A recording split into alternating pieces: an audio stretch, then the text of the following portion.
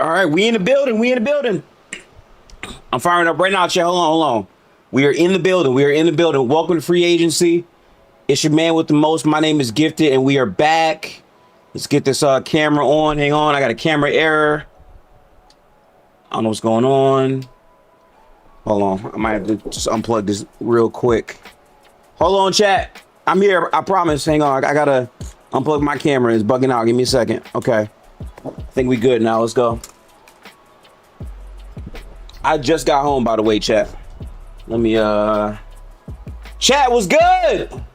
How's everybody doing? I have the broadcast put up here. I'm sweating because I literally ran to make the stream. We had to do this shit. A lot has been going down. I'm gonna pull up my Twitter because it is time to get the free agency watch party on. What is it called? Twitter dashboard or something? It used to be a place you could go to like show everything. I forget what it's called though. We expect you to sweat. No need to explain. That is hilarious. I am a sweat. Chat. But what's good though? How's everybody feeling? I'm about to get into Discord right now. Let me lower the music real quick. I'm not gonna hold you, bro. So much shit has happened in the past 2 days that just was not expected for in really any capacity. So I'm very hyped. I'm very excited to cover these things. The free agency period has officially began. I think it's 12 days, right, chat? I'm gonna miss part of it because I'm going on vacation next week. But let me hop into Discord real quick for the event. Let's start that up. And we're live. Okay, cool. All right, chat. Okay. So just to clarify, there's a lot of shit that's been going down. We're gonna pull up Twitter and take a look at some things here. Let me, I guess, over against my variance. I'm fully employed, by the way. All right, so let's take a look at Twitter. And there used to be a website that would break down like all the tweets.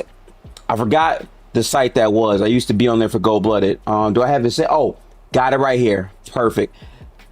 Shout tweet deck. Oh, hang on. I'm already on Premium Plus. They're yapping. I don't know. Let's go to Shams real quick though, chat.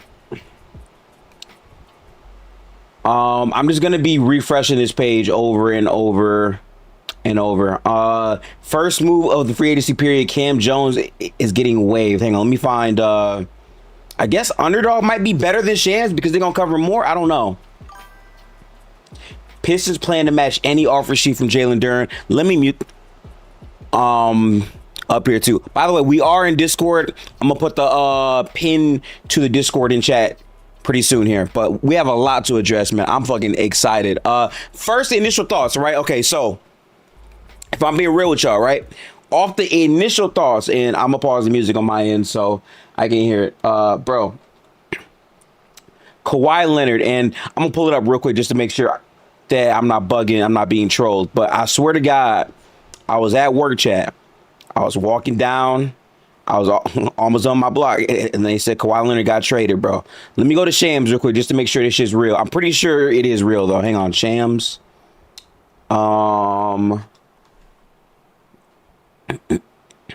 Yeah, right here. Yep.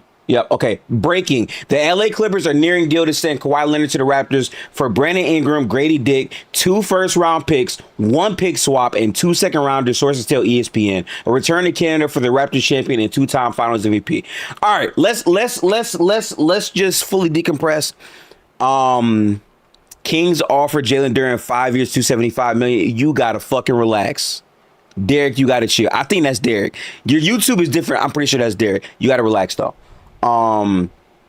Yeah, I'm gonna get to Duren, okay? Trust me. Detroit's time is coming, but I gotta say this. I know people are gonna be split by like what this deal is, and I have to respect that. I have to like understand that, but in my opinion, I freaking love this for the Raptors. First off, shout out to Toronto for getting your guy back. I know people are gonna be like, "Oh, Kawhi, he's terrible. Get me healthy." Listen, say what you want to say, but he is still an all-NBA player. And more importantly, almost a decade ago now, they traded away another mid-range negative for a player that was better in DeMar DeRozan. And to spin the block by trading away Brandon Ingram, who in my opinion was ass. And Chet, y'all know me, like I love to give people bail. I do. Brandon Ingram was actually dog shit. Like he single-handedly tanked their value in the playoffs. And they still went 7 games with the Cavs, bro. They went 7. Wait, were they a first-round exit, Chad? They were. Okay, fair enough. But they almost beat them. That was very, very close of a series. Dev in chat. First off, what's good to my dog, Dev? Chat. Hey, listen, we hoping Detroit don't break the bank, Dev, for sure. But what's good, Dev? He said, shout out to Toronto for getting they bitch back. There ain't no shame in getting back with your ex. That was toxic, bro. Gifted, I'm here at the wrong time, but I'm on your ass next. Stream. Listen, we might stream Yu-Gi-Oh next week. A lot of people were very receptive to it, but that'll be a second channel event. Right now, I got to focus in on hoops. But anyway, as I was saying, so I'm at work and they break this. I'm not going to hold you. Did you give up a lot? Yes. And y'all can feel free to tell me if you think it's too much or too little. But 2 first-round picks, we don't know if they're protected or not. Now, I do want to say this. The one thing I don't like about Shams as much is that I have to, like, guess, right? So, normally, if the pick is unprotected, Shams would just say unprotected. He said 2 first-round picks. So, there could be protections on these picks. Also, I need to know the year of the pick swap. That matters a ton in this. And then they also get 2, I believe, second-round picks. So, again, we don't know any of the protections for any of the draft capital. I don't know what it is. But in my opinion, chat, I love it. And the reason why I love it for the Raptors so very much is because Scotty Barnes showed the world a lot, man. I have been high on Scotty Barnes for some time. 2 years ago, I said Scotty Barnes is better than Paolo. I was getting fucking laughed at. I remember them days, chat. I was getting laughed at. And the way Scotty Barnes has escaped Paolo talks, and he's emerging as the top 20 player in the NBA. The shit that Scotty Barnes was doing in the playoffs on both ends, like, he was very much a defensive playmaking engine for the Toronto Raptors on a team that had very limited spacing. RJ Barrett taking bullshit shots. He gotta fucking go. If you Toronto, he's gotta go. RJ, you up next. I'm packing your bags as well. But they still win 7 games, and it looked like Scotty Barnes ran out of gas because he was asked to do literally everything. He had to score the basketball, chat. He had to guard. He had to play make, and he had to not foul. Well, guess what? You add another wing option who's a fantastic defender. He can still guard. Now, it's not going to be what it was in his prime, of course. It's not going to be that. But can he turn it up in spots? Yes. And last year, when he was on the court, that Clippers team was a way better team on both ends, especially on defense. So I still very much believe in Kawhi Leonard as a defender, but especially when I know I'm pairing him with another good defender in Scotty Barnes, who's only getting better year by year by year. And now, here's the best part about this, right? Yes, I personally, chat, I'll send RJ to Wendy's. We can run that shit up for sure. He's ass. I'm sorry. He made a big shot. He did hit a shot that's very similar, I would say, overall. But the shot diet was bad. I did not love the shot diet. He was very inefficient. I'm good off him. Me personally. Also, his contract is expiring. I want to turn that into something. Me personally. But to zoom back in, though, this might be a hot take, chat. And I need y'all to spam in chat if you agree or not. Okay? Scotty Barnes is a very good player. To me, Scotty Barnes is not a scorer. And I'm not saying he can't get buckets, because he can. I generally think he's better built as, like, not your primary scoring option. He can be the playmaker. He can be your best overall defender. But as your number one scorer, I don't want to task Scotty Barnes with that. Well, now you have Kawhi, who fits in perfectly as your number one scorer. This guy was an all-NBA player. I forget if they made him first team or not, but he played at a first team clip, even though they did not make the playoffs. You know what I'm saying? Shout out to Go to say that was a crazy playing game. I was lit.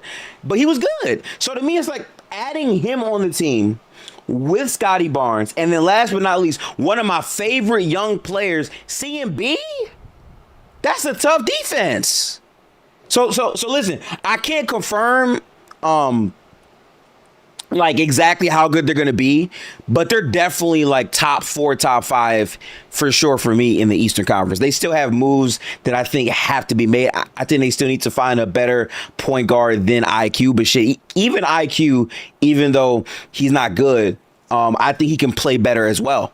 But I just love their defense. There's still clear flaws and holes for sure on this roster, but I like the storybook thing, like having your player of your franchise basically come back to the team and usher in the new generation. Like now Kawhi can retire and no Scotty Barnes. Like, it's just beautiful. I wanted to see a good send off for him because the Spurs don't really fuck with him anymore. The Clippers just were really fizzling out. That's not really going to be great. Obviously, after they traded James Harden and Paul George, that's a rebuild. And he did fail. Let's be honest. Kawhi Leonard did fail. I'm not going to say he didn't. But I love the story for him going back to Toronto, the one team that he was able to like really hold. And it's crazy because if you're a fan of the Raptors, you only got one season with Kawhi. Like, I love to see more seasons with Kawhi as a Raptor. I just like the vibes. I do. In chat, Kyron said, "Where the fuck are the signings? I need you to make some calls." Yeah, I think it's been kind of quiet. I need to get X Pro up real quick, so I'm gonna do that on I think TweetDeck real quick. So give me a second as I get this overall set up here. But yeah, that was crazy, bro. Like the only player asset you had to give up, I think, was Brandon Ingram. And again, Brandon Ingram isn't great to me. And I think having overall Kawhi Leonard, yeah. Hang on. In chat, Derek said July is the thing. No one is technically signed, really. This is true. This is true. Technically speaking, these signings go down on, I think, July 6th. But they're agreeing to it in concept. I don't think it's normal to back out of a agreement. It could happen, Derek. I'm not gonna say that it can't, but it's there. You know what I'm saying? In chat, Tatum, it was good, gang. He said Kawhi, my favorite player, but his tenure with the Clippers was the most disgraceful era in history. I will say this, like the whole notion that like you were gonna basically walk into LA with Paul George and you would basically like run the era, and you would be the more dominant team over the Lakers, and then you have nothing to show for it. At least LA, listen, at least before LeBron left, he won. You know what I'm saying? Granted, it was the bubble. I'm not gonna say too much, but people feel very, very divided on how legitimate that chip is. I'm not saying nothing, but yeah, you failed. You never won. Their best chance to win was probably 2021. Unfortunately, that's the same year we saw Kawhi go down with a knee injury versus the Jazz. Tough, right? Like, they could have won that year. I do believe that, but they didn't. And I love it for the Clippers a lot because you move on. You no longer have Paul George. You no longer have a James Harden on your roster. Now you can rebuild in peace and just restart new. So I'll fuck with it. In chat, Phoenix Play said, "Gifted, bro, I'm on a high." Phoenix, are you a Raptors fan? Let me know. I'm looking for all Raptors fans. I think he is. He says in chat, "My franchise goat is back." Hey man, W franchise goat. But see, listen, like I feel so chat. It's crazy because listen, I'm in Detroit, so like I don't know what it is, bro. But I could just like chat. If you just close your eyes with me, bro, like I can feel the Canadian energy flowing. I'm right by Canada. Like I feel the energy of the fan base because it's like you build off of your last year with the win now move, but at the same time, it has good sentimental value.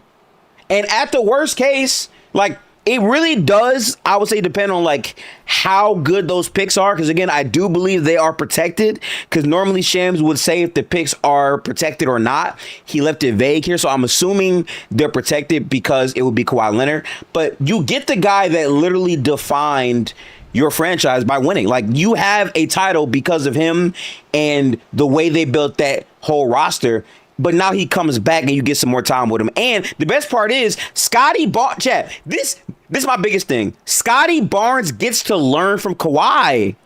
Isn't that fire? Like you get a chance to learn defensive tips and offensive bag work from Kawhi. Because even though I'm saying Barnes shouldn't be like your go-to guy to actually get buckets or whatnot, I still think he has potential to do that. He's still a very young player. And he gets to learn that straight up with Kawhi Leonard. Like, it's perfect to me. I'll fuck with it. Also, I will say this. Drake does get Kawhi back. I know he's hype about that as well. But I'm going to zoom out because that's not like hoops all the way for real. But I'm fucking with it, bro. I am. Now, I'm not going to hold y'all, though, chat. I don't think this Clippers roster, like, I don't know what the fuck they're doing because you have, basically, you have two versions of Brandon Ingram. You have Benedict Mathurin and Brandon Ingram and Darius Garland. You drafted a guard, I believe, this year as well. So the roster is a bit in flux for them, but obviously it's not really about this season. They are on the rebuild, but they're still a very interesting team, to say the least. In chat, he said Scotty's still a top 15 player in the league, even if he's not a number one scoring option. Ooh, Tank, I appreciate the reward. Tank said they're shooting for Benedict and P. Watt. Interesting. So the Clippers are in the Peyton Watson sweepstakes, huh? Interesting. I did not know that, bro. I think Twitter's home because this is definitely Premium Plus. I'm on, no? I'm lost because this seems to be Premium Plus, right? Or no? Tank said, still, when was Scotty ever a top 15 player in the league? I don't know if I would go as far to say Scotty is. I'll say this much. I think with the way that he played in the playoffs and like his highs, I think his ceiling can be a top 15 player. I don't know if I'm like normally putting him there. I think he's at least in the door. He's 100% a top 20 player. I would have to like name players to like firmly die on that hill, but he's very, very good, bro. That's the point. In chat, Scoop said, need my Celtics to make some splashes, bro. Yeah. Oh, by the way, chat, I forgot to do this because I'm yapping a little bit. Let me invite you to the Discord. It should be open for everyone as well. And I'll just put nope, that's the wrong shit. That is the wrong shit. Hold on. Simons, I don't know where Simons goes. I'm actually very, very curious as to where he'll go, honestly. Okay, this is I believe, invite to the stage. So if anyone wants to talk about teams and whatnot during this free agency watch, we'll be up. I'm going to be live for like at least 3 hours, chat. Even though I'm profusely sweating right now. Put this in all here. Can I pin this on YouTube? Let me see. I think I have to actually pull up the real chat on YouTube, but that's fine. I'll do that. I got my multi-stream set up right now, chat. He said Anthony I like Anthony over IQ. I do like that. And I'll pin this real quick to chat. Also, if you're new joining in, like the stream. That helps. We're going to be live. There's a lot of trades and things to talk about as we watch live. Unfortunately, Twitter seems to be holding my shit, so it's a little brutal, but that's all right. We're going to get there. Oh, that's why. I got to sign into YouTube, so I'll do that now. Can we trade Tank to Shanghai? I don't think Shanghai sees value, honestly, Kyron. I don't know. Let me see. Can I spell? Sorry, chat. Give me 1 second while I sign into my Gmail, which I seem to be very shit at doing. In chat, 75 said, I don't know why people think the Raptors are better than the championship team. Who said that? Whoa. Relax. We having a good time. Didn't nobody say this new Raptors team is better than 19? We got to chill, bro. Chill. Just got here, but the Raptors shouldn't have traded. Yeah, so listen, chat. My opinion on this is we have to start looking at trades differently. I think if you're in this stream as an NBA fan, insider, whatever you are, you have to separate the way we've been viewing picks. Everything is different. Everything is different. And I say this because the way the draft is set up, it's no longer the ass's team gets the best pick. That's not how it works. And to be fair, it hasn't really worked like that for a while technically, but it's especially different now because they're flattening the odds. So even if there are two mid teams and there's a pick swap thing going on, right?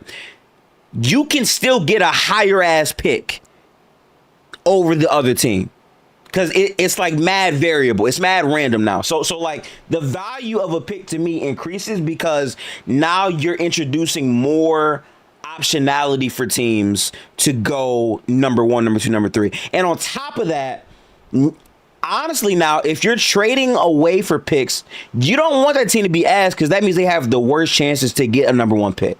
You do not want to trade with a team who's going to be a bottom 3 team in the league because if they're that bad, you now have a lesser chance of getting higher picks. It's weird, but it's different. In chat, Phoenix said Brandon Ingram is awful at basketball. Yeah, he's pretty shit. That's why I don't really hate this deal. If you complain that like you feel like they gave up too much draft capital, I guess, but I really think Kawhi is a good player. I think the Raptors have something there with Barnes and also CMB. I literally think there's not a better wing player for Scotty Barnes to learn from in the NBA than Kawhi archetype-wise based off his pure physicals and the way Kawhi was able to like really develop his game. And I think he's a win-now move for a team that's better than a lot of people thought. I mean, listen, if you're telling me they went 7 games with the Cavs and the Cavs wound up in the finals, I don't see why the Raptors couldn't get there if they improved their roster. Only thing is health, of course, but you know, hey.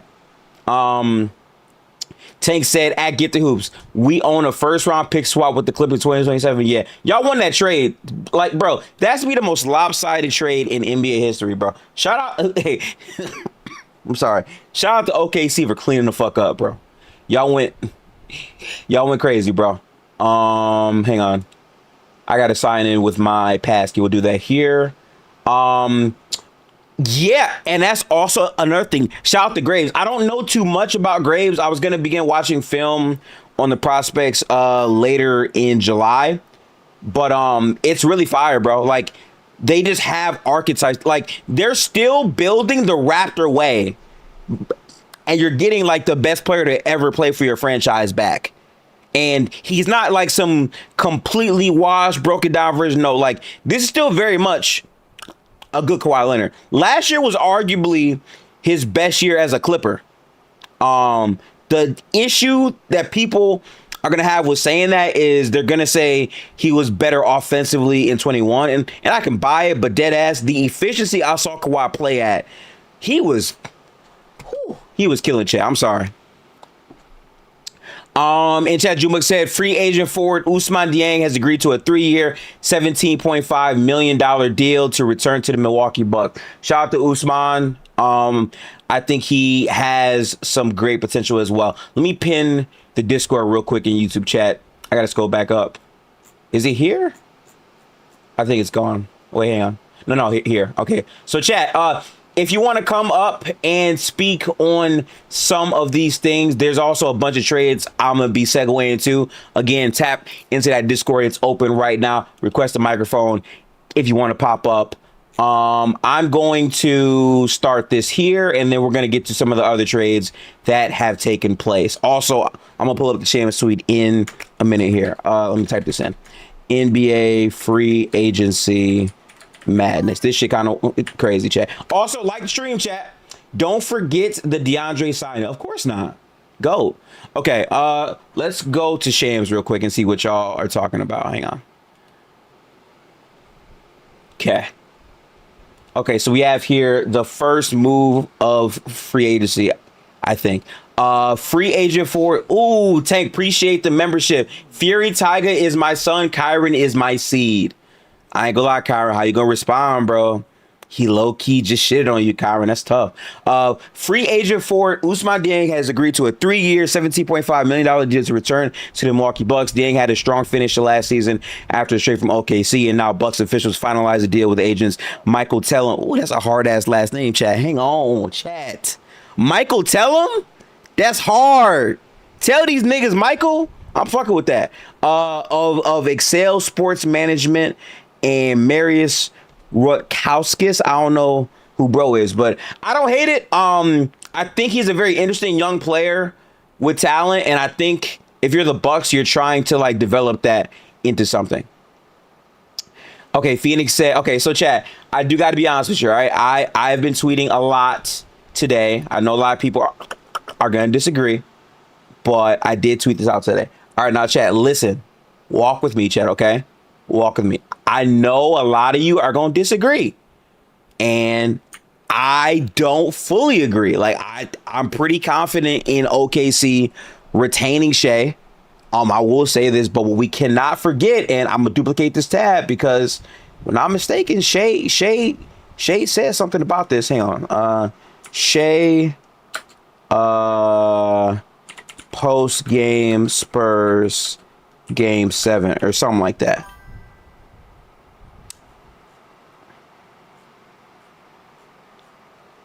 This is not gonna work. Hang on. Dream was good. Dream, heads up. We are in Discord. Tap in if you want to talk about the trades. We just talked briefly on the Kawhi Leonard trade. I love it for the Raptors. I also love it for the Clippers. I think it makes sense for both teams. I know the Raptors could have just not done a move at all, but to me, Brandon Ingram was genuinely ass. I'm a fan of like making the roster better, and also it just makes the East way more watchable. I think the East is like 2 trades away from being the better conference. I'm almost there, Chad. I'm not gonna lie to you. Tank said they took his quote out of context.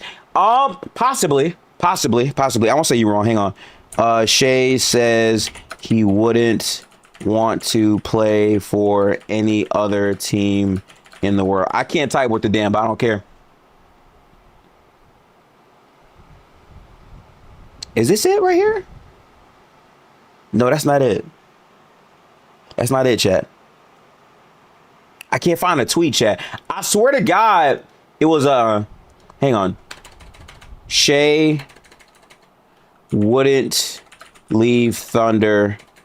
I'm not gonna find it on Twitter, bro. But like, I remember the quote. Basically, what he said was he wouldn't leave the Thunder for any other team in the country. He didn't say the world. So like the technical implication is he might leave and go back up to the Raptors because he's from Canada. And I'm not gonna say that's completely out of bounds. I will say I think OKC does their job. They're a very good team. They're still like at least top 2 teams in basketball. They're still very much going to be sharing the driver's seat in terms of, I would say, championship odds. Bones, appreciate the sub, brother. So like, in my opinion, I'm not going to say that they're going to lose him. But, I mean, dude, it's a chance. All I'm saying. Yeah. Okay, Phoenix said, at Get the Hoops, I added you. Let me scroll up. He said, Phoenix said, free agent DeAndre Jordan has agreed to a deal to return to the, yo, shout out to DeAndre Jordan, chat. Hold on. Tank said that last Love Island watch got gifted. Chill, bro, chill. Where's the news here? Yep. Boom. Wow. Yo, I'm not gonna hold you, bro. Shout out to DeAndre because he was more viable than Kevin Looney last year. He's played 19 seasons in the NBA. That man keeps a job. Shout out to DeAndre. I'm 100% sure he's there probably for Derek Queen. I don't know exactly what the Pelicans are doing. I think the Pelicans are a damn near a abomination of a front office. We have to see what they do if they try to actually develop Derek Queen. I don't know. I added you the quote. Better up. Let me see real quick if I can find it. Hang on. Is it here? I don't see the ad on here, bro. Shams allegedly got a Brown update on Sports Center. How do I get there? Is that on, I think, ESPN? Let me see real quick. DeAndre Jordan get the tenders. That's actually hate, bro. Chill. I don't see a live for Sports Center. Let me go to watch. I can't show this on the stream, though, sadly. Thank you, Phoenix. Okay, so the official Shai quote is, playing for your country is something I dreamed about as a kid. Being able to have the opportunity to do so, I choose to do it every single time. It's that simple for me. And also, let me make sure to open this up because I might have the chats fucked up a little bit. All right, so now I can see Twitch chat and YouTube chat. We are dual streaming from now on Twitch and YouTube. Heads up, tomorrow I will be on Players Choice chat. Yes, it's been a while. I have not been on the panel in a minute. I've been busy. I've been working. We will be back on Players Choice tomorrow to break down a lot of this shit. But also after that, we will be breaking down LaMelo Ball film. That's right. Peep the channel. I did create a broadcast for that. And we know YouTube is very funny when it comes down to breaking down film. So if we get, I guess, booted offline or some shit like that, we'll still be live on Twitch tomorrow. So make sure to follow me on Twitch at Gifted Hoops just in case. But yeah, I'm going to read this out though. Okay. Playing for your country is something I dreamed about as a kid. Being able to have the opportunity to do so, I choose to do it every single time. Yeah. Like, it's a thing that's out there. I'm not going to say it's not. But we're talking about, like, OKC. This is not a team with bad management, overall bad direction. It's one of the best teams in the NBA that continue to get better. And also, they can offer him the most money. Shai would have to turn all that shit away to leave. I don't think that's realistic. You're fucking lying. He got paid? What? Wait. Chill, bro. He said Duren got paid $50 million a year. I don't see that shit, bro. You fucking capping. Liar. Wait. Sham says joining Sports Center on next steps. All right, chat. I'll play this real quick.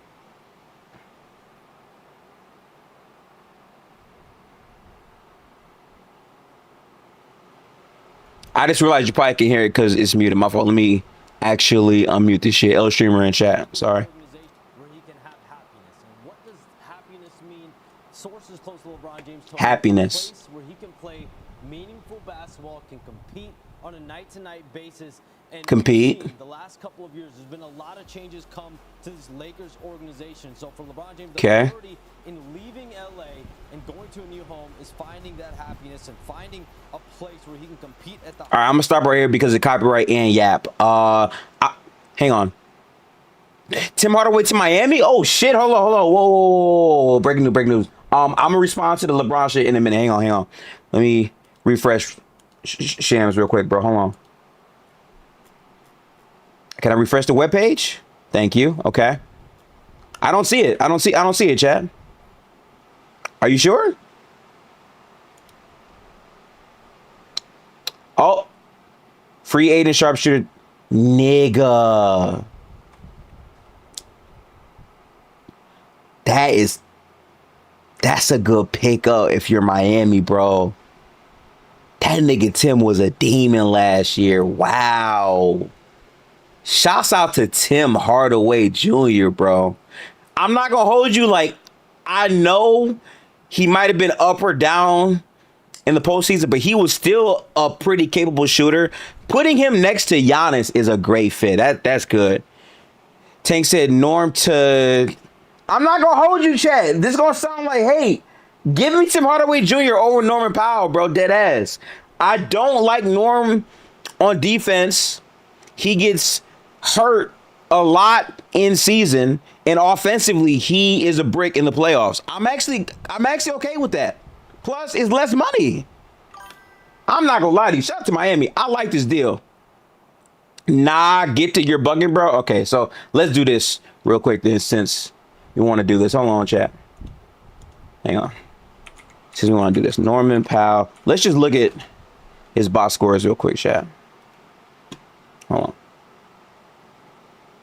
So they don't have the playing game in here.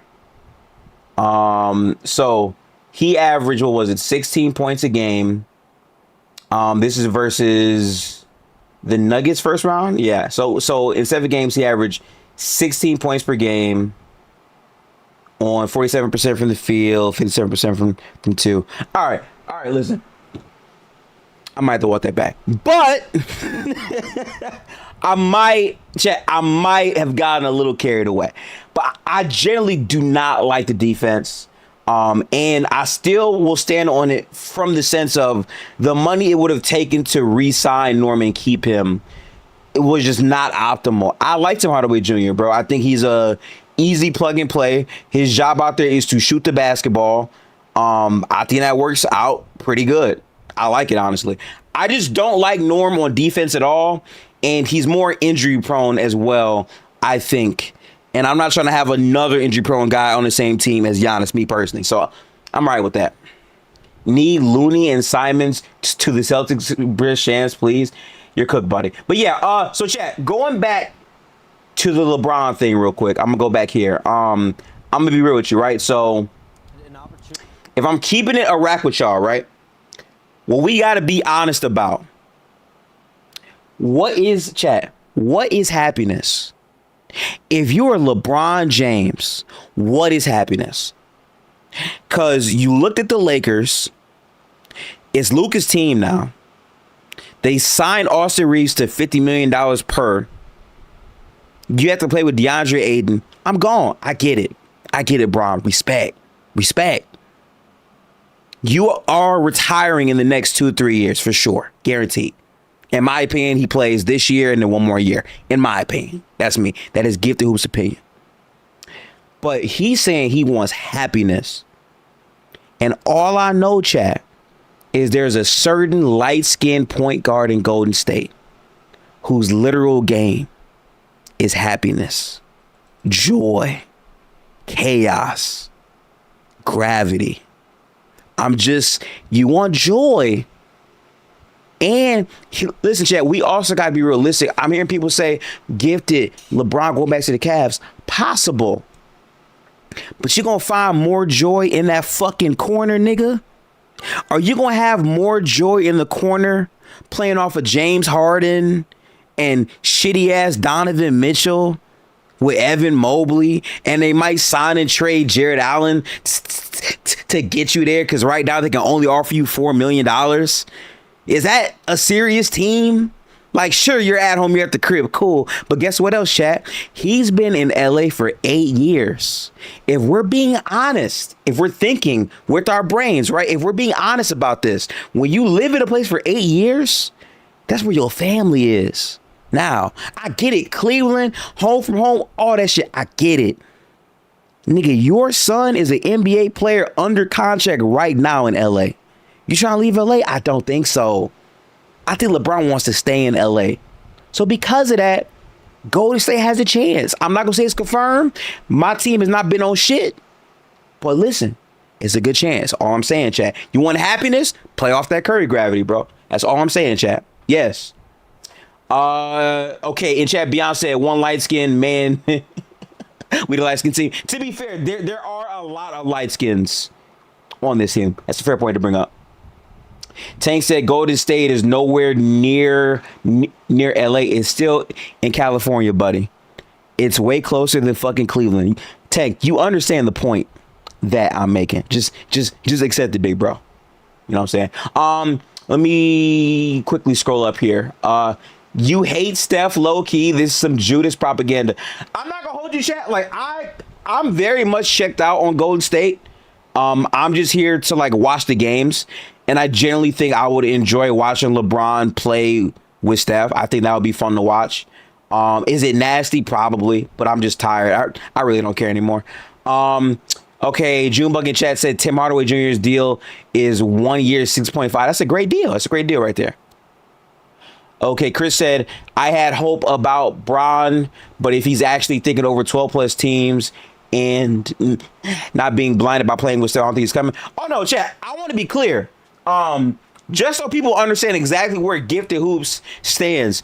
Golden State does not make the most basketball sense. If we're being honest, if you're LeBron James, going to the Spurs or the Wolves are your best options because they literally need a power forward who can do exactly what you can do. So I'm not going to like front at all with y'all on that. That's fair to say. But at the end of the day, if you want happiness and that's what you really, really want, you're going to find the happiness at Golden State. I promise you, playing off of James Harden and shitty ass Donovan Mitchell, you're not going to be happy, bro. I don't believe it. Oh, Bones Highland restart. Hang on. Let me pull this up real quick, chat. Let me refresh real quick.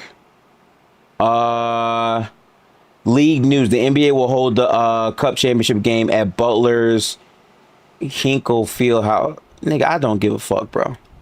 I do not care, chat. I'm sorry. Okay, so I do think 6.5 is decent. I don't see any news on Bones Highland. I'm not gonna lie, Shams is not hooping right now. It's not posted still. Real quick, I'm gonna pull this Twitter post up here to see if I can find the tweet deck, because that's really what I need.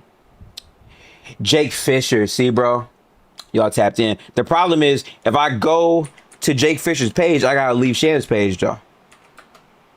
Tough chat. Hang on. Jake Fisher. All right, boom. Tank said Athletic might have it. Yeah, bro, you right, bro. What is this? Did they delete the page, chat? What? Hold on, Jake Fisher. By the way, the only good center on the market trading block is Walker Kessler. So either Boston or LA is going to have an NBA level center on their roster. Yeah, that's the problem. There's a chance Brown gets dealt for Jaylen Duren, I think. A lot of people aren't going to say that, but like they need a big, so I don't know. I like Walker Kessler too. I don't know what team Walker Kessler goes to though. Cause like he's the best big on the market very easily outside of I think Jaylen Duren, but Jaylen Duren wants to get paid, so you know, tough. Gifted, I linked a list in core. Bet it up. I'll peep it. Chat, we are in Discord, so again, if you want to come up on the stage, feel free. Link is pinned in the comments on YouTube. Let me peep the core real quick for Junebug's post. Oh, perfect. Cool. Okay, yeah, word. W. Shout out. Hey, chat. Can we get some W Junebugs in the chat?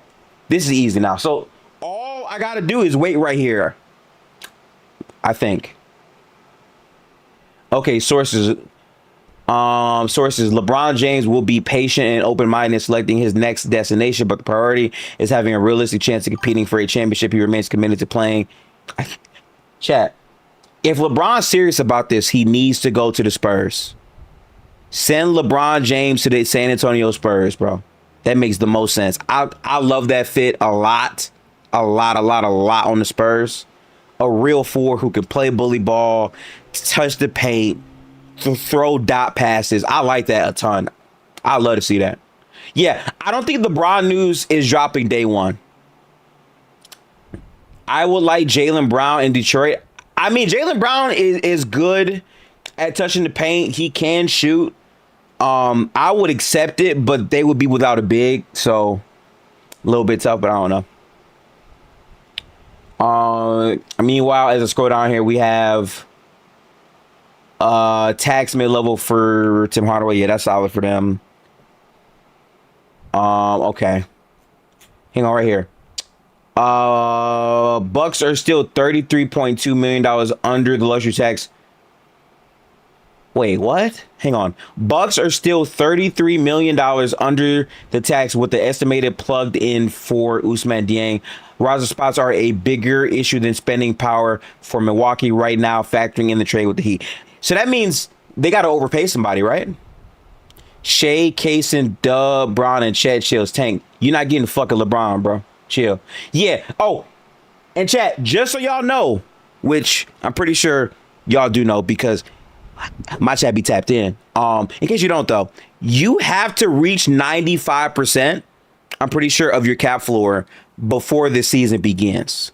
So it's like with that in mind, if you don't do that, I'm pretty sure there's like a significant penalty or it's just not feasible. Like you have to do it. So if that's the case, people are going to wind up having to overpay. That's what's going to happen. In chat, Shuffle said, so Bron's all-time team is going to be Kyrie, D Wade, Luka, Anthony Davis, and Wemby, and that's y'all's GOAT. I mean, my GOAT is Michael Jordan, but it don't really matter to me. I think LeBron clearly is on pace to have, if not already have, like the best overall, I would say, career though. Like, I think he's gonna probably have the best overall longevity of like any NBA player. I don't know. I'm not using this to get into GOAT talks right now. We're in the middle of NBA free agency, but you know, I'm chilling. That's why I don't understand the hate on Fox's contract. The Spurs had to pay him that contract. Yeah, that's what people don't understand about it. Oh, it says here Jaylen Duren has no interest in going to Boston. So I want to zoom in on this, right? And I'm gonna show y'all something real cool in chat, right? So let's do this real quick. Almost blocked down. Let me chill. Let me chill. Is it here? I had the pen somewhere in chat. Yeah, here. All right, look, bro. This nigga right here, Chad. You do not control where you go, bro. You are a restricted free agent, bruh. Like, you listen, bro. It's like 3 links you have right now, right? So he got like the Kings, right? Hang on, I can't spell. Hold on. He got the Kings. He's got hang on. He's got China. I think China's pretty valid, right? And he's got Detroit. That's basically what he's saying by saying he doesn't want to go to Boston. Can I spell? Yeah. So like, this is what he has, and he's over here complaining about places, bro. You don't have many places you can go to. I don't know about that.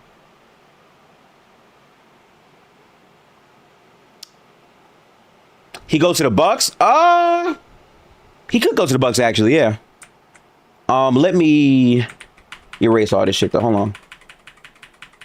But yeah, I don't think where he wants to go matter because he wants to get paid, and I'm very confident that if Detroit says they'll pay him, he's gonna go. Where's my pen at? Oh, it's here. It's here. Let me erase this real quick. Where's the boom. All right, we're good. All right, let's go back to the list that Junebug sent me.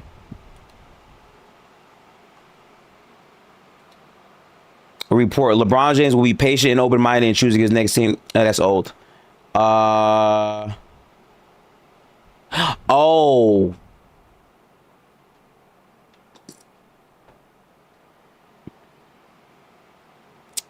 So I failed you. Not gonna hold you. I got off work. I'm tired. I swear I thought that said he has no interest. Turns out he does have interest. So don't listen. We don't gotta clip everything. It's listen. Some of these things we can keep to ourselves. Me and you, like it's only me and you in here, but it's a safe space, no judgment, bro. I'm a working man. I didn't read. I'm sorry. Okay, so yeah. I mean, Celtics would be pretty good for him. I feel like to play with space. I think Tatum's a really good forward to put next to him as well. But I don't know. Stephen A. voice, stay off the weed. I was definitely on the weed. My fault. Tank said Kyron was just gassing his guy up in chat. Y'all toxic, bro. Bron saying he will be patient means everyone has to leave money on the table to sign him. Yeah, that's the thing. If you're interested in getting LeBron, he's gonna make you wait for it. And I'm not gonna hold you. That's the one thing that I find super irritating about this whole LeBron shit. Like, he needs to make a lot of things like this a spectacle.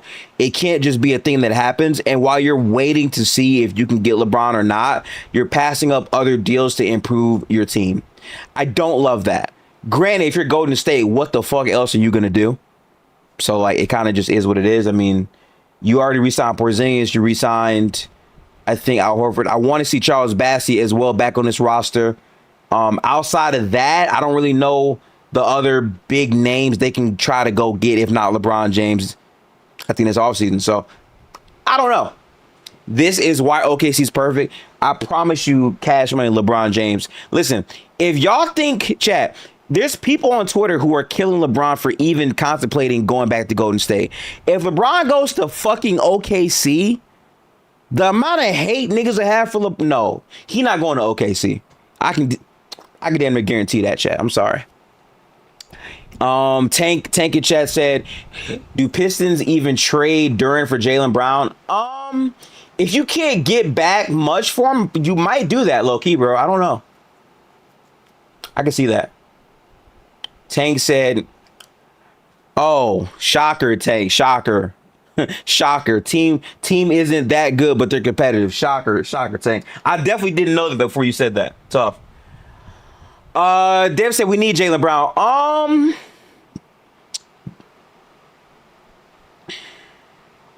So what? It's what? It will be Cade, Jaylen Brown. I'm assuming Tobias Harris is gone. You have Thompson, Paul Reed. Yeah, I don't know, man. I don't know. I don't hate it per se because Jaylen Brown could be the option to actually go score the basketball, so that could work out. I'll say this: if you have to lose Duren for something, I don't mind getting Jaylen Brown back, but that kind of just, yeah. Like I don't know if y'all know this. Let me show you the current NBA free agent camp right now for the bigs. The bigs are some of the worst fucking bigs I've seen in a very long time. Chat, hang on. So let me go to the UFAs real quick. These are the center UFAs right now, chat. No, in fact, I'll go all types. I'll go all types. Actually, cap. No, cap. I'm gonna go with this one first. Vucevic, Zach Collins, Mitchell Robinson, Mo Wagner, Kevon Looney, Andre Drummond, Nick Richards, Dwight Powell, Kevin Love, Bismack Biyombo, Jackson Hayes, Drew Eubanks, Ariel Hawkporty, Sandro Mamukalov. By the way, he's really like a 4. Xavier Tillman, Jonathan Mogbo, Mason Plumlee, Olivier Sarr, Josh Oduro, Tony Bradley, Charles Bassey, Christian Coloco, Brandon Carlson, Lachlan Olbrich. This shit is not good. It's like 3 good niggas, bro. It's very disgusting. And again, those are the unrestricted. If you go to the players who are restricted, it's Jalen Duren, Walker Kessler, and Quentin fucking Post, and Vladislav Golden, who don't even fucking play. I'm so no. Yeah, bro. Like it's very sorry. So I need you to understand, this is the market. So if you're a team that needs a center this season and you call yourself a contender, you got to make a fucking splash. So that's why I'm saying Boston might just say, fuck it, we need to dump the contract for Jaylen Brown regardless, and we pivot to a skilled big who was an all NBA player. Like that might actually happen, chat. I don't know. Phoenix said Rowan Bear for Jrue Holiday works. But the problem is, and that takes me to the other talk of the free agency, chat. Can we talk about this shit? Hold on. Let me show you something real quick. Cause this shit was blowing my mind yesterday, bro. Real quick, I'm gonna make a duplicate of this page so I don't lose sight of this this thing here. Let me go back here and click on the link that Junebug sent in Hoop Chat real quick. Hold on. I can't fucking read. Where'd it go? Chat. Hoops chat. Yeah, here. All right, so I'll keep this right here. I do want to go back to this to the shit though. Ja Morant right now is a trailblazer. I just want to like brother. Like, dog. Ja Morant is legitimately a Portland trailblazer for Jeremy Grant and Chris Murray. Now listen, chat. I'm gonna be honest with you. I'm gonna be so honest with you. Did Ja Morant peak at 22? Maybe. There's a real chance he peaked at 22. But for your value to be so low, no picks are involved. Jeremy Grant, who was on, I think, one of the worst contracts in the league beforehand, and Chris Murray, who's just blah. Like, that's Ja. Look in the fucking mirror, dog. You got 2 years left on your deal. Bro, you better value your fucking life in this league. Because you're not far removed from Guangdong. Like, these niggas didn't want to pay you nothing. That's a crazy image in my head, bro. And my problem with this shit, chat, is the fact that Portland, after this, and again, I gotta confirm because maybe I'm wrong, right? I gotta confirm this. But the fact that Portland said they're no longer interested in Jaylen Brown because they have Ja Morant, like, they very much viewed Ja Morant as their big move. And they don't want to trade any of their guards. In my opinion, I'm like, okay, Jrue Holiday, and maybe Henderson, they get dealt, I think, for Jaylen Brown or some shit. No, they want to keep all 4 of them. Like, I just don't know. What's good for you? How's it going, gang? We are live right now for NBA free agency. I'm still trying to understand how this shit makes sense. And also, I'm sorry, bro. I want y'all to close chat. Everyone in the chat, first off, hit the goddamn like button, my nigga. But everyone in chat, close your eyes, right? I want y'all to just imagine this, right? Okay, hang on.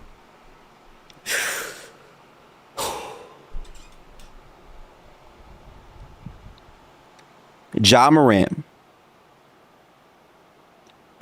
Damian Lillard, backcourt defense in the playoffs if they make it.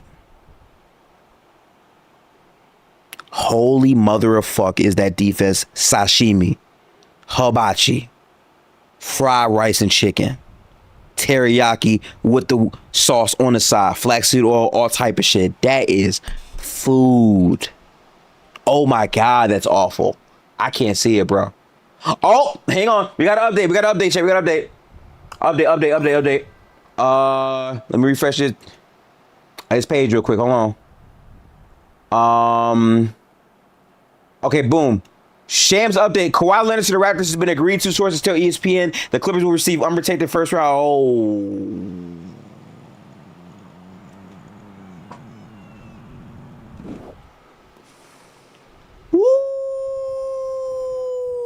Okay, they are not protected. Okay.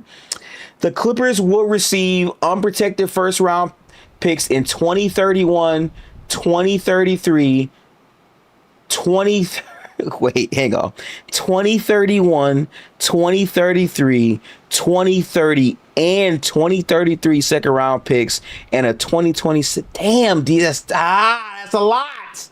It's 3 of them. They traded 3 unprotected. All the Raptors tripping. Damn. I ain't gonna lie, chat. That's a lot, bro. That's so many picks, bro. Shit. I don't know if I could do it. Damn, chat. Unprotected first rounder for 2031, 2033. Because I swear it was 2 first round picks. So something happened. No, chat, wait, bro. No, chat. I need y'all to lock in. Please, bro. I need y'all to fucking lock in.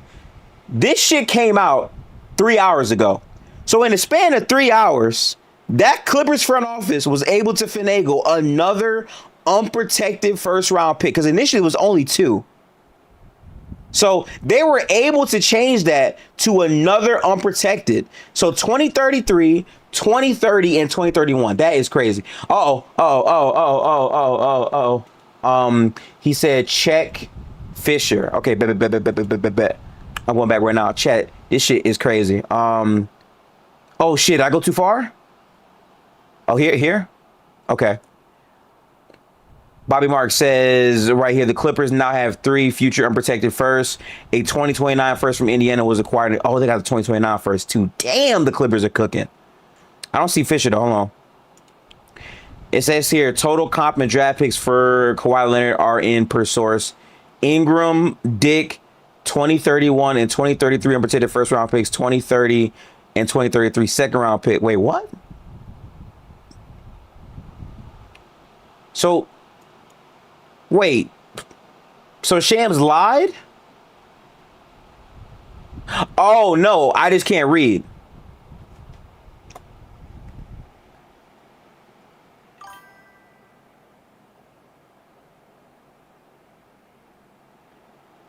Having a very rough stream. Okay. I thought it was just me. I think Shams grammar was really bad. Okay. I'm gonna say the first round picks in 20. Yeah, that. Oh yeah. See, look. 2031, 2033, 2030. Yeah, that's. I'm not gonna lie to you. Shout out to Phoenix because I wouldn't have caught that shit, bro. Yes.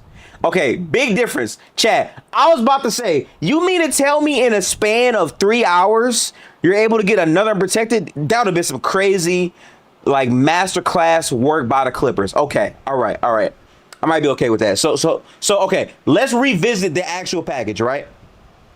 You traded Ingram, Grady Dick, a 2031 and 2033 unprotected first round pick, a 2030 and 2033 second round pick, and a 2027 first round swap. Okay. Now, chat. Do we like this better for the Clippers or the Raptors? Cause listen, in my opinion, I view this as a win-win for both teams. You can very much make the argument that it's not, because the Clippers, like, their goal is to rebuild and they got hella assets to do so. So they make a way in this trade as bandits. But if you're the Raptors, I think what you have to remember is, like, this is not a team that can sign star level free agents to the level of what a all NBA player would be. I just don't believe that. They have to make their names through trades. And I guess what the argument would be is that you didn't need to trade for Kawhi because Barnes is so young and you just build it up slowly through the draft. But at the same time, I don't mind them going all in for it though. Tank said Kawhi is not playing more than 40 games. Okay. Tank, would you like to have a bet with me Kawhi will play more than 40 games? I'll take my chances. If you're down, Tank, let me know. We can set this shit up right now on the stream in black and white. I'm with it, bro. Let me know. In chat, I think his name is how do you say it? Sibius Akonmo said, I like. You know what you're doing with that, bro. In chat, I think Phoenix said Alex McCheckney was the head of Toronto's med staff in 2019. He's still here. Fire. Tank said, I don't gamble. Oh, Tank, good answer, nigga. Hey, WPR answer for Tank. Chat, no, chat. Put the W in the chat for Tank. Everyone, pause for the stream, like the video, put the W's in the chat for Tank. That is WPR move. WPR. Tank said, nigga like me don't even buy loot boxes. Don't you have like 2,100 hours on Dota 2? I'm pretty sure you must have brought some type of cosmetic on that shit at some point. I don't know. But yeah, I think going back to this though, I don't hate this. I think for the Raptors, I think you build a team that's very, very good. You have a 2-year window with what Kawhi will be able to give you. You gave up extra draft capital, but my thing is, I don't think you can get a all NBA player through trade regularly like that regardless. I don't think a younger all NBA player would have been available for the same type of price. And you get more competitive right now. Also, the face of the Raptors, essentially, you get back because he was the first guy to bring you a real title. And your young next star, who's the next face of your franchise, gets to learn from him. Like, I just like all of that. Tank said, I retired when my items got stolen. Lost like 5 minutes worth of gear. You know what? Fairs. I like what Sibius in chat said. I have no idea who finishes first in the East. Chat, off the top of your head, who's the #1 seed right now in the East? Let me know what you think. I want to see like how varied it is in chat. I'm curious. I know who my answer is, but it is tough. Okay, Junebug said Knicks. Okay, Tank said Philadelphia. Okay. Dev said Pistons, Heat. Like, see, we got so many different teams coming up. Miami, Knicks, Pacers. I don't know, Chad. I'm gonna be real with you. I ain't gonna lie, Chad. As the #1 seed, I'm going with Detroit. But the problem is I can't stick with Detroit because I don't know how much is changing. So I can't go to no. I'm gonna go Knicks for safety right now, just because their team might change really drastically. So I don't know. In chat, I believe KY said, I want to say Knicks, but maybe, yeah. I'm leaning on a younger team to be able to get the job done. But so chat, listen, the argument though, right, is that it probably shouldn't be the Knicks because technically speaking, they've always been like a kind of up and down team during the regular season. So just because they won doesn't mean they're going to be like the best team in a regular season. I think a younger team that's hungrier, especially a very good defensive team, is going to probably get it done in terms of, I think, the 1 seed East. I don't think Miami will. I think they're going to be super cautious with Giannis, and I think they're kind of top heavy. How shocked would you be if Toronto is the 1 seed? I would be shocked because I don't have Kawhi playing more than 65 games. I don't have that happening. I think he'd have to play that at least, I think, for them to be the 1 seed, in my opinion. I don't know about that. Tank said, I got Miami going from the 10th seed to the 7th seed. I got Miami going to the 4th seed. I think Miami's going to be the 4th seed this year. I think Detroit will still be a top 3 seed. I don't know what happens with Boston. I think based on the whole Jaylen LeBron thing, we got to see what happens with that. But I think my top 3 seeds are going to probably be Detroit.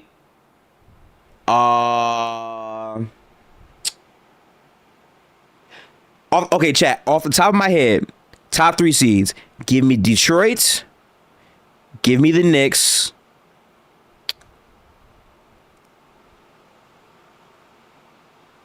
Damn, do I go Pacers over the Heat? Yes. Yes. I think Pacers might have a better regular season than the Heat. I'm going to go Pacers 3 seed right now. I'm not all the way confident, though. Wait, Kyron said, I think Detroit era over. Oh, fuck. Don't tell me they resigned, bro. Where's my list at? Is it here?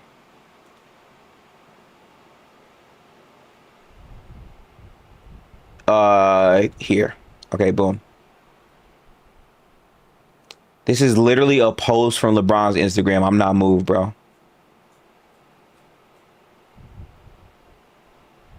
I don't see much right now difference so far, so we're still waiting on this stuff. So yeah, what's the other thing that happened? So much shit happened yesterday. So like the Ja trade is one thing. Apparently they're not trading any of their guards. I'm not quite sure how that is going to really play out for them. So that's very, very interesting to me.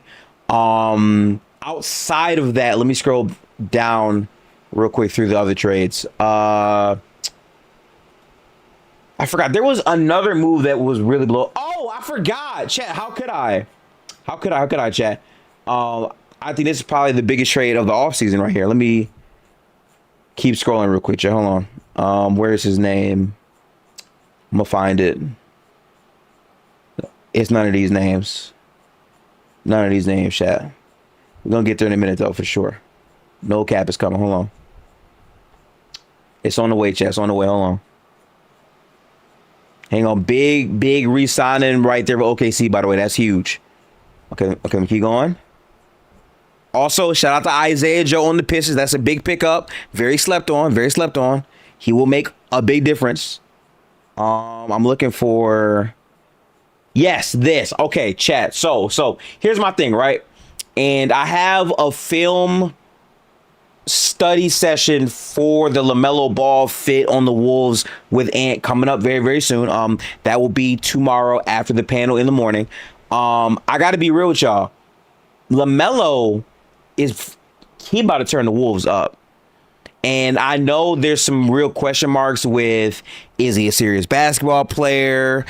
Can he stop going 120 miles per hour and the Lambo and shit like that? Like, I hear all those points, but it's like the Wolves desperately needed a point guard to get pace going. Also, I'm telling you, LaMelo fits the vibe. Chat, the Minnesota Timberwolves are officially the new team for the YNs. This is the YN's favorite team in the NBA, easily, bro. And my thing is this: I think Anthony Edwards being forced to move off the ball more is a good thing for Ant. I think there's times where he tries to do too much on the ball. I also think he needs to take a heavier dosage of catch and shoot shots. I think that's a good thing. Okay, I see you right there, Yafit. Now, will it work out? I don't know. I think that is a completely separate question, but I do want to revisit exactly how much to give up for him. So, says here, the Charlotte Hornets are trading star guard LaMelo Ball and Josh Green to the Minnesota Timberwolves for Naz Reid, a 2033 unprotected first-round pick, 3 first-round pick swaps, 28, 29, and 2030, and 3 second-round picks in 29, 2032, and 2033. Now, in my opinion, and y'all are going to probably disagree, but in my opinion, you only got one guaranteed first-round pick. Only one, technically speaking. The others are swaps, and when you dig into like how the swaps work, it's not guaranteed they're gonna get it. No, I cannot hear. Oh wait, it actually might be me. Hold on, because I might have it muted for myself. Do I? No. Okay, Yafit, try to say something now.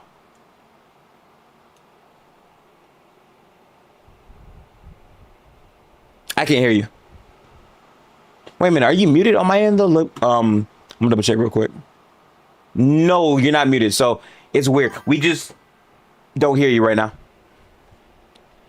No one happier for the Clippers than my dog Doogie Blue Wires. Oh yeah, for sure. They finally have real direction, which is a good thing. I would recommend closing out Discord and then reopen it because I can't hear you for some reason. Oh wait, actually, hang on. It might be the space. Let me shut this down real quick and then reopen it. Real quick, chat. Hold on. Let me reopen this shit. NBA free agency talks. I know I'm sweating very hard right now. Okay. All right. So I just redid the stage. Maybe it's fixed now. We'll see. Yeah, they're finally off of the Kawhi Leonard area. That's a big deal too.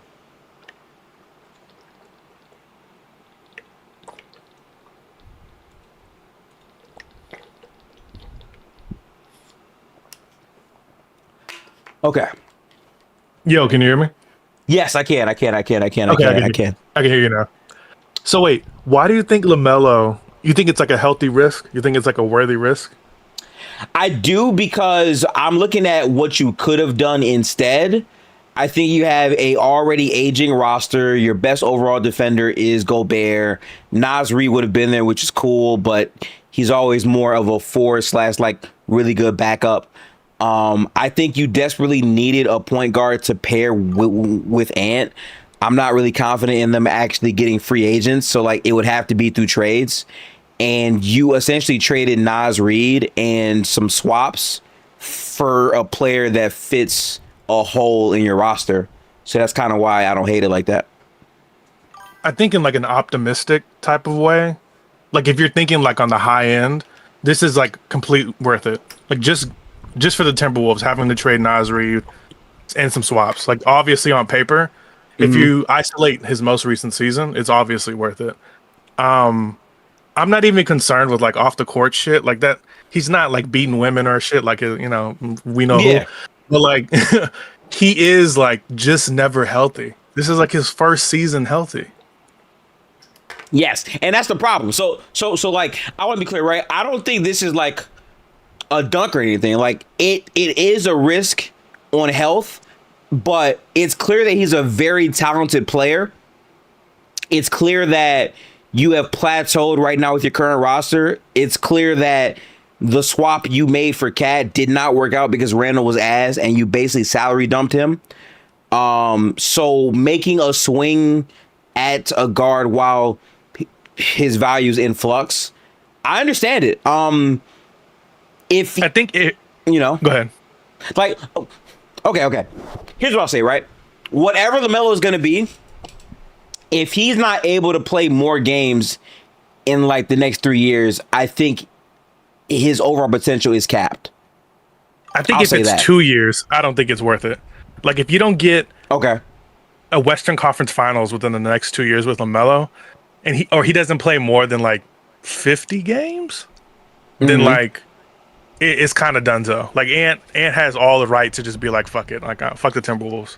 I mean, but that's why they got LaMelo though. Like they were going nowhere fast regardless, and it's like you didn't really have another player to like really support him. It was very much Ant dominant, and this is the swing to maybe make Ant happier, which makes sense because they need a point guard. Like Ant has basically been playing point guard. No, true. He's done great. Like his evolution to pass out of the double, his assist to turnover ratio was better than last year. Like. I agree with you. Like he was just overcompensating because his guards sucked ass. I think the other thing is like you essentially salary dump Julius Randle to get LaMelo, and I feel like they could have rehabbed his value, Randle's value. But if this offer for LaMelo was like the only thing left on the table that you could like scavenge, then like is the Randle salary dump worth it? Like was he that trash? Yes, yes, he was that trash. I'm sorry. He had an okay regular season. I think towards the end of the season, and again, I would have to like fact check the numbers, but he legitimately was not playing that good at the end. And if you look at like all of his overall playoff series, he played well versus a very small Laker team. Then he played very good against a very injured Warriors team who didn't have like their best player, and then he looked terrible against OKC. Like it was actually awful, right? Then he comes back. He has a okay regular season, kind of up and down. Looks a bit checked out, I think, during the second half of the year. They go up, and ironically, he wasn't even that good versus Denver. Yeah, no, it was the co-stars, not co-stars. It was the supporting cast shining. But I think, like to your point, his second half of the season after the trade deadline, because I don't know if you remember, he was in trading rumors for Giannis this past trade deadline. He was, and there were reports from like Timberwolves media. They were like he was very disgruntled. He was unmotivated during the postseason, not the postseason, but the rest of the regular season. And they're just kind of like, damn. It just took that. That's the only thing it took for you to check the fuck out. Like now you get shipped to fucking the Nets. But yeah, I get you. Yeah. I just don't know if like the salary dump is worth it. Like I think, because that's so much fucking. You have to open up money to get LaMelo. I understand, but it's just like god damn. That means like you for real have to stamp like we fucked up getting rid of Cat. Like we fucked up horrendously, and everyone was calling that like an even trade or Cat can never become. All the things they were saying. Right. But so like how I'm viewing it, right, is you being able to even salary dump Randle is a godsend because that wasn't confirmed. Like we looked at this roster like how the fuck are they going to get off of his money, and they did it. And then they turned that space into LaMelo. So in my opinion, you already had an issue with guard play before you got Julius Randle. They've never had like a really good overall point guard. And more importantly, I've been saying this, regardless of if you think he's a good player or not, the archetype he is the future of the NBA. 6'6" plus guards who can pass and shoot volume threes. Like that's the ideal, I think, mold. Plus the idea that we're seeing LaMelo on a team that has a defensive identity first. I've always said he has the tools to be a solid defender. Like this is LaMelo? the swing you got to make. Yeah, yes. Okay. He has the tools. I think he's not good on defense, but the tools are there, right? I think his best overall year has been this year. Now, it's not all going to be roses, of course. I'm not saying that, but my thing is this: if you traded your franchise player for Julius Randle, Anthony Edwards sees that, and then years later, Cat wins the championship, and Ant is already saying, I'm getting fed up with this team. You make this move to satisfy Ant, but also you make it because you think LaMelo will make Anthony Edwards better because Ant is your best player. I feel confident in saying LaMelo will make Anthony Edwards a better player. And for me, that's the most important thing of the entire trade. I'm not doing the trade if I don't think he can make Ant better. So if you're like Tim Connolly and you're like, hey, you're Tim Connolly, and basically what just happened is it was Julius Randle and Naz Reid for LaMelo. Would you pull the trigger on that?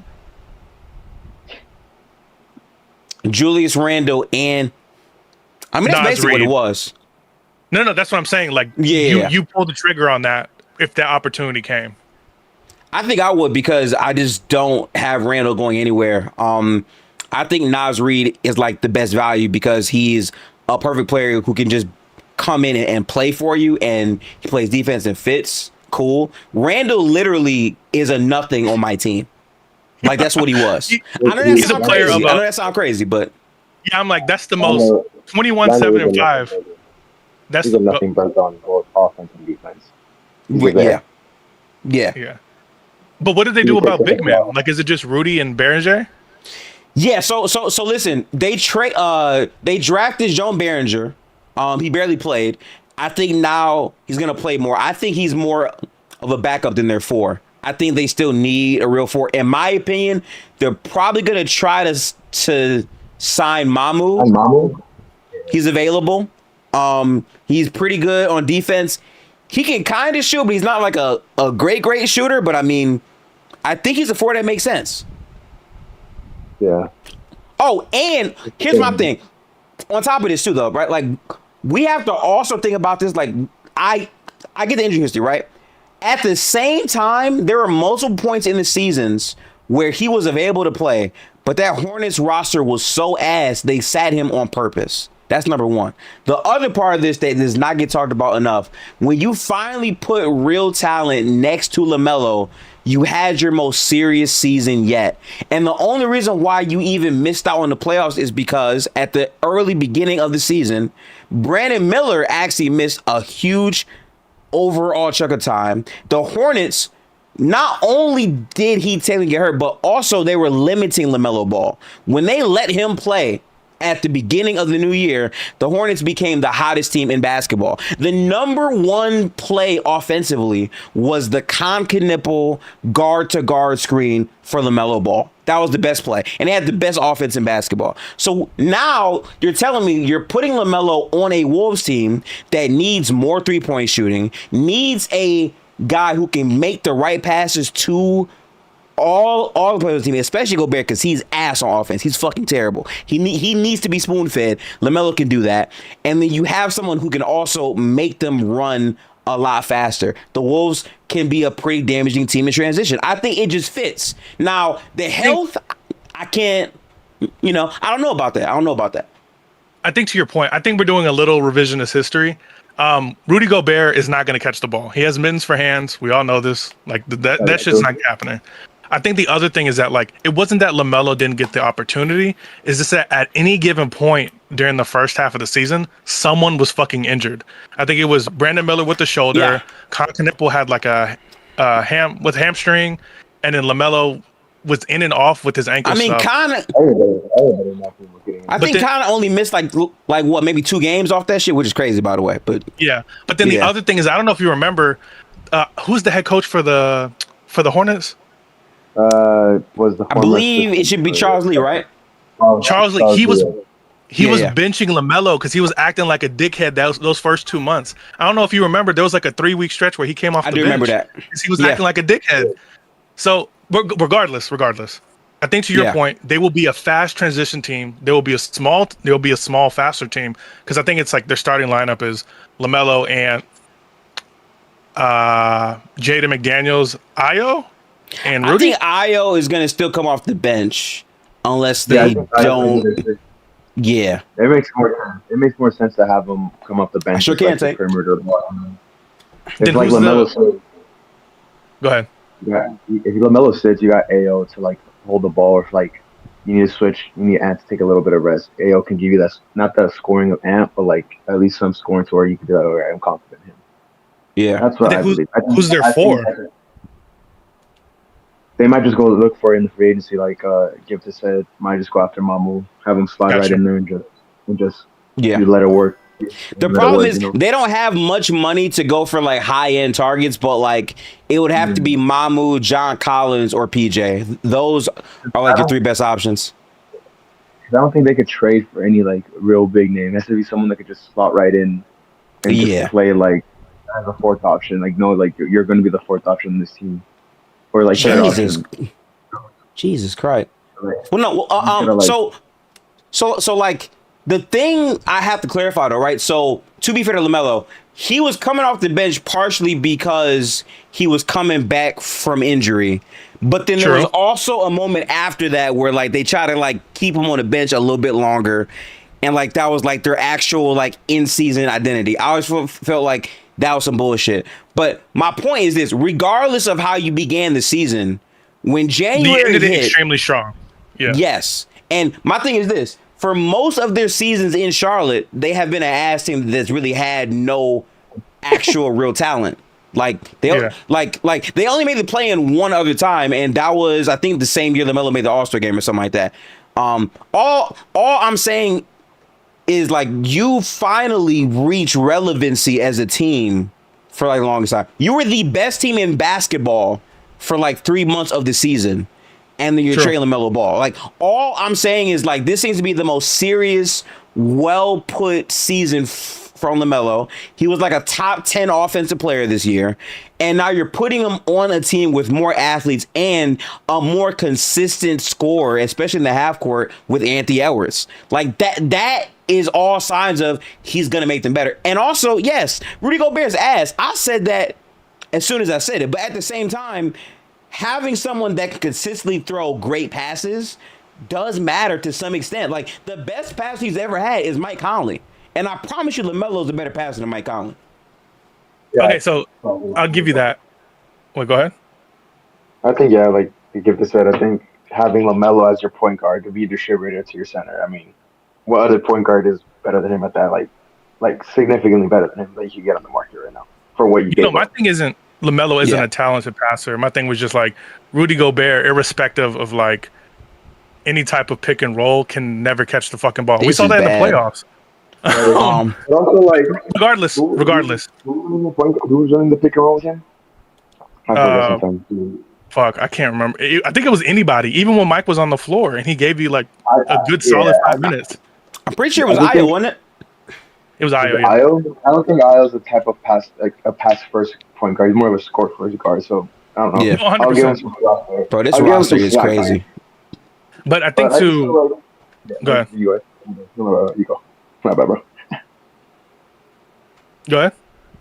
I just think when you have like LaMelo, I feel like he might be able to. He's like obviously like their best passer since Mike Conley, and I just feel like right now he's a way better passer than Conley was at that point when Minnesota got him. So he's someone that actually is really good at the pick and roll with Diabate and Kalkbringer. He was really good with them. So and then you get Rudy Gobert, like basically an upgraded version of what Kalkbringer could be. So it's probably heaven for him that he finally gets someone like on that level and defensively too.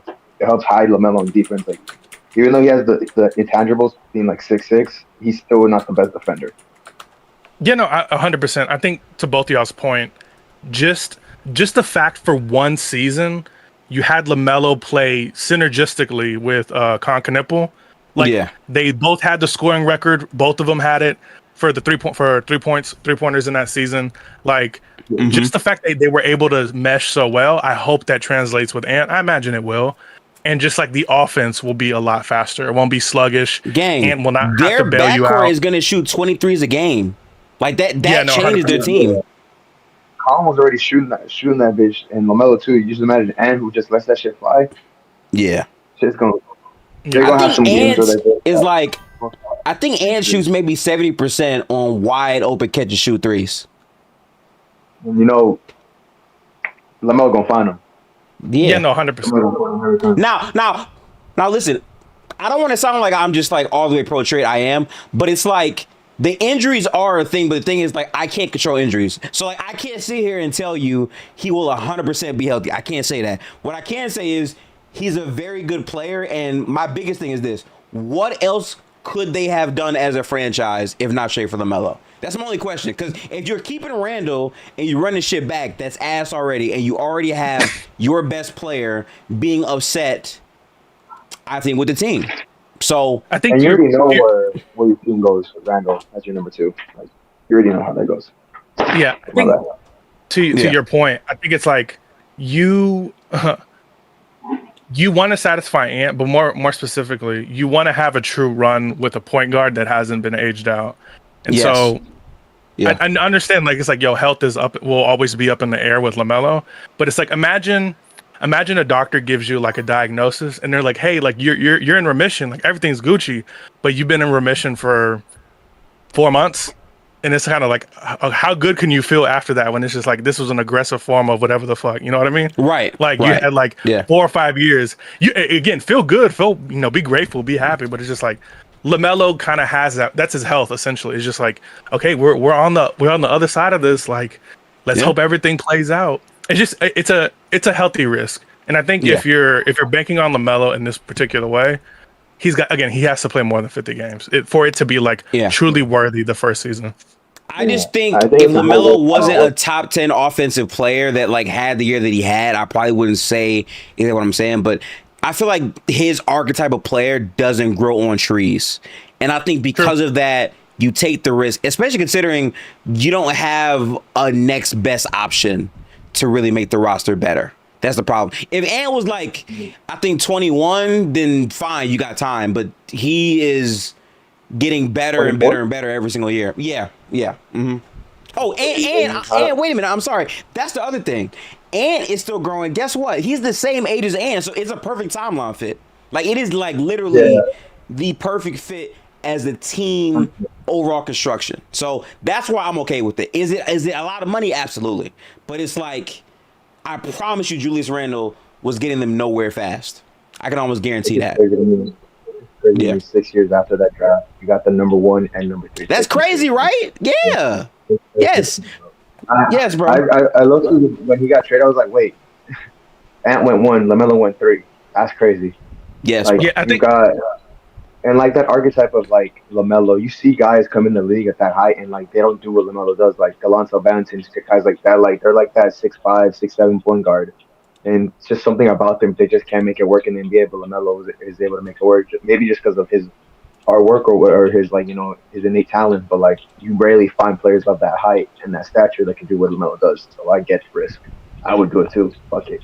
I think if you put it in context, like this was the backup plan after not getting Giannis. Like, this makes sense. If it was just like, if we are not getting Giannis, we go for LaMelo and we get the fuck off of Randle. Like, I think contextually that makes more sense. Yeah. I mean, they didn't even know he was going to really be available. They found out last minute and said, fuck it. And I respect it because it's like, you weren't going to get Giannis at that point. You just dumped Randle because you had to. So now it's like, okay, well, now what is the next logical thing to make our team better and still be in the mode of a competitive team? To me, that would be getting a guard to initiate the offense. Because now Ant should, in theory, have more energy and focus on the defensive end. Because I thought he was pretty deplorable last year on defense. He was gassed. He would be fucking gassed. Yes, which makes sense because, again, he's doing everything. So now, in theory, you're saying we're going to give more of that load on a really good offensive guy who can also advantage, right? And because of that, now you have more energy to allocate on defense, in my opinion. And that makes Ant better. Yeah, like what you said, it gives Ant a break on offense. Like, having to do everything on offense is tiring. Like you got to play mate, you got to score, you also got to defend. That takes a toll on you, and he's young too. But still, like having to do all that, and then having Rudy Gobert just pick and roll partner is kind of hard. Like, okay, so was this a worthy trade for Charlotte? Yes. Well, okay. So like, okay. Here's my only thing. I feel like I've been very consistent on this too, right? My biggest problem with Charlotte in this deal is that you did not get enough guaranteed assets back. Naz Reid, good asset, I agree. The pick in, I believe, maybe 2033, cool. Good asset for sure. But it's like, my problem is the rest of those are swaps. Swaps are not confirmed. And a lot of those swaps aren't even going to be like great value swaps. Now, I'll say this. The difference in all of this is the draft is different now. So basically, most teams have a chance to get a higher pick. So there's a chance for them. But again, it's a gamble. I personally would have just saw the core that I had with LaMelo and maybe traded him after this. But this is their opinion of him trying to sell high. So again, I do get it. The funny part is Luke is 100% right. The LA Clippers got back way more in their trade than they did. That's crazy. That is like Lawrence Frank of the Clippers. Shout out to him. Shout out to the front office. Wow, right? Yeah. Yeah, nah. So like it'll be interesting how all of that plays out. But again, I get it for both teams. I'm just saying if LaMelo, like, I think the main thing I've heard is like people saying why the Wolves probably shouldn't have done it. Let's talk about the other side though. If LaMelo does pop and they're very good, it was way worth it at that point. Yeah, I think the scary thing is like if you're the Hornets, it's like, yo, you had one of like the 3 or 4 most phenomenal months with your franchise player, and you're so scared that this is not replicable that you're just like, fuck it, we have to trade at the height of his perceived value. Like that's the gamble within itself for the Hornets. Yeah, I mean it's worth the gamble, I think, because this was a more healthier version, but still, it's like, do you think you're gonna get the same version next year? And then what if you don't? Like now his value's even less than what you could have traded him for, and now you're getting, if you do want to trade him, you're getting way less than what you thought you would get for him. True, like if he's Jaw the next season, it's like goddamn. Yeah. Like you're getting Jeremy Grant and freaking Chris Murray. Like, is it like just say fuck it and go now? Like, and if it does work out for Minnesota, it works out for them. But I think the Hornets front office is willing to take that risk. True.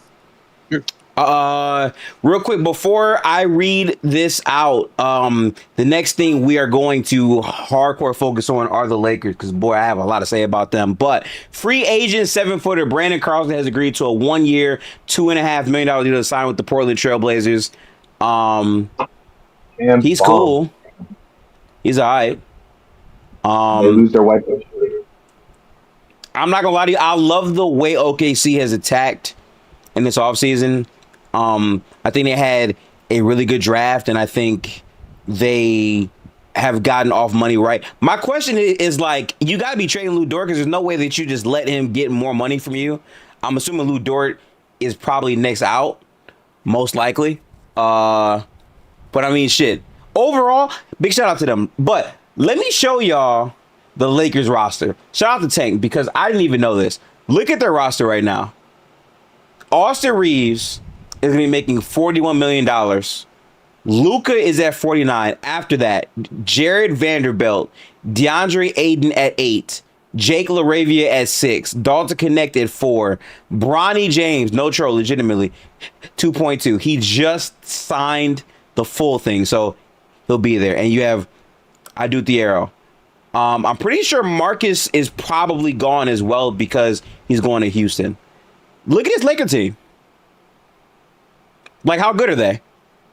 Luka's going to be pissed. There's no LeBron either. You're gonna come into sport camp all shit, seeing this is his roster. Hey, there's echo on somebody's end. Oh shit. Let's get real talk. Get that shit off my screen. Real talk. I'm sorry, bro. I'm sorry, gang, but it's like, oh man. Listen, I'm gonna be real with y'all, right? This is the time where, now with LeBron out of the picture, what has to happen now is we have to finally look at Rob Pelinka and ask, what are you doing? Are you going to show us you can be a real good GM? To be fair, we've been saying this shit for years. He's not really great at his job. He was handed Luka, in my opinion. You now have to actually maximize the roster. The fact that I'm looking on my screen and there's 8 confirmed players, and your 8 is Austin Reeves, Luka, Vanderbilt, DeAndre Ayton, Jake LaRavia. The fact that you could potentially lose Marcus Smart and Rui in one offseason is nasty work, chat. Nasty work. So I have no idea exact. Like, this is very much a team where he's going to have to carry heavy. And I don't want to say this, but there's a chance he gets hurt again. And I hope that doesn't happen to Luka, because that would be awful. But if we're being real, look at Luka's contract, by the way. And again, I'm not trying to push no propaganda. I promise you, right? I'm not trying to push no propaganda at all. But the fact that Luka is making $49 million this season, and then has a $53 million year in 27-28, and then guess what? Player option in 28-29. Luka could walk. Now, chat, imagine this. Imagine in your brain, they trade for Luka Doncic, LeBron James walks, and they do not construct a good enough roster next to Luka, so Luka dips. Think about that. Do you know how bad that would be? The next era of the Los Angeles Lakers is cooked. I'm not saying that's what it will be. I'm not saying that. But I'm saying as of right now, this shit look crazy. It just do. I did not know it was this bad. It's pretty bad right now. And this is a team that made the playoffs and ironically beat the Rockets in the first round. This shit look fried, bro. I don't know.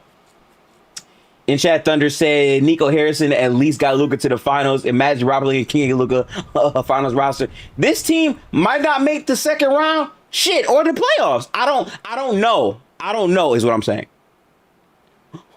Tank said most incompetent front office in sports history at this point. And like, I'm trying to figure out like, okay, what bail can I shoot them? But it's like, you legitimately are not serious. Like, I see nothing. Man. Oh, man, that's tough. And losing LeBron to me, like, really makes the vibe around the Lakers feel different. Like, I just take them less as a threat right now. And they just have, like, no team. My thing is this. If you don't get Walker Kessler, chat, if the Lakers do not get Walker Kessler, what are we talking about? I don't know. In chat, who just said Magic Johnson is laughing his ass off right now. Chat. Right now, the Suns as a roster might be better than the Lakers. I'm not even trying to hate for real, but Big Vooch, Tank, don't fucking say that, bro. Big Vooch is crazy. If this team signs Vucevic after all of this, Rob Pelinka got to get fired, bro. You know what, Luke Fair? I think the Suns roster is definitely better than this roster. I just think that highly of Luka, but again, like, he's gonna have to average 38 to 40 a night. I don't know. I remember back in 2020, I believe Luka would have a ring by now, but circumstances in the Stack West changed everything. I mean, that's the problem. The NBA moves extremely fast, and it's like, if your best option is Luka at $49 million and then Austin Reeves at 41, it's gonna be tough, gang. It's gonna be tough. I don't know, bro. I don't know. I think the Lakers are in a bad spot. Initially, I'm like, maybe they look at Kawhi, but they didn't really have the money for that, and that should, gang. Like, chat, I'm sorry. The funniest thing LeBron did today that no one is talking about enough. I'm sorry, chat. Bron made sure to tell them I'm leaving after his son confirmed his contract. So they have to pay Bronny $2 million. Even if they cut him, waive him, or whatever, he's entitled to at the very least $2 million. And the funny part is LA needs the players. So tough. I don't know. It says here Lakers are expected to sign. Oh, okay, but let's see what that is looking like. Let's go back here to the NBA free agency tracker real quick. Okay. It says here Walker Kessler is reportedly receiving contract offers starting in the high $30 million range annually. Yeah, see, that's that stuff right there. Free agent for Kobe Sanders has agreed to a 4-year 11. Oh, they got him on a 360. That's a good deal. I don't see Sandro anywhere. Am I bugging, chat? It says here Utah Jazz free agent Kessler has had meetings with a couple of teams and is headed to another meeting. He holds multiple range offers in the mid to high 30s annually, along with structure of his choice, including player options. Yeah, he gonna get paid, chat, for sure. Legion Hoops. Yeah, the problem with Legion Hoops, I don't really value that as a source at all because the person who's running the account is a Lakers fan. So I don't at all take them seriously. Like, at all. I do not find them at all trustworthy because of that. But respect, you know what I'm saying? I don't know. I could be wrong. I don't think there's any other things that have to be doled out. I'm trying to think of like what other teams have to make shifts beyond LA. So okay. We covered Portland. We covered the Lakers, the Wolves. I haven't talked much about my team, so let's pull them up, man. Let's pull up the Warriors, chat. I'm gonna give you my real thoughts because I have not talked about this team for a minute now, honestly. Golden State, where are you? Am I bugging? Pacific, yeah, here. Okay, cool. All right, so this is the Golden State Warriors right here. All right, so for this upcoming season, Steph is making $62 million. Jimmy Butler is making 56. He's hurt. He's gonna probably miss most of the season, so that's 56 of dead cap. Moody is making 12.5. He's also contract extension eligible, but remember, he tore his leg, so he's probably not going to play most of the season. He might miss the whole season. Honestly, I don't know if that's hard confirmed right now. Brandon Podziemski is making $5 million. This is a extension year for him as well. They're going to probably extend him, if I had to guess, or they might have him prove his value and make him go into the RFA, but that could bite them. I don't know. I personally think he showed some good promises and some flash, but I don't think he's good. So it's a little tough. I still think the Raptors need another point guard and center to compete. Yes, they do. They definitely do. I like Yaxel a lot on this team. I don't think he shows up yet because they have to actually get through this process. They have a lot of cap holds here. Let's go to the other free agent options right now for that as well. Hang on. NBA free agents, and then we'll go to guards. I don't know how the guard position looks in terms of free agents right now. Let's see. So the Cavs are going to pay James Harden.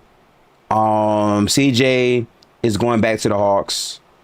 I think Anthony Simons is being flirted with in conversations. Someone's going to have to pay Norm. Hopefully it's not Golden State. Colin Sexton is also being, I think, targeted by Golden State as well. Bogdan is fucking washed. I think Matisse Thybulle is probably staying in Portland. It's tough because Luke Kennard's a really good shooter. I actually think Luke Kennard needs to go to a team. I could see Luke maybe going to Miami. In Discord, Lick said weak ass free agency. It is weak right now, I will say. But I mean, kind of expected because most of the bombs have like already gone off. Bradley Beal, I don't think moves a soul as a guard right now because he's coming off of the injury, but he is a skilled player. And I think Benedict Mathurin is a restricted free agent, so someone might throw him a bag or something. Grimes is being targeted by the Lakers, so that's cool for them, I guess. Also, you do have Gary Trent. I think Gary Trent might be going to Miami to follow Giannis and Bam and them because he is a shooter, so that can make sense. You then have Russell Westbrook, which honestly, Russ had a pretty solid year for the Kings. No one cared because the Kings sucked, but he was pretty solid. I think he'll probably get a job. I think for the Wizards, actually. Last time I checked, it said the Wizards were interested in getting him. So, you know what I'm saying? Might be a guy. People would say Raptors, but like the Raptors, I feel like desperately need more spacing. So I don't know exactly if they would want to have Russ over there. Gary Payton II is still on my fucking team. Hopefully that comes to an end. We might need him for POA, but again, we need more people who can shoot. And then everyone else is very, very mid-ass. I mean, you have Josh Okogie, Bruce Brown, Wendell Moore.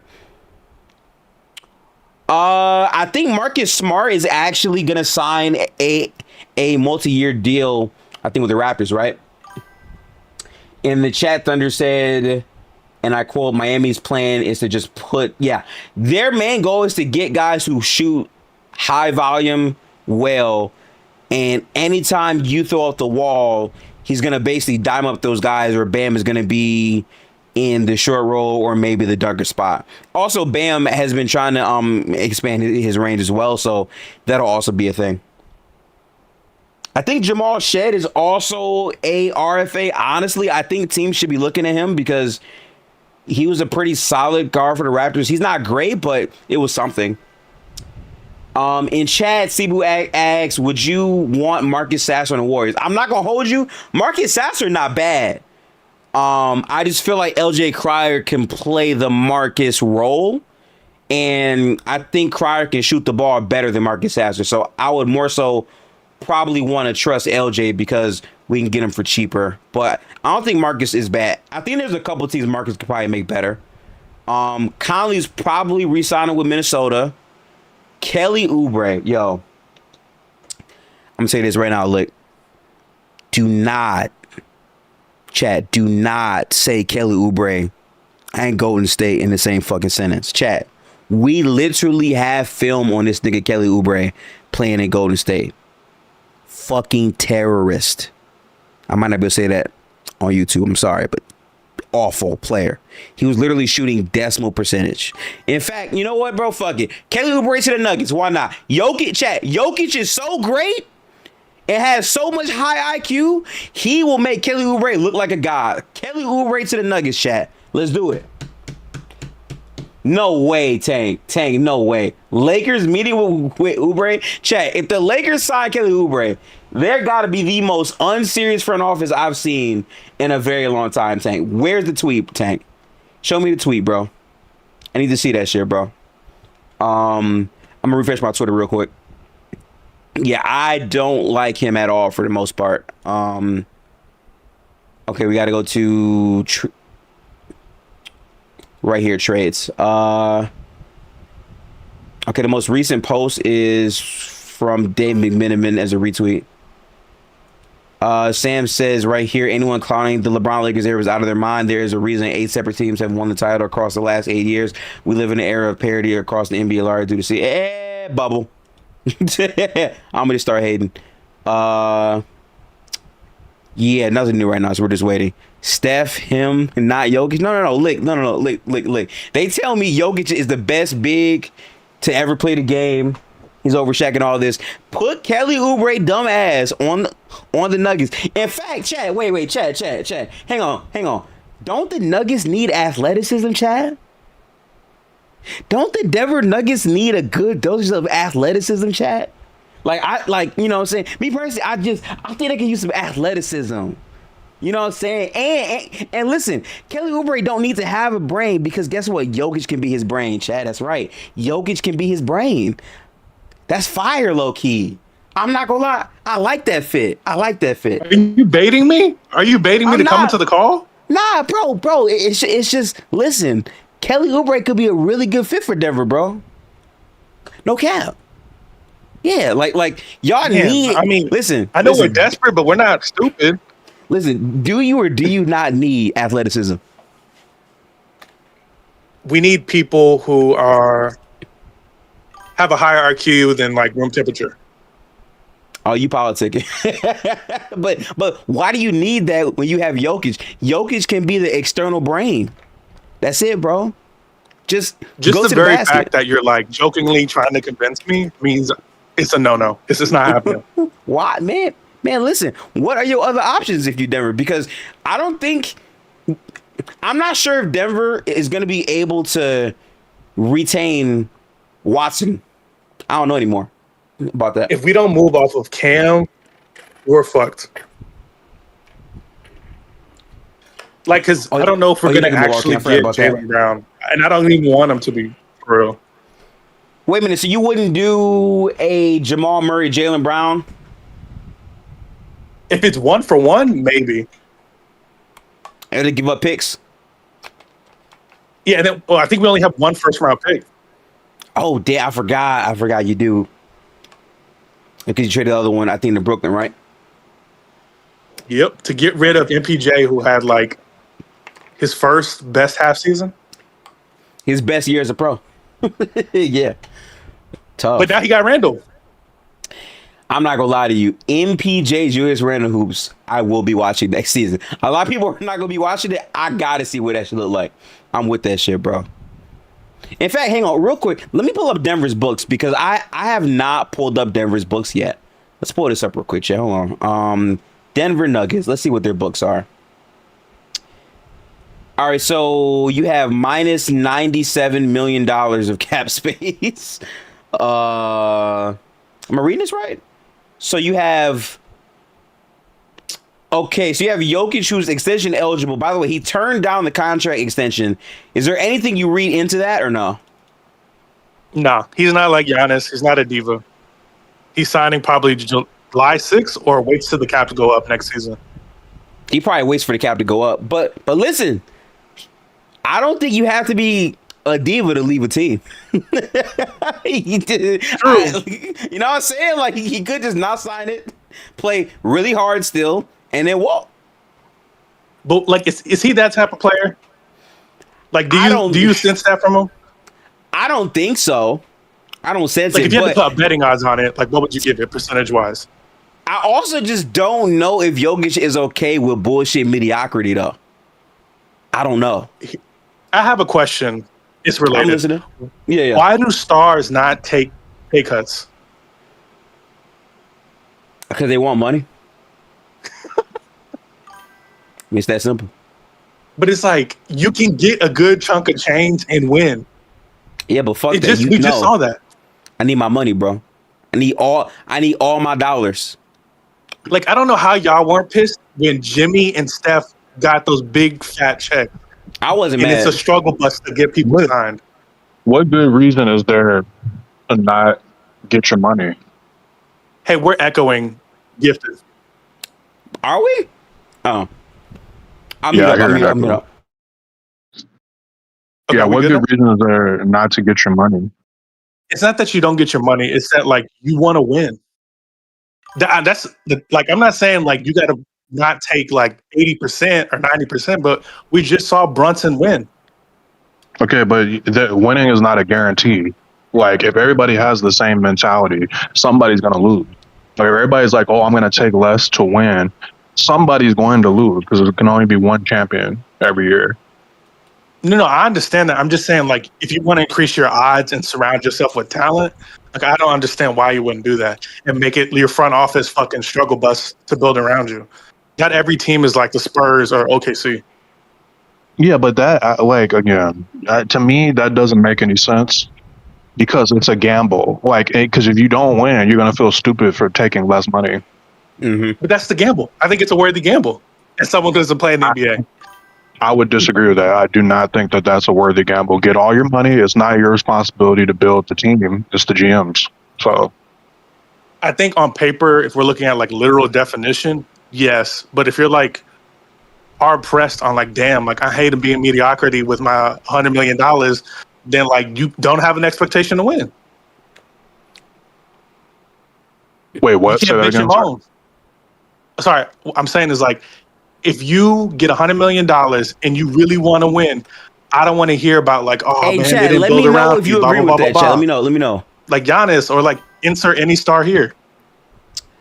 But again, it's not that person's responsibility. And also, if they don't win, like if the front office isn't doing a good enough job to put winning pieces around you, you can just go to another team.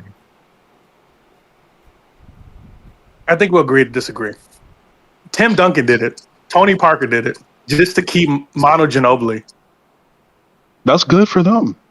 And it was, I swear to God, yo, Lou, I swear to God, I was gonna say it. Guess what? That's good for them niggas. For every one instance where it actually works, there's like 10 instances where it didn't, like a David West or some shit. Like, David West. But you see what I'm saying? Like, you're only focusing on a specific few instances and you're ignoring all the times where it did not work. And I'm pretty sure if I'm not mistaken, our players taking pay cuts. Stars specifically. Every veteran that, like, a lot of the veterans that ring chase over time took less money. Not all of them win. Okay, sorry. Let me rephrase that. How many star players take pay cuts? Not ring chasers. So you only care about the star players? Shouldn't you care more about the role players? It was about in reference to Jokic. Okay. What's your question again? I guess he wants you to like name the percentage of players. I can name you players, but I mean, I don't really know what that's going to do. That were stars and that took pay cuts? Yeah, Dirk took pay cuts after they won the 2011 ring. They never won again. What was the point? You got one of the diamond tested rings, bro. The hardest ring Harden ever. took less too. Yeah, like that shit doesn't always work. I know, but no one thought his fucking hamstring was gonna fall off the bone and Kyrie was gonna be a dumbass. Yeah, that's why it's a gamble. But that's my point. Again, that is literally my point. Like, winning is not a guarantee. Like, just because you take less money don't mean you're gonna win. No, but my point isn't that it isn't a guarantee. My point is it's a worthy gamble. That's my point. I think that's very based on how you look at money. if you look at this decade, right, the players that have won, they're just getting all the money that they're supposed to get. If you're a competent front office, like, you can still build the team. Like, Giannis wasn't taking less money when he won his chip. Jokic wasn't taking less money when he won his chip. Steph was on a super max. You know what I'm saying? LeBron and AD weren't taking less money when they won their chip. You know what I'm saying? Like, no, Shai wasn't taking less money. No. So why as a star should I take less money just because, for what? So I can help the GM do their job? That's not the point. The point is to surround yourself with better talent. And that's the job of the GM. That's not a job of me, the player. Yeah. You increase your odds is my point. It's not your job to build the team base. But I would rather increase my money. How come all the title teams GMs don't have any problem building teams despite the fact that their stars are getting paid a grip of money? Say it again. How come all the title teams GMs don't have problems building title teams even though their stars are making a lot of money? They do, because they only get one title and that's it. Okay, but that's just because we're in the parity era, and that's not even the reason why no one's repeating. Because some of these teams are bringing their whole roster back and still not winning again. Yeah, like the Nuggets. Yeah, but again, so it's not a money issue then. It just means there's a lot of competition. So, like, and if anything, you're giving us more of a reason to say why you shouldn't gamble, because it's like, if it's that many good teams, I'm gonna let my GM worry about this shit. I'm gonna get paid though, because I deserve to get paid this much. Like, bro, I'm sorry. If we're being honest, and like, this is a hot take that I feel like a lot of people are not gonna really understand. Steph, LeBron, Jokic, like, all these guys are worth a lot more than what they're getting paid. This is just all you can pay them. That was going to be my next point. Like, these owners aren't taking a pay cut, so why the fuck should the players take a pay cut? Okay, so in retrospect, I think the Cronkies are like. So you want these players to take a pay cut? They can save some billionaires a few extra million. Fuck that. Yeah, I'm saying if I understand. I'm not saying help billionaires. I'm saying help your team win chips. And that's all. Okay, but again, you are effectively helping the billionaires though when you take a pay cut. That's the point I'm making. You can say it's not about that, but that's what you're doing though. So it's just like I'm in it for myself, which makes sense. It's a business. I just thought we could do no. What we cannot do, and like, I just got to be real honest about this, right? What we cannot do, right, is whenever a player gets traded, we say it's a business, it's fine, we understand. And then when said player wants to get their money and they take it, we call them, oh, you're selfish. No, it's a business. It goes both ways. I'm not calling Jokic selfish. That's not the connotation. Right. I'm just saying in general. Because again, I posed it as like a general question. I was like, hey, why do star players not take cuts to bring more talent and sign them? Because now the Nuggets are in a pickle where they can't move any of this fucking money and re-sign Watson. So, but I get you. Fuck the billionaires. Like I don't get it because, like, I understand one side of it. Why can I hear myself? Yeah, it's echoing back. I'm fighting through it. Wait, no. I know why now. Because I'm sharing my screen, probably. Let me do this instead. Yeah, I'll mute that. My point is, like, I know, like, the cap, players will get paid overall slightly less because, they're not going to go over the second apron. But the taxes were already so extreme past the second apron, it was usually like $5 million over the second apron.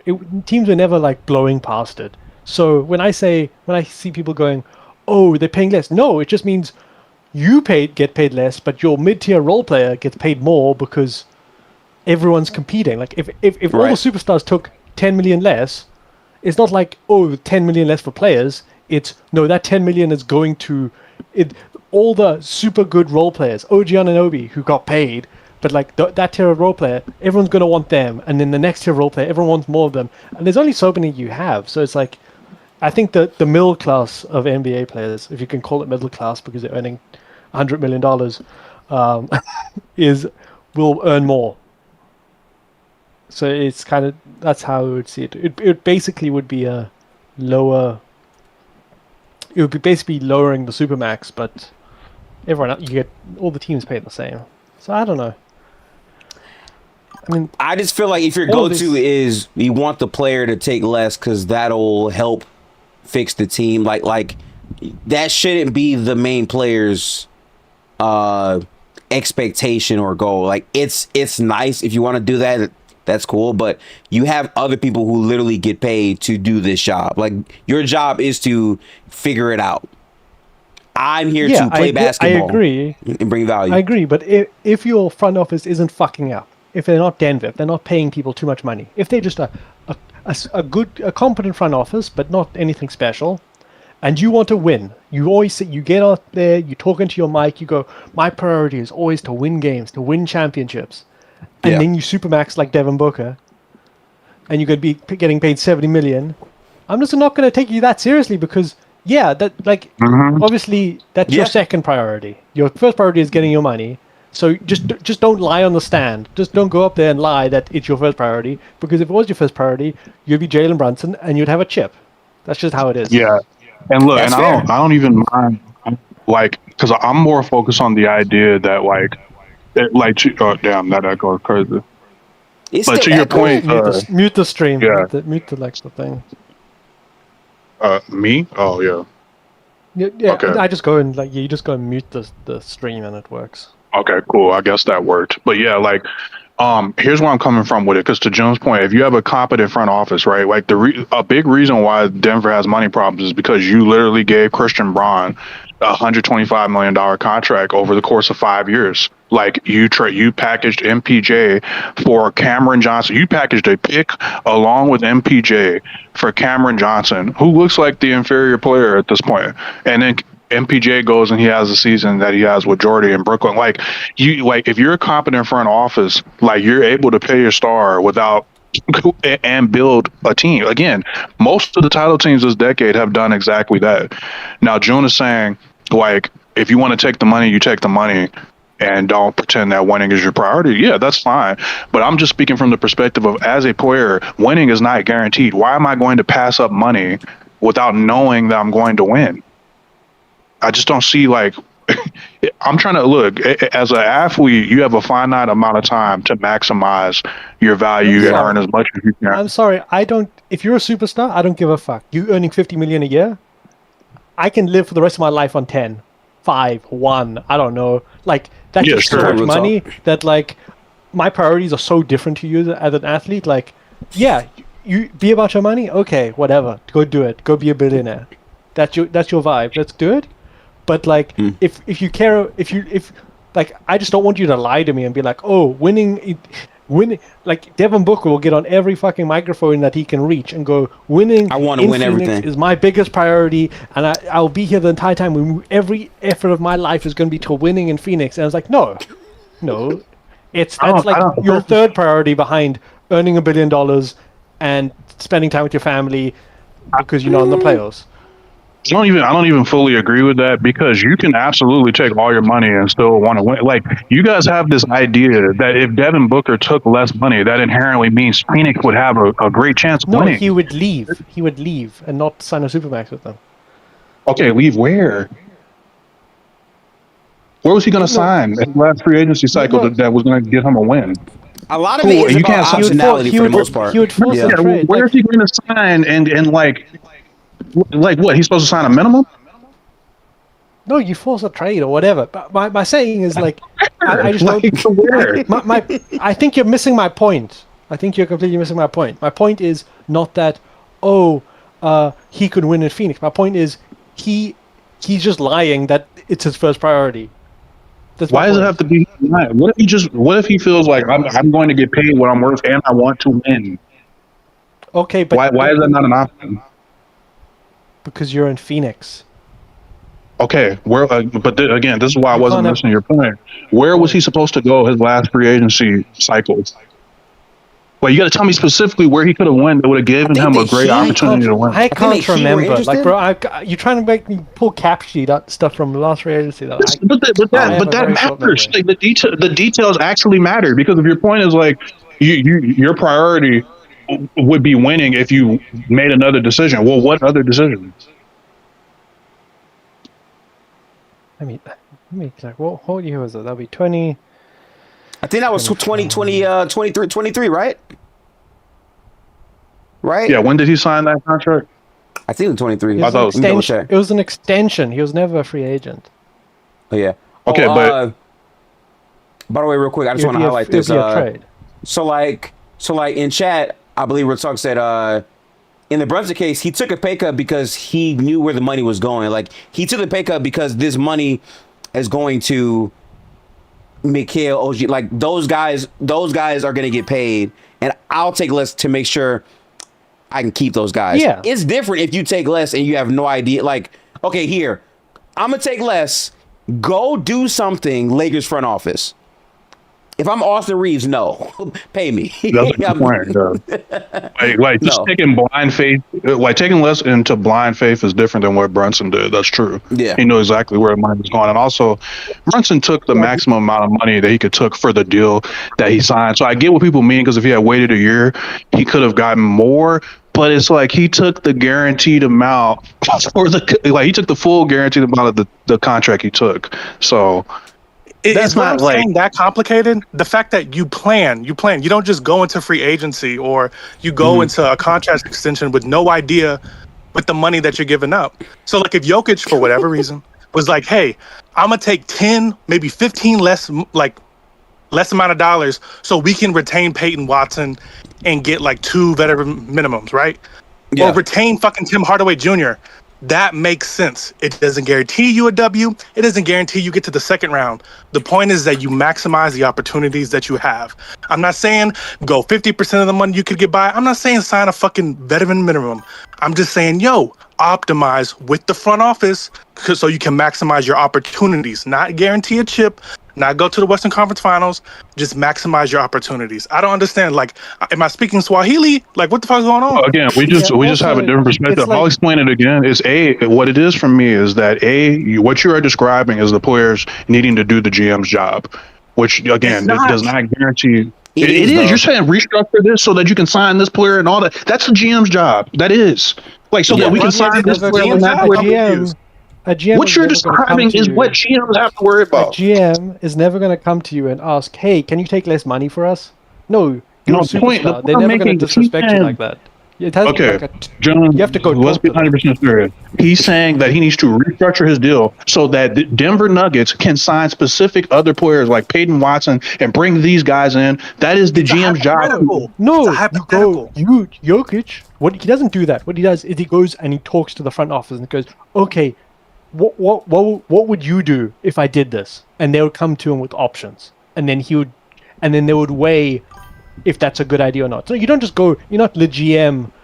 I don't actually believe it's like that, but I'm saying like, oh yeah, just fire this guy and throw this guy out and get this guy for me. No, I'm not taking in troubles. It's a relationship. Front offices and their superstars are in constant contact all of the time. But again, that's not their job to do that. But you can, if your point is like, yeah, they should be helping the GMs more. That's fine. You can. That's not a requirement for the players to do. I'm not saying Okay, can we talk about the biggest case of tampering ever? Yeah, where sure. that happened and then they won chips?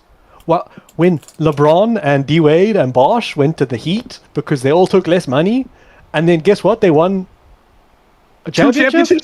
Okay, that's not the point. Again, I've already acknowledged that's not the rule. That's what I'm saying. Like, I've already acknowledged that. For every case I told Yaf earlier, like for every case you bring up of it working, I can bring up several instances that shit not working, bro. That's not even the point. That's not even the point. Let me get to the second part of my point. And this is just where we come from a different perspective. As a player, I'm going to get every bit of what I'm worth because these owners are profiting off of us way more. That's just the bottom line. I'm not taking less money. It's 50-50. How is it 50-50? It's not 50-50 at all. No, isn't it revenue share? 50-50? salary to owner? Are you counting in like all the other stuff? The team brings in way more than Jokic's yearly salary.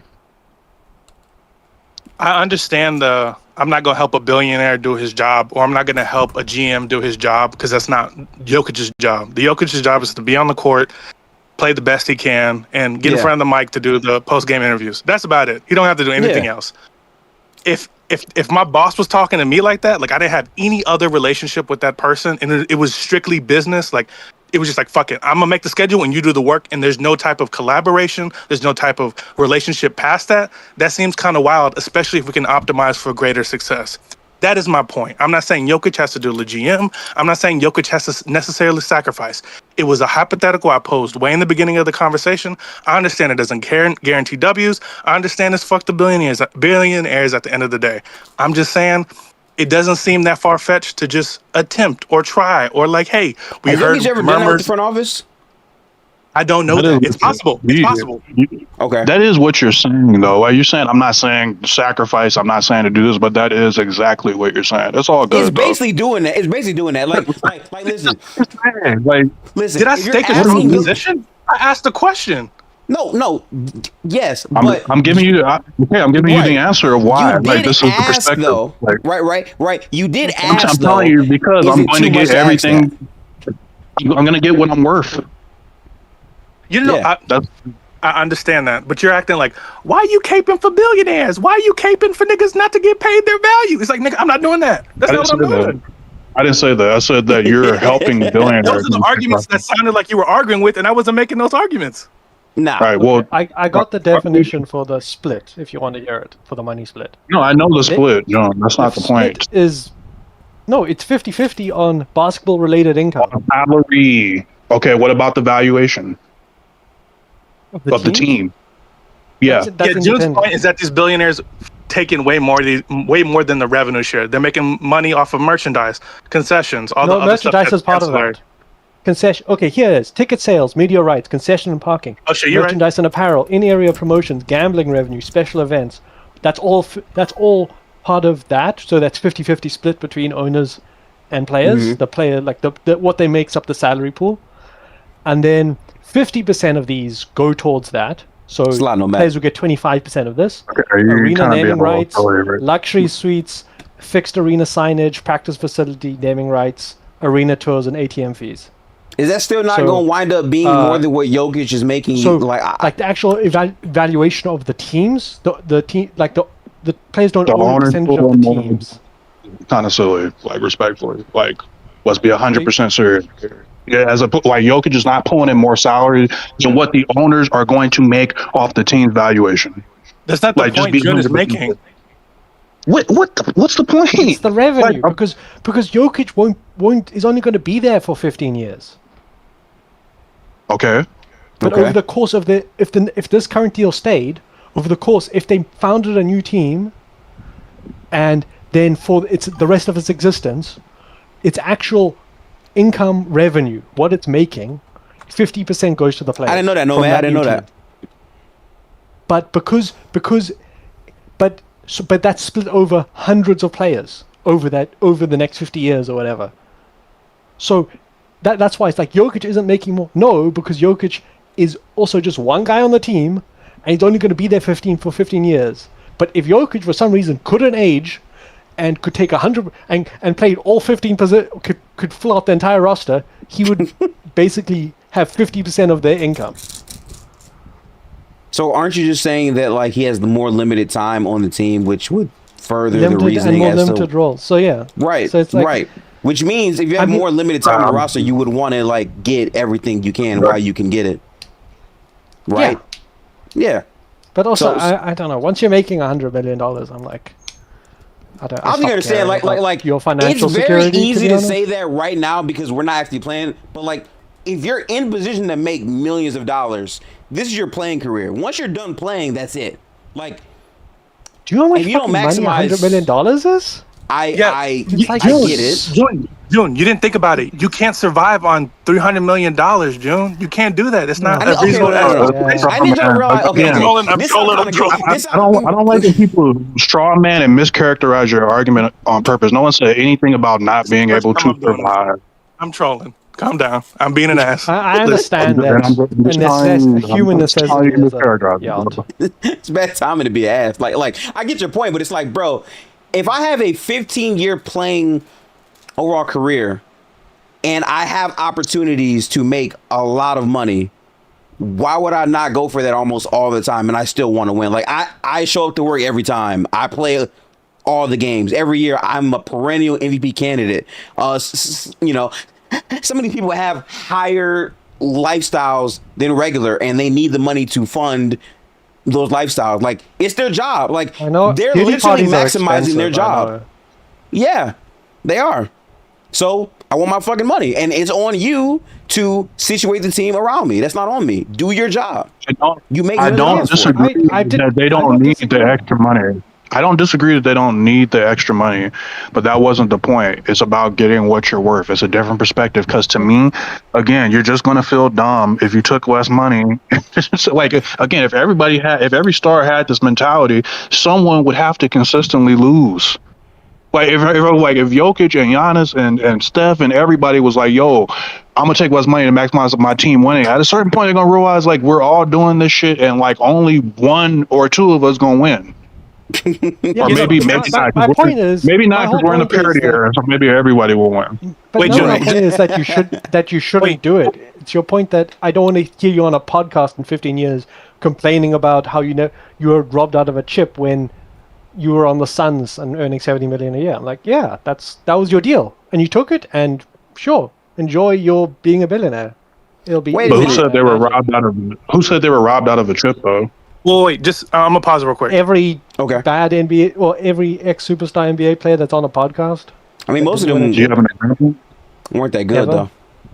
I think. Yeah, it doesn't stop them saying it. Luke, tell me if this is a good summary of your argument, and if I'm being bad faith or mischaracterizing you. You're saying that sacrificing money is not a guaranteed win or any type of success. Someone could get injured, someone could get hurt, someone can end up not being worth that sacrifice. It is the GM's job to do that job. And if an owner really wants to win, they have an obligation or the opportunity to go into the second apron. 3 or 4. Jokic has to maximize his value because that is his job.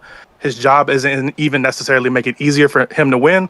How he makes the team win is performing at the best way he can as an individual, collaborating with his teammates. Is that a good summary? Did I miss anything? Yeah, and in addition, like the GM, like there are several GMs who pay their stars as much as they can, and they still manage to build competent teams. Most of the time, where you even get in a situation where the star has to take less money, is because the GM already fucked up the team. Like the very fact that you're even saying like, oh well, Jokic needs to take less so they can do this and that. Well, yeah, because these niggas gave Christian Braun that money because they sent MPJ out for fucking Cam Johnson. Like that's why he has to take less money, because the GM fucked up already. It wasn't that he fucked up. In the beginning of the season, let's not do revisionist history. People thought the Christian Braun deal was a little overpaid. Thought it was a little overpaid. Pause. You're talking to me. I didn't have Denver winning the West. Okay. Okay. Let me talk to Gifted, because he did a podcast with Nuggets people. I'll talk to Gifted then. Maybe you just talk to Gifted, right? Gifted, you know how niggas always do that? Like, well people. Yeah. I was wrong. General consensus was the Braun deal was a little overpaid. And then on top of that, people were saying, holy shit, it's like MPJ, but for less money. And maybe Cam will fit. Wait. Now you're talking to me. Let me go full screen on this. I said from the beginning, this Cam Johnson MPJ is getting a little out of hand. Like, we was in the off season and they were starting to say Cam Johnson is a better shooter. And I didn't agree with them. But I'm saying general consensus. Yeah, I'm saying general consensus was that like everything was optimistic on those two deals. Maybe again overpay on Christian Braun a little bit, and then gassing up Cam, but he's a good, competent player and can make this work. And then the deals they got from that were supposed to get Jonas Valanciunas. So I'm not saying like, oh shit, like blah blah blah blah blah. I'm saying in the moment, every general consensus was those were good deals. In retrospect, Cam got hurt, and Bron played like Dookie. I can agree to those things. I'm gonna say this, but I knew was I not saying last year because of again Yes. I watched Cam Johnson way more than the average person. What I said last year about the Cam Johnson MPJ trade, and niggas was raving about. He said, "Oh my God, he's not that good." I told niggas last summer he is not that good. He did do that. Yeah, like y'all think this is some sort of upgrade? You're in for a rude awakening, but it's all good. Like love to Cam Johnson. I want to clarify what I said. Right, I said Cam Johnson could be serviceable in some different ways. Like I could see how he could have value, but the issue is like MPJ is just a better talented player who was injured, and maybe you do this because you're scared of the injuries MPJ could have. I don't know, so that's cool, but this doesn't really make them much better. And then I was never a fan of Brown at all getting paid that contract. I'm like, that might be the contract that really fucks him over because he's not that good of a player. I've always felt like Brown was really good as like an off the bench guy. 125 M's for like a role player who doesn't really start, can't really shoot, can't really at all self-create, but is a transition fast break merchant just wasn't really it to me. So I was already not high on Denver from the beginning of the season for me personally. So like now they're in this jam and it's like, well, yeah, you put yourself there. So now because of that, to help us out, please, Lord Jokic, take less money. And he's like, fuck that. I want my money and my horses. I respect it. Okay. Hey, you know? Yeah, no. I'm not, what's it called? I'm not judging Jokic for not optimizing his money. And at least Gifted, I'm talking to you. If I look at that video and you're not saying Nuggets are top 3 with, or top 4 with, no, I think you were saying top 2 with OKC and maybe Houston. Am I wrong in that characterization with that video you did with Grace? That's about regular season, maybe. Here's the thing though, when we did that was fresh off the trade. Before the season officially started, I said I don't know about Denver. Like I wasn't confirming they were going to win a title regardless. Like no. I'm not either. Like oh my God. Well, Gift on the video it said but opinions change very quickly. And for a fact, I can tell you before the season started, I said I don't really trust Denver. And the season played out, and it kind of came out overall to that same way. And I was never a fan of Brown making the money he was making. I could be misremembering. Clip me up. Yeah, I'm gonna look for it. I'm gonna look for it. Now I'm like, oh shit, like. I feel like I've been in the chats. I've been watching the games with y'all, but maybe I could be misremembering. Okay, but and I'm sorry, but like this is a very bad habit. Like anytime I do a podcast on a team with a person that's there on the team, I try to think of like, okay, what's the optimistic mindset you could have about the roster and this and that. But at the end of the day, the opinions before the season, before the first games are played, are the ones I cement. And Denver to me was a good team, but I didn't have them beating OKC. I just didn't really see that happening this year. I didn't see that either, but I'm just saying, what was your optimism? Did you have 2? Did you have them, I'm going to look back, and that's on me. But just to answer, y'all go ahead. Yeah, I'm pretty confident that I had OKC and Denver. To be honest, I didn't believe much in the Spurs. I wanted to wait and see with the Spurs. So to me, I had them as the 2 best teams in the Western Conference. Once I was actually presented with more information, I had the Spurs in that role. Okay, and that's again. I'll look for the clips. I'll look for the evidence, and I'll look around because all your streams are live, and I'll be looking at. I'll be looking for it. Hey, listen, we have digital footprints. 1,000%. Yeah. 1,000%. Yeah, and my voice is on the stream now, so you can be like, hey, Quentin. All I'm saying is if I'm watching other niggas win titles off of Supermaxes, why do I have to come up off my Supermax just because my GM isn't as good? on my life, I feel that. You're right. Or no, I understand. I got to take less money to win. Meanwhile, I've watched Giannis win on a huge deal. I've watched Steph win on a huge deal. I've watched Shai win, not quite on his Supermax, right? He wasn't quite there, but he just recently re-upped for it, if I'm not mistaken. And it's just like Tatum and Brown, I don't think that. When did their Supermax kick in? It was before they won the title, right? I think Jaylen is extension eligible. I think Jaylen was on his before Tatum. So it's like Tatum at least was on his. So it's like Or was he? Because he was at the 7-year mark in 2024, right? So it would have kicked in 24. Jaylen. Yeah. Whoa, Aaron, did you bugging, gang? That's an insane fucking question, my dog. You relax, buddy. My first then gifted, right? Yeah, because he's drafted first, I think. Yeah. He would have been. I think the very season they won is when he was first on it. But in any case, like I'm watching other niggas win off of supermaxes. You know, So it's stupid. Like if you can, it's not. That's not what's holding you back from winning. It's just like you have to have a competent front office. It's just the bottom line. Like, I don't agree with those. Sorry, I don't disagree with those points in general. And my point wasn't that Jokic had to take it. My question, and I guess the points I'm defending is that like it's an option. Again, it doesn't guarantee anything. Like fucking God forbid Jokic's knee can explode, and it's just like, okay, what good was the sacrifice? What good was the pay cut if I'm hurt? The guaranteed money is to secure your future and your bottom dollar because no one's going to give a fuck except you. I think if you have a mindset like it's a dog eat dog world and no one's going to save me and no one's going to come through Captain Save-A-Ho, I completely understand if that's your mindset. Like, I'm not saying that's completely your mindset. I'm just saying like if that's where you come from and you work for your value and that's kind of like a standing principle, I understand it.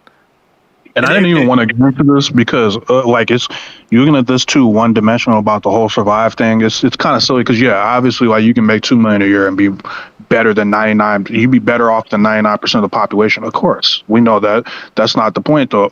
Like there could be many reasons why players want this money. Like you could have a whole village of people that you need to take care of, and again, your money has to last pretty much the rest of your life if you're not planning on like if you don't want to be like if you don't want to play to a certain age, or if you don't want to do anything after your career is over, like you're not the type that wants to coach or scout or do whatever the fuck, like, and then you have a large family or you have businesses that you want to start, whatever, you know what I'm saying? Like there could be many reasons why somebody wants to earn every dollar that they're worth. And who are we to tell them that they shouldn't be doing that just off of the off chance that you win a title? Like, to me, again, if you don't agree with that perspective, that's just us looking at things differently, which is perfectly fine. But I wasn't like, hey, you're wrong. Like, I think more than anything, it's kind of like understanding the perspective I had. But if you're like, hey, like that's not a worthy gamble because I guess you're arguing it doesn't even probably increase your odds. My point was like it probably increases your odds.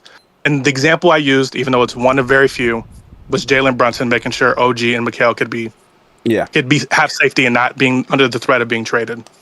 I think that's one a of better very few example examples. because in that instance, like he is being assured that by taking less, the other guys that make the team good on his team are getting paid. That's different than saying, hey, I'll take less, go sign some good big name free agents, and then they whiff and don't do shit and now you're cooked. Like those are two different things. I just feel like in general, by rule of thumb, it more so comes down to timing, how good the front office is, and just like how unfortunate shit are. Because to be fair, like there are also many teams where it's like, yeah, you took less, and then at the same time, half of like the really good teams got hurt, and you got luck because of that. Like luck is a huge part of this, and that's why when it comes down to like actually getting paid, if you're playing to a certain level, you go get that money. Like that should be the idea at the very least, you know.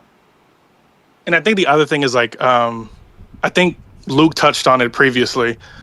Taking the pay cut is one of a million, and to your point, Gifted, it's one of million factors that would play in.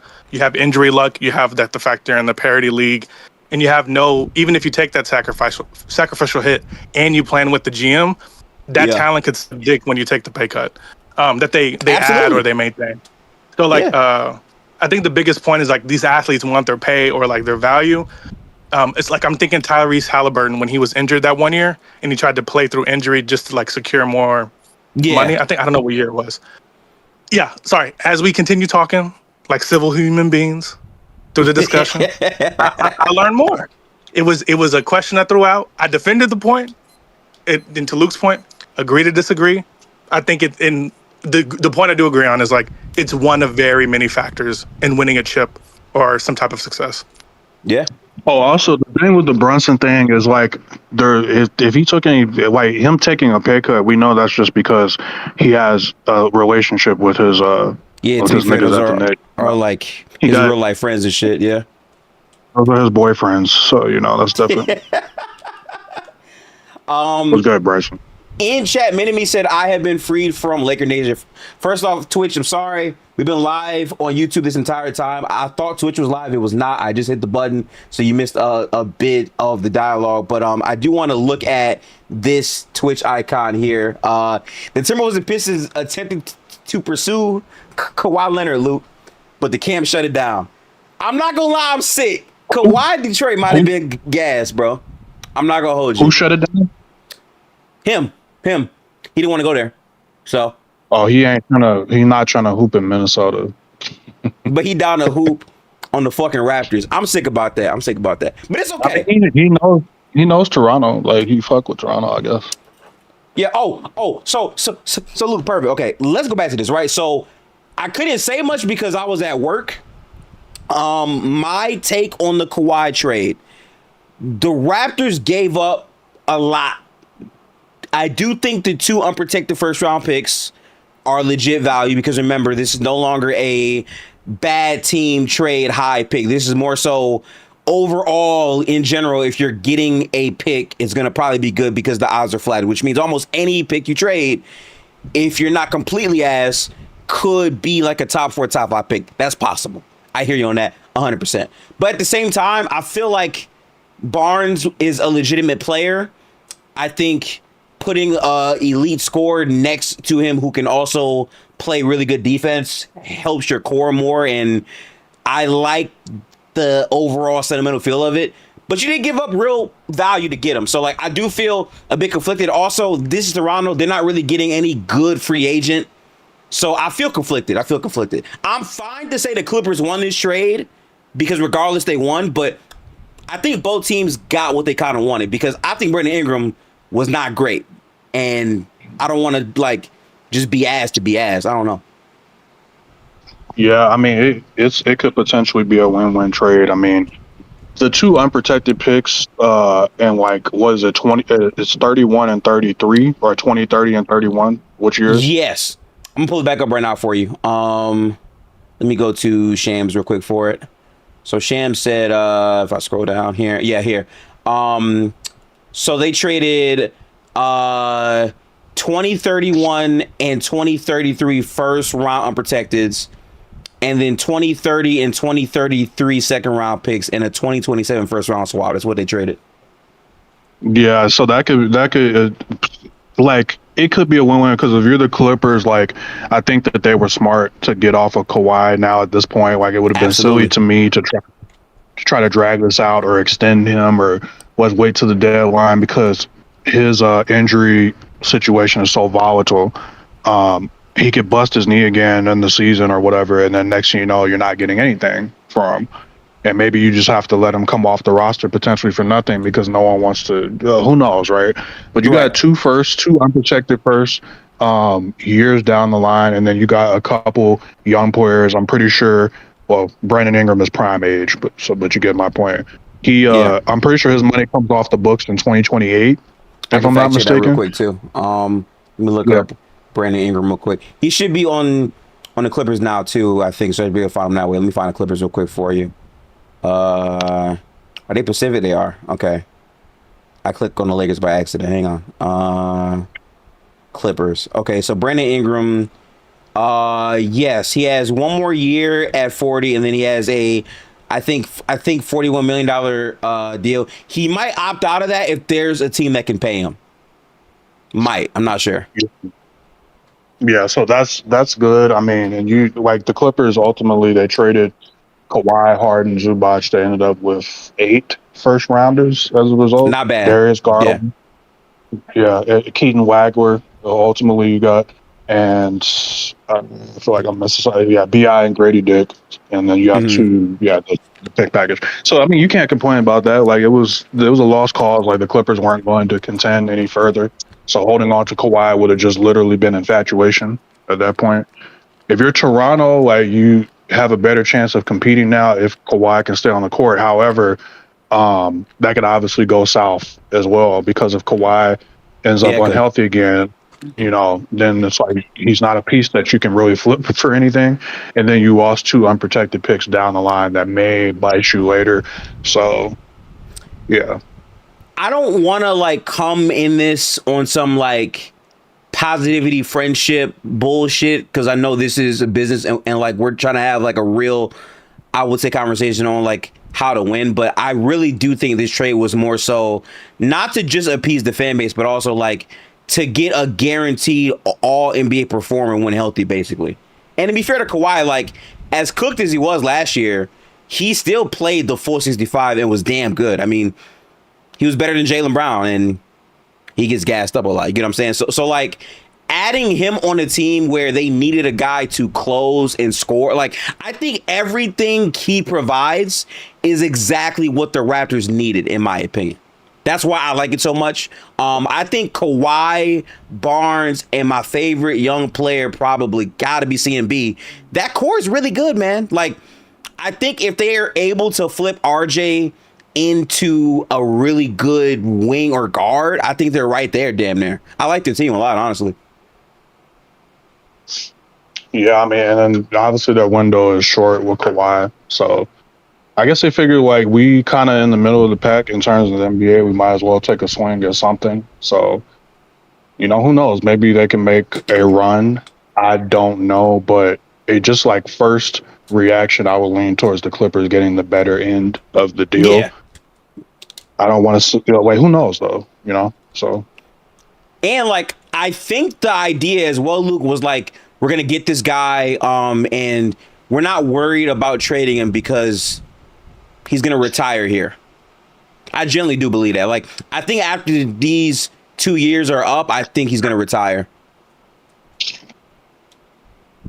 Well, he has like 1 year left on his contract, right? Yeah, but they're going to sign him to a, I believe, 3-year deal. Right now, it was reported that they're actually going to, I think, negotiate the value of it. And then he said himself he wants to have them as like his final team. Interesting. Yeah, depending on what they pay him. Yeah, like I can see a couple scenarios where that backfires, but I mean, Toronto, I don't know what their other plan would have been. Well, I don't know what their alternative plan would have been. So I just look at Brandon Ingram as a negative asset. I kind of just think he fucking sucks. I think ironically, Luke is also injury prone, and I think Grady Dick was like barely really playing. I think real minutes for him. The real hurt of the trade are the draft picks you gave up. But outside of that, like, I love the player value that you got.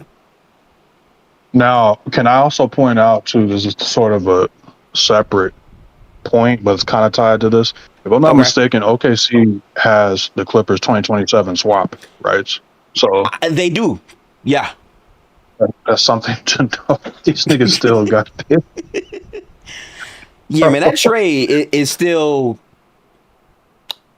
I think that's the last one. I think the 2027 one is the final pick they have from the Clippers. I'm about to make sure. Right now, bro. Let's go back here. So, all the picks are gone now because it said they used it. Okay, so they drafted Trey Mann. They drafted Jalen Williams. They drafted Cason Wallace. They drafted Topic, and they drafted Thomas Sorber, and the latest one would be the big from this year's draft, I believe Mara. And they have a 2027 pick swap into a protected selection from the Spurs. So that's it. Yeah, the 2027 one. What does it say all for those protections on the 27? I'm looking for it here. It says here the trade officially concluded in June 2026 when the Thunder chose Mara with the final pick from the Clippers, having already converted a 2027 pick swap into a protected pick from the Spurs. So maybe there was like a bonus deal. Oh, she was good. Chat was good. Fuck, we're gonna talk about that in a minute. That's what it sounds like. Yeah. So, hey man, the rich continue to get richer. Shout out to the OKC Thunder. In chat, I believe Jetta said, "Can the Kings offer Duren the max so the Pistons are forced to overpay him, please?" Bro, I'm not gonna hold you. I don't know what Detroit does because, like, I don't want to overpay Duren, but at the same time, while he was not good in the playoffs, are we really gonna overreact to like a young player that I think for a much larger sample size was a positive and was all like he played really good in the regular season. He just was so far from it in the playoffs.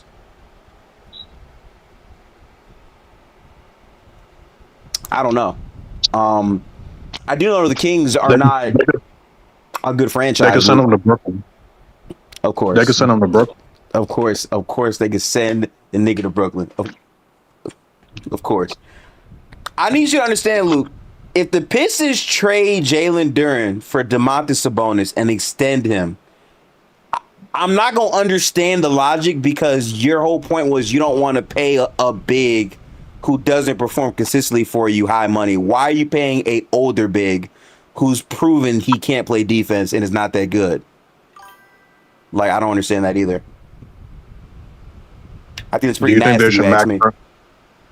Do you think they should max Duren? I would make the market have to throw him a bag, and then I'll match whatever you throw. But, like, I'm not going to willingly give it to you, though. You can't think of any sign and trade scenarios that will work for them? I mean, the main one that's being talked about right now is probably Jalen Duren to Boston for Jaylen Brown. I don't know how I feel about that one, though. I mean, they wouldn't have a center on the roster, so that would be an interesting decision. All you would have is B-Ball Paul. You have a better wing bucket getter next to K, which is really good. But, like, outside of that, it's like you still do need to have size. So, I don't know. If they pay Duren what he's asking for and he's asked again, we have to blame the GM. I mean, like, I get that logic, but, like, what do you want the GM to do when, like, he played really bad in the playoffs, but was dominating the entire conference for, like, most of the year? And he's, I think, not even 24 years old yet. Like, he's good. Yeah, and we saw a few years back a similar situation with DeAndre Ayton, where after, what was it, the 23 playoffs? Was it 23? Yeah, where he just...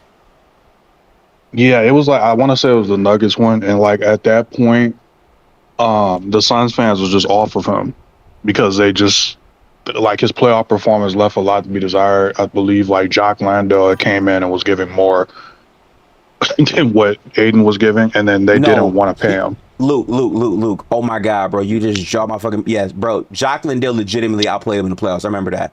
He was generally better than him. True. Yeah, so Aiden like signed an offer sheet with the Pacers, if I recall right. Yeah, and they matched, and like it was a similar situation in terms of like poor playoff performance, good play during the regular seasons. Right. A young center, they don't want to pay him. So he might be. Now, if Aiden is anything to go off of, Aiden never became like the idealized version of what he was supposed to be. So, I guess the pushback I would offer is that Aiden had playoff experience before Jock Landale outplayed him. He played on a good team for multiple years, more than Duren did. And also Aiden was older at the time. I mean, Duren is like only 22, I believe. Yeah. Well, Aiden was like 24, right? He was like something like that when he signed it. So, but like, I think Aiden walked in at like, I think 18, 19 years old. He came in at like 18 or 19. Yeah. Like it's hard because I know the time where I saw Aiden go from being, oh wow, they went to the finals, he's really good, to no, he's fucking, like, I can visibly remember when I saw the shift. The thing is, though, I saw it in the regular season before the playoffs. I don't have a large sample in the regular season from Duren from this year to say he's more ass than good. I just know he played really bad in the postseason. So like, that's the harder part. Plus, the Suns kind of didn't really like want him that much. It was weird because like the vibes were very low that year. You know what I'm saying? Yeah, and there was more clarity in terms of why Aiden wasn't giving them what they wanted because it was his mentality, which he never had. This Duren shit, like no one knows why this happened. Like, was there a secret injury that we don't know about? Like, how did you?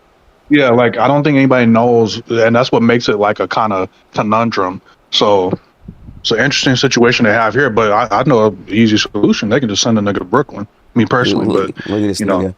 Look at this nigga. Brooklyn fan in the building, bro. You did get Mikal, so like I get it. Damn, it's crazy because you really got Julius Randle and MBJ on your team. I gotta watch that shit next year. I gotta tap in. Yeah, it should be interesting. Jordy's a good coach. Maybe he can turn Randle into a 35% 3-point shooter. Who knows? Oh, I got the perfect thing to ask you, Luke, because I didn't get your full, I would say, thing on this. So, like, how do you feel about Portland willingly trading for Ja and saying that's our big move, and like not saying they're trying to flip anything? I don't get it. Like, I think we talked about it, but I just don't understand where they're going. I want to harshly judge it because maybe they got something in the bag that they're cooking up, but it doesn't seem like it. Like, it just seems like that's what they want to do. And I don't get it because they have Ja, they have Shaden, they have Lillard, they have Drew Holiday there still. All those guys are still there. So it's like, what are we doing? And then Denny, and the spacing is bad. What are you going to roll out lineups with Ja, Denny, Klingon? Like, I think the defense is awful, by the way. Like, you have Dame and Ja backcourt defense. It just feels weird so to me. I forgot about Scoot as well. I forgot about Scoot. You have 5 guards there that like need touch. So I have no clue what they're doing. Like, my initial thought was like you had thought. Maybe they're putting together a package for JB. And then but even then, I don't even think I don't think that would be a good idea anyways. So it's like I don't know what the fuck they're doing. I feel bad for Denny because it's like about Jock because I came up here, bro. Oh shit, Bryson, what's good? Hey, Bryson, yes, you seen the correlation. I was waiting, Bryson. I was waiting for you to get off the mic. I thought that might do it. Yeah, no, I was just waiting. I didn't want to interrupt nothing, bro. But yeah, I don't really know what Portland's doing, honestly. Like, okay, because I feel like trying to flip him really wouldn't have made sense either, just because his value was so low. Yeah, his value was so low. Like, literally, the only reason the Grizzlies traded him to Portland is because they didn't make them attach a pick. Like, I think that's the only reason why they went with Portland over anything else. Because I think other teams were asking them to, I don't know if it was a first or like seconds or what, but there was a lot of other teams, based on the reports, were trying to get them to attach other assets to it. And, I mean, I don't think the Grizzlies really want Jeremy Grant, but it's like they have to make something to make the money work. So we'll see. I don't know. They may or may not flip him too, but I don't know if a Dame and Ja backcourt is gonna work, just because like the defensive side of it, and then Ja has to play. Like, that's the thing. Ja has to play. He hasn't been playing. That has been my issue as a Grizzlies fan, is that dude has not played, I think, more than 30 games in the last 3 years, like per season. So it's like, He's got to play games, bro. So we'll see. Like, and listen, I've always been a big Ja fan. I still hope that he figures it out. Like, you know what I mean. But I was at the point to where I was like, I mean, it's time to restart, bro. It was just time to start over. So I'm not necessarily mad at it. It sucks that we couldn't get like any kind of capital for him, which is kind of wild to think like how far it's come in the last like 3 years. Yeah, because you can even imagine like 3 years ago, it was like you couldn't even imagine them even trading Ja. Have I told you this in 2022? You would not believe me, bro. Dude, I was thinking about this the other day, and I was like, if I could have a conversation with the 2022 version of myself, he would not believe half of the shit that has happened, bro. Like, he would not believe it. Can I just say, I think it's funny because, like, the way they were reporting on this Ja situation, I think it's obvious that they said yes to that trade very quickly, because Windhorst and them were saying like Ja is quote unquote flagrantly available and that he couldn't be more available and shit like that. Was the wildest headline I see for a player flagrantly available. Yeah. So looking at the package, I think they called the entire league, and then when Portland said, "Yeah, we'll take them," they just said, "Yeah, Yes. whatever you send in, like whatever they said, whatever you send in, we'll take it."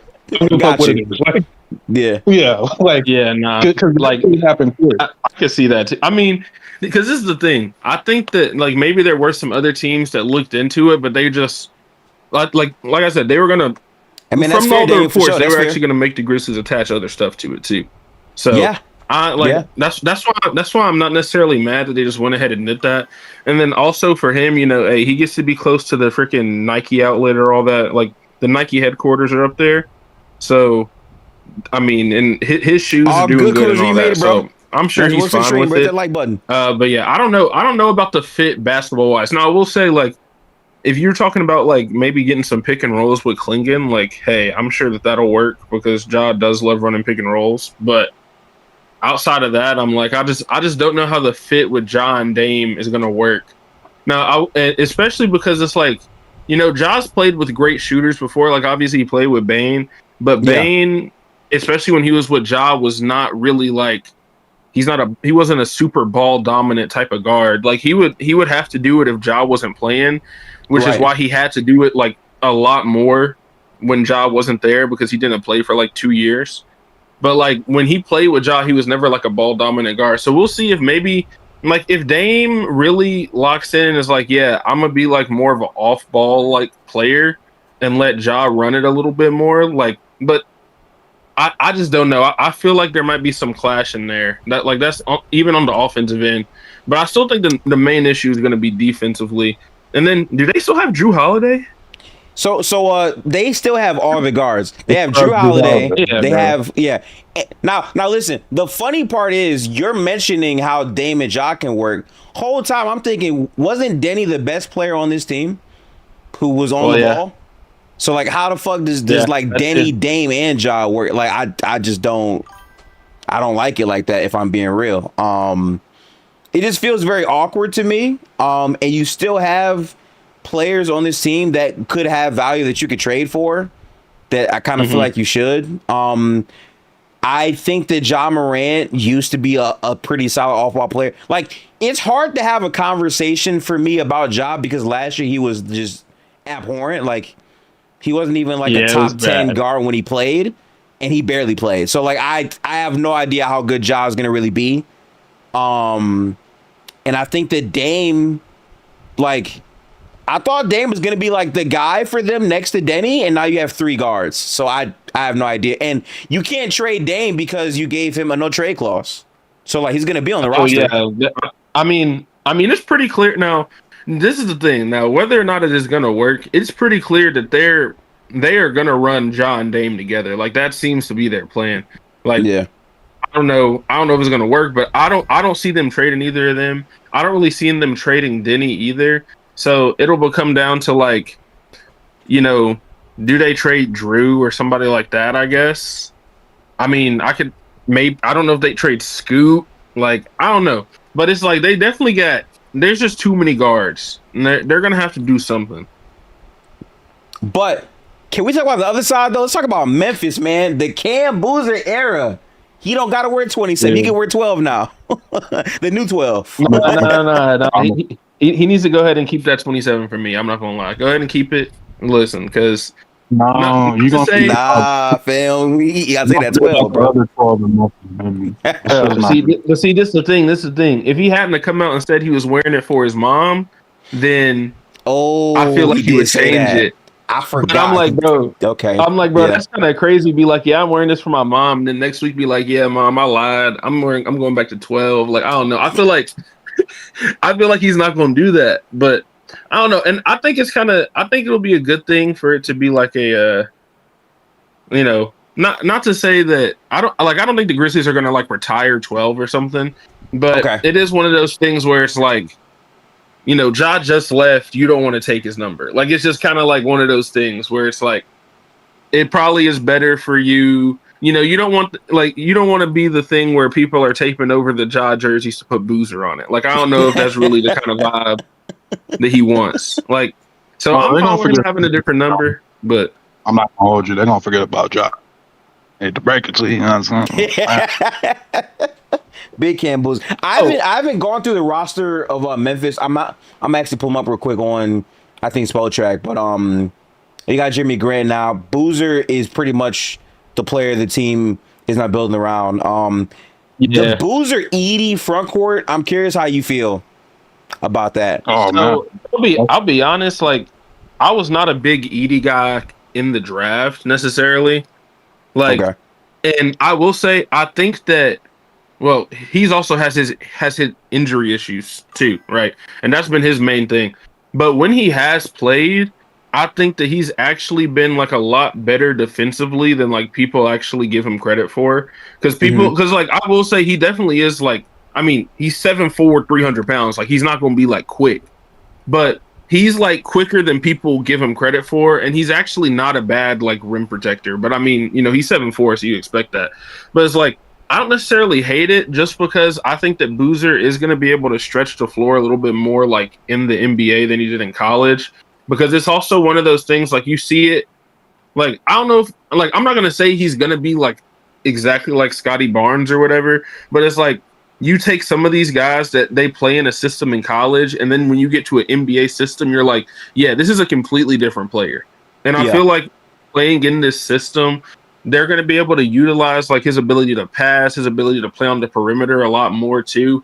So I think like that's why I'm not like super worried about it. We'll see what happens, because I'm like, I feel like Boozer is going to be the type of guy that he can get you like 20 and 10 on a nightly basis. Like that's the type of player that I think he's going to be. And it's going to be interesting to see how that works with Edie. But my main thing is, hey, whether it works or doesn't work, I just want them to play so we freaking know, man. That's been my problem the last like 3 years. Right. Like, all these, you know, we make all these trades, make all these deals, and it's like, yeah, oh, well, this doesn't work. And I'm like, yeah, they played 5 games together. So, like, we don't even know. Maybe it would have worked out. So, like, I just want to see Boozer and Edie on the court. And if they go out there and it sucks, like, you know what? It's year one. It's year one of, at this point, I'm seeing this as like, this is year one of a rebuild, honestly. Now, they do have like some good pieces with like, I mean, I think Coward, I think Wells, like both of them. I ain't gonna lie, Ty Jerome gonna be hard on this team. Oh, yeah, Ty Jerome. I like the way he played last Ty year. Jerome. Yeah. Now, we're going to see, because I think, because I'm like, does he only have like one more year on his deal? Or I'll have to double check. Yeah, so this year, Ty Jerome is going to make $9 million, and then he has a player option for $9 million. I'm assuming they're going to try to probably extend him or something like that. Yeah. This is what I mean, if he plays the way that he played when he was actually in the game last year, he was hooping last year. He's probably gonna, he's gonna be making more than $9 million. I'll say that if he does that again, and they'll probably extend him, or he'll probably opt out and get more on the open market. Like, so that's kind of the way I see that, because this, and you know, it's a contract year, and it's a, you know, rebuilding team where he's gonna have plenty of shots. Like he's gonna put up some numbers. Like he's gonna put up numbers. I'm not worried about that for him. So I like him. I really like Cam Spencer. I feel like Cam Spencer is like, because I was talking about this the other day, because there was somebody that was talking about like, should the Grizzlies look at getting Luke Kennard back? And I'm like, dude, Cam Spencer to me is literally like as good, if not better, than Luke Kennard right now. Like that might be like a stretch. Yeah, no. Like yeah. So especially for the price, bro. Yeah, I'm gonna say this right now, right? As an NBA crackhead, I was actually watching Memphis. Now, a huge part of this is because I picked up Ty Jerome in fantasy, and I wanted to watch the games to properly understand his role and the team. Yeah. And I would see Cam Spencer, and Luke can literally co-sign this. Cam Spencer was a pass around for our league, because this motherfucker would come in here and put up 10 assist games randomly. Like he was really good. So I don't know why Bryson isn't more excited about the Boozer Edie front court, because that's going to be a hell of a front court. And Edie, I mean, when he actually plays, is like a dominant player. So no, I don't think for sure. Yeah, like teams are not going to be able to grab boards against them. You mix them with Coward and Spencer and Ty Jerome. Like they got a little squad over there. I think, I don't want to say too much because it's going to sound crazy right now, but Gifted knows I'm pretty high on Cam Boozer. I think he's a perfect fit next to Edie. But both of them are consensus. Both of them are consensus national players of the year too. I think it's the only time. That's true. I think it's the only time that a team has drafted consecutive consensus national players of the year. So that's impressive in itself. I told a lot of people I would have, even if the Grizzlies had gotten a number 1 pick, I probably would have considered taking Boozer 1 just for this team in particular. So like the main reason that I'm worried about it is just because it's more the injury thing with Edie more than anything. Like when he plays, he's been dominant, but it's like that. I don't know, man. I think I just have too much PTSD from these last couple years because it's just like when our PR team has to start taking screenshots of Google Docs because they run out of characters for all the injuries we got. It's just like that was a wild time. Yeah. Oh man. I mean, like right now you have 18 active players on the roster. That's because of all of the guys that have been hurt and whatnot. I mean, I think the thing that I would see most likely would be them try to move on from Santi. Like we'll see, but just because I feel like with them drafting Lopez and then Jeremy Grant coming in too, it's like the wings, like, and you know, Santi can play the 5 too, but like I don't know. Santi's just one of those guys that he's just like really kind of infuriating for me to watch because it's like on one night. He's just inconsistent. Like like if you're bad every night, like I can just be like you're bad. But the problem with him is he'll come out and like one night he'll have like 25, and then the next night he has like 6. No, it's just like dead ass. No, like listen, dead ass. I hate I'm sorry, but we literally saw it happen in fantasy. Like he picked him up. Oh, he had a crazy game in the very next game too. Like it was very much so complete. Yeah. We have a question in the chat. How well do you guys think Edie Boozer front court can do against elite front courts? I definitely want to say that's like a top 10 front court right now in the league. Yeah, I mean, I ain't gonna lie. Gonna be an elite rebounding front court. I think Boozer is going to be a star. Edie is going to be one of those impact demons. Like I said, he just has to stay on the court. And they're a perfect fit for each other. So, like, they already have the front court locked down. They just got to figure out the rest. Yeah, that's why. So when they took Lopez, I was thinking they might take Phylon there. Not to say that I don't know if he was going to be their point guard of the future or nothing, but I was kind of expecting them to take a guard.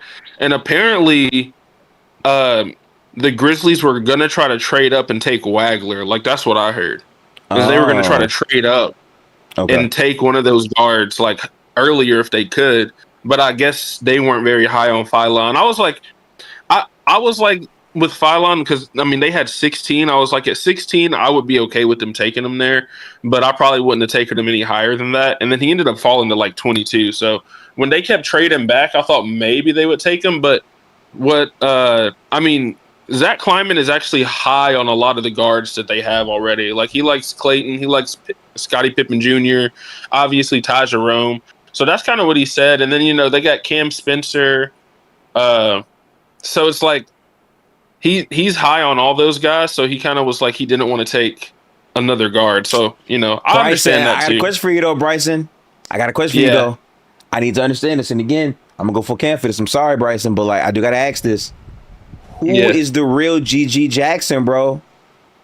Like who? Cause like it's crazy because he has records where it's like only LeBron and Jordan or like whoever have been the youngest, I think, to do it, but he's extremely inconsistent. Like I have no idea what he's gonna produce next season. I don't know. So that GG Jackson is the type of dude where it's like all the talent in the world, and I feel like last year he started to understand it, like especially in the second half of the year. I mean, obviously it kind of sucks because the games didn't really matter, but he finally started understanding that like you have to play defense to be on the court, because that's why he wasn't playing. He was just consistently getting lost on defense more than him being inconsistent on offense. And I feel like at the end of last year, he really started to do things that it was like good, logical. Yes, sir. He's baby. One of those guys who, I mean, he was the best player in high school. When he was in college, they basically just gave him the ball and got out the way because his team was horrible. So it's like when he came to the Grizzlies, he actually talked about it. He was like, that was the first time in his life he felt like he was like bad at basketball. Like he didn't know, like, because he had never not been the best player on his team. And he had never had to be the guy that like does the dirty work and like rebounds and cuts and like set screen. Like he had never done any of that kind of stuff. And I think that Isolo came in like last year and basically told him like, hey, the reason why you're not playing is because you're not doing these little things. And I feel like when he got minutes at the end of last year, he kind of showed that he was learning how to do a lot more of that stuff. Like he became like better as a cutter. He became a little bit better on defense, and he started making some plays like, you know, as kind of like a rim protector, started like rebounding, like stuff like that. The little stuff that like will keep you on the court. And I think it opened him up for him, even though his offense was still like inconsistent, like it just made him be, even when he was inconsistent because of that. So that's okay. I feel like but the other thing is we really haven't seen him in meaningful basketball games either. That's true. Because like his rookie year was the same way. It was like they were literally picking dudes off the bench, like picking dudes off the street to come and play with him his rookie year. And so I think, like, I don't necessarily think like his rookie year, obviously those numbers are inflated, but I think he's the type of guy that like this year he's probably going to be coming off the bench like again, but I feel like he's a guy that should be able to get you like 12, 13 points a game if he really plays the way that he can play. Like he has a lot of potential, dude. Like I think that's the other thing that people don't. And it's just like, dude, I think he's still 21. Like he's about to go into year 4. He's years old. He's about to go to year 4. Yeah, that's crazy, bro. I don't know. So that's the thing that's just like wild, because it's like I think last year he ended the season averaging like 12 a game, and I feel like he could definitely do that pretty easily.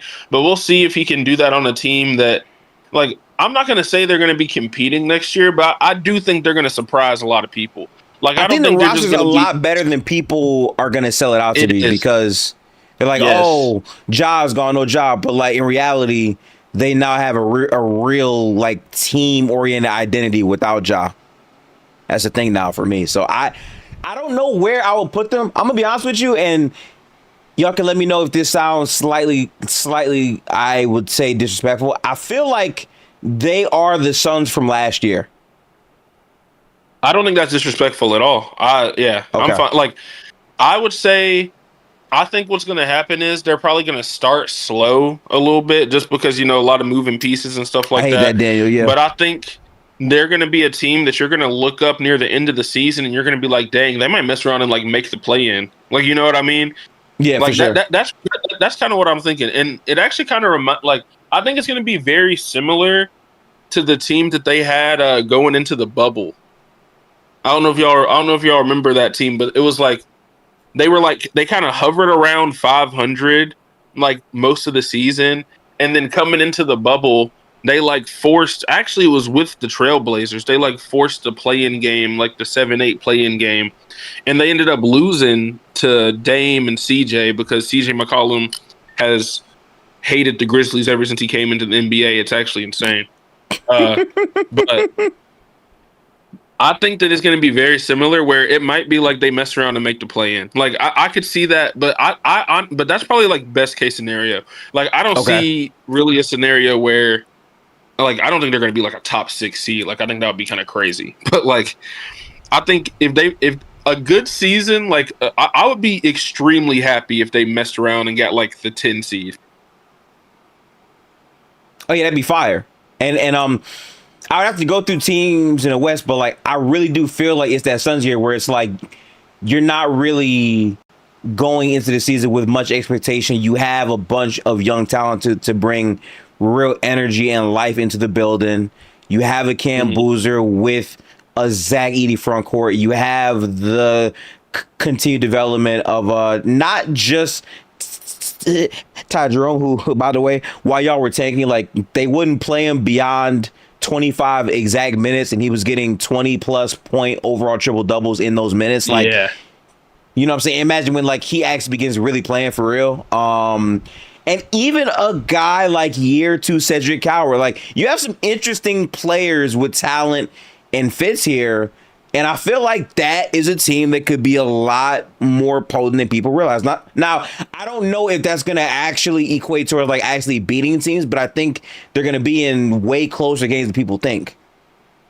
No, that's true. And I think if Edie stays healthy, kind of like, I don't know, I think Tay is this dude that said that about the rebounding. The other thing is Cedric Coward is also a really great rebounder for his position too. So if you're running like Coward, Boozer, and Edie, they might be like the best rebounding team in the NBA if they all stay healthy. So that I think that's going to be like a big strength for them. And I honestly feel like they're kind of going back to like more of a grit and grind type of team. Like it really kind of feels like, it's a little bit different. Yeah. It's a little bit different. It's a little bit different, but like, I feel like that's the kind of identity they're trying to get back to. So I'm cool with it. I mean, that's when they're at their best, to be honest. It's like grit and grind. But like, it makes sense. For sure.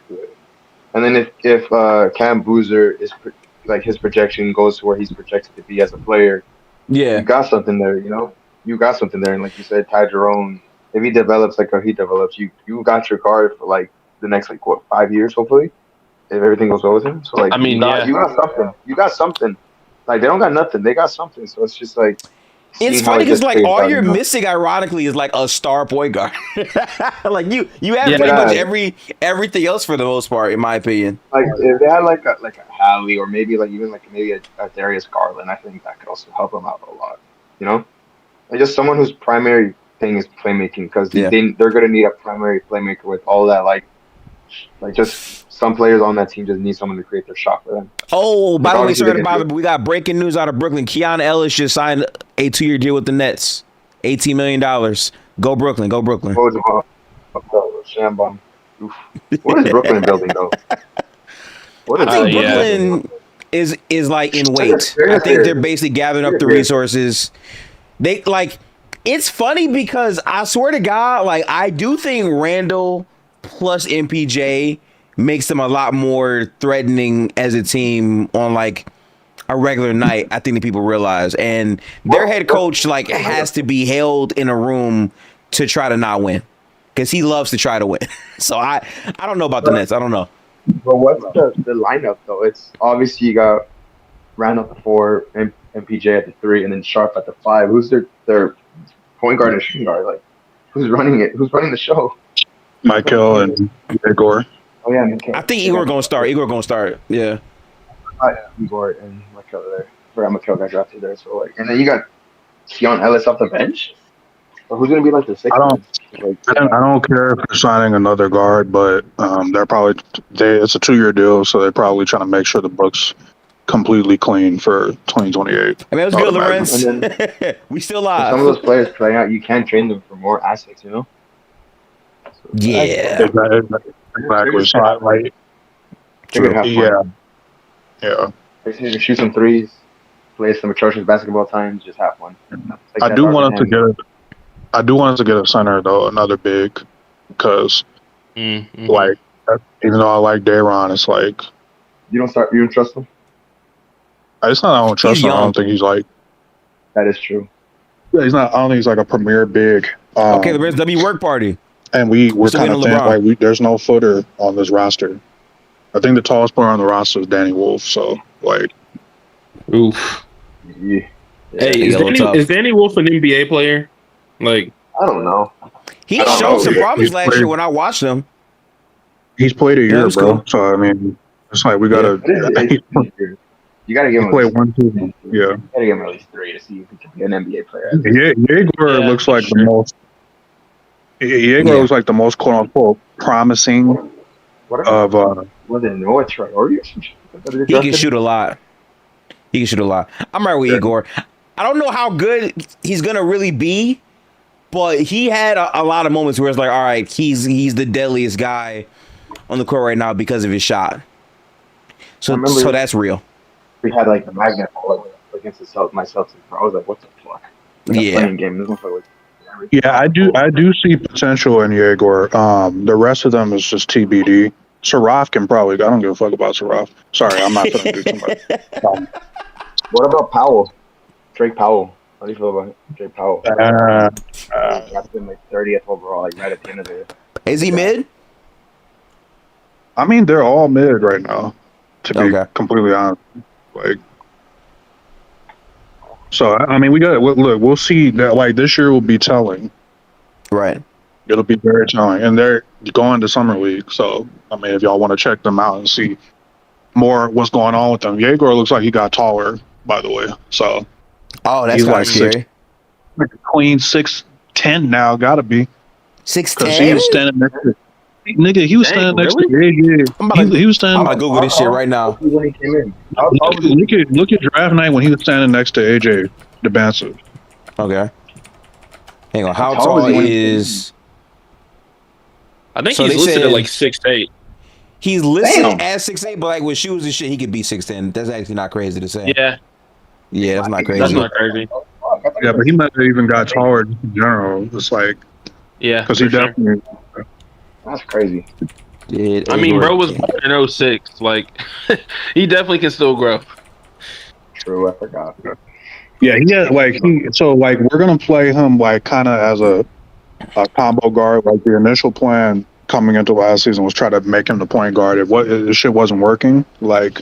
In terms of him running an offense, he just wasn't ready. They kind of took him off the ball more, and he just kind of like do the combo off-ball thing, and it worked better than him trying to table set and all that shit. So, yeah, that makes sense. What about what you think about Traore or whatever? Do you like him at all? Or? At first, I did. Like he showed flashes at first, but outside of those initial flashes, they got quiet, kind of. For sure, yeah, he got more than quiet. So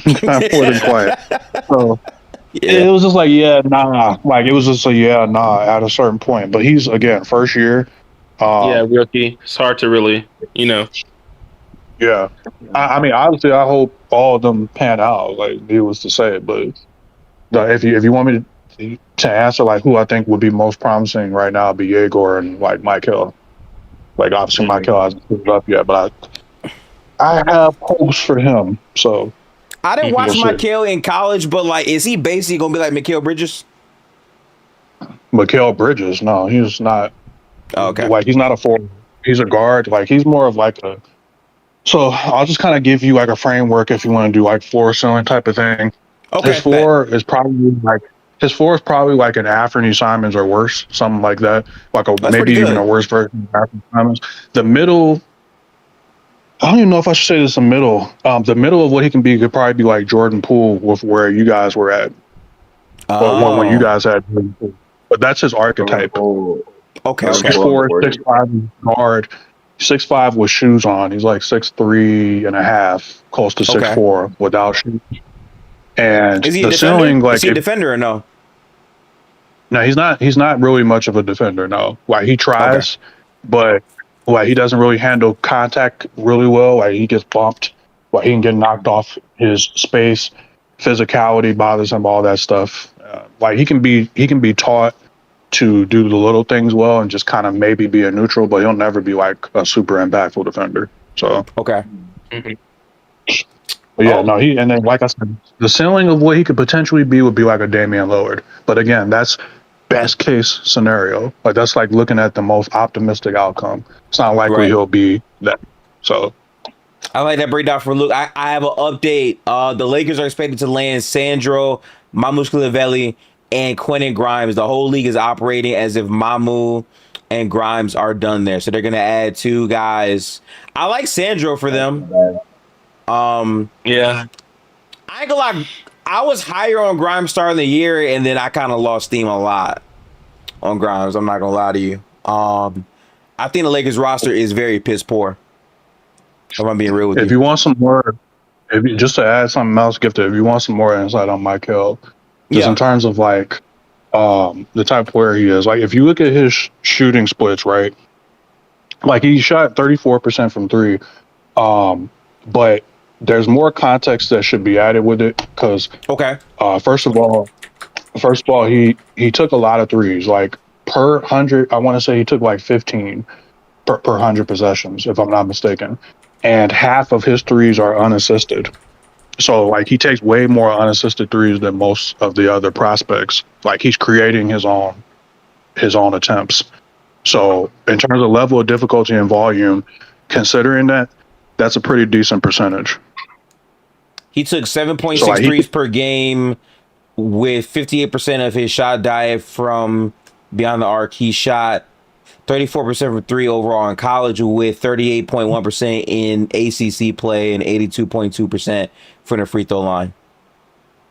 Well, the other thing is Louisville, like that was kind of like their offense, I think, kind of too. Like they took a ton of threes, like as a team, too. Like I think they were taking like. Yeah, I don't know exactly. I don't know if it was like the most in college, but I know they had like. I remember seeing a stat where they had like 3 dudes that were taking like 7 a game.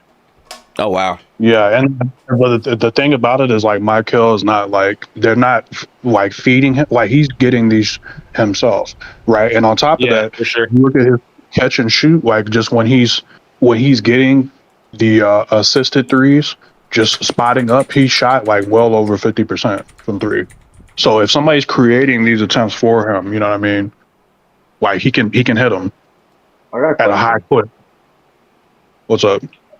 If the Lakers are getting Mamu and Grimes, does that mean they don't have enough money to retain Rui?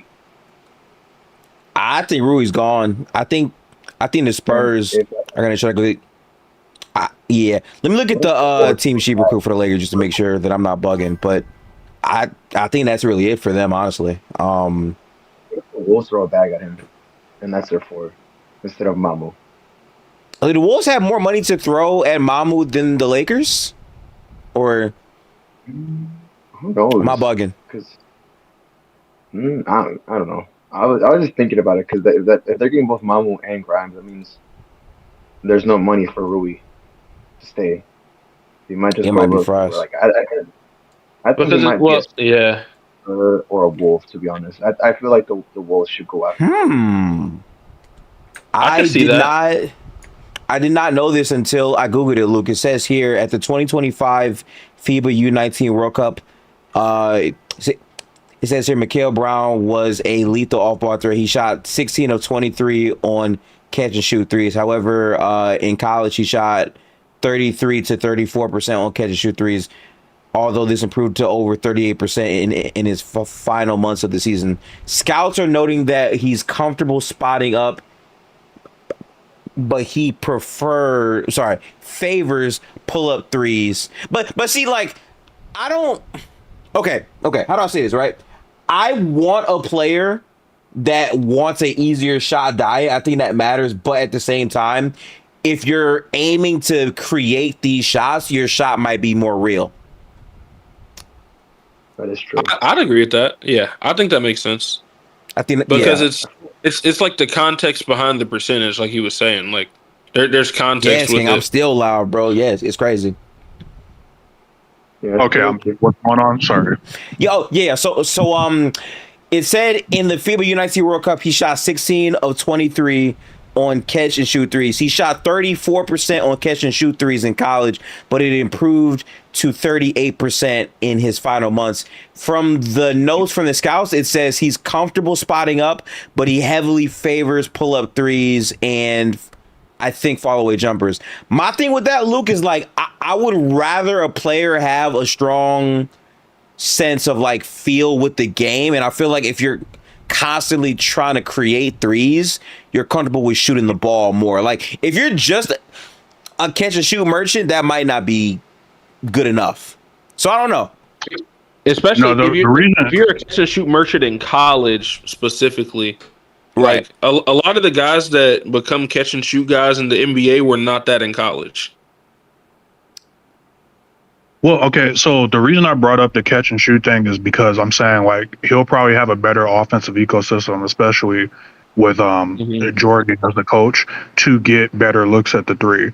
So I was just saying like in terms of his lower percent. And by the way, I actually think that catch and shoot number for college is correct, but nevertheless, like with a better offensive. Hold on, sorry, I just got a text. With a better offensive ecosystem and Jordy, like he's gonna get higher percentage looks, and he can create his own looks. So that's the only point I was making. Yeah. He was also dealing with injuries this year too, so that probably affected him as well. Oh, I remember because I didn't watch like a ton of Louisville, but you know I'm a Tennessee fan, and I just remember when we played Louisville, he didn't play, and so I think he only played like 20 games or so. So like I don't know if he ever really got in a rhythm, especially when you're like a freshman too. Fair. It's kind of hard to get in the rhythm when you're like in and out of the lineup too. Yeah, he fucked up his back, and hopefully it's not a lingering long-term thing. I hope it's not. I hope it's not long-term. I think it's just one of those things where it's like when you hurt your back, it'll linger for probably at least a couple months. I just hope it's not something that's like recurring for sure. Right. Exactly. So we'll see. Interesting shit, man. I also want to say, I think back to the point about the Lakers. Yeah, Mama and Grimes don't really move me for that roster. I mean, like I looked at their books, Bryson, and it's like it's kind of scary. Like this is gonna be heavily Luka ball, Austin Reeves ball, which can work. I mean, they showed that, but like no real bigs outside of DeAndre Ayton, who is like a nothing burger to me now, even during the regular season at times. Like that team is just not good. I'm being honest. I mean, we'll see what like Cam Carr. Like I actually do like Cam Carr, so I actually got I got a chance. Yeah, I got a chance to see Cam Carr like because when I was at Tennessee and I was working in like the athletic department, I got to see him like in some of those practices and stuff. And basically the reason why he left Tennessee is because, well, you know this about, if you know anything about college basketball, Rick Barnes does not take none of that BS, especially if you don't play defense. And he was just kind of one of those guys that basically just wanted to have the ball and score. And then on defense, he wasn't really like locked in. And I think that's why he didn't play. And I don't know if, you know, it just never really worked out between the two of them. But it was a thing a lot of times, like in shoot-arounds and practices that I saw, I would be like, how is this kid like not playing? Like he was very nice. And then when he went to like the Jason Tatum elite camps and all that, like over the summer, and all these scouts would come back and be like, yeah, he's one of the best players there. And so I think I think it was good for him to kind of leave and go to Baylor. And I think he kind of got to show the type of player he could be there like a lot better. So we'll see. But I don't know how much they're going to try to put on him as like a rookie. But it's going to be interesting because like, I don't know, like, have they said if they're going to like try to re-sign like Kennard or anybody like that? Or I don't know. Haven't heard much about Kennard. I think he might be on the move. They're losing Marcus Smart. Rui was favored to go to the Spurs. Obviously, LeBron's out. He's gone too. Yeah, I don't know what Rob Pelinka is doing because it's like if you don't really make these replacements, you're going to be a star with a different team. Next time? Yeah, Dalton is there still. Well, it might also be Bronny time. And Bronny and Jake LaRavia. Yeah, man, get well soon. Yeah, Jake LaRavia hoops. Bronny and Jake LaRavia hoops is so unserious, bro. You don't got to tell me about Jake LaRavia hoops, bro. You don't got to tell me. You know better. Yo, the amount of people way too much. The amount of people trying to gas him, like, oh, he's gonna be this crazy weapon for the Lakers. I'm like, man, y'all ain't watched that, man.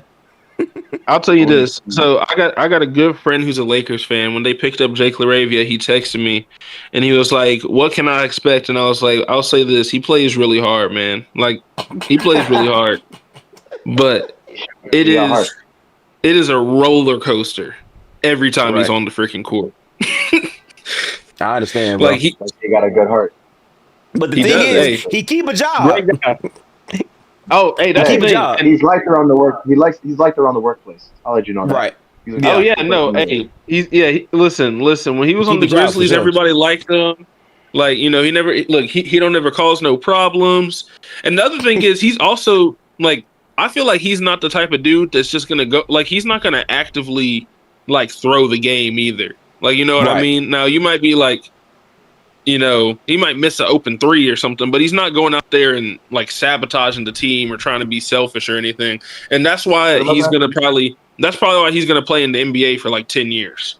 Because of that. It's just like people keep picking him up and signing him for $8 or $9 million to play like 20 minutes because they're like, oh well, somebody's got to play.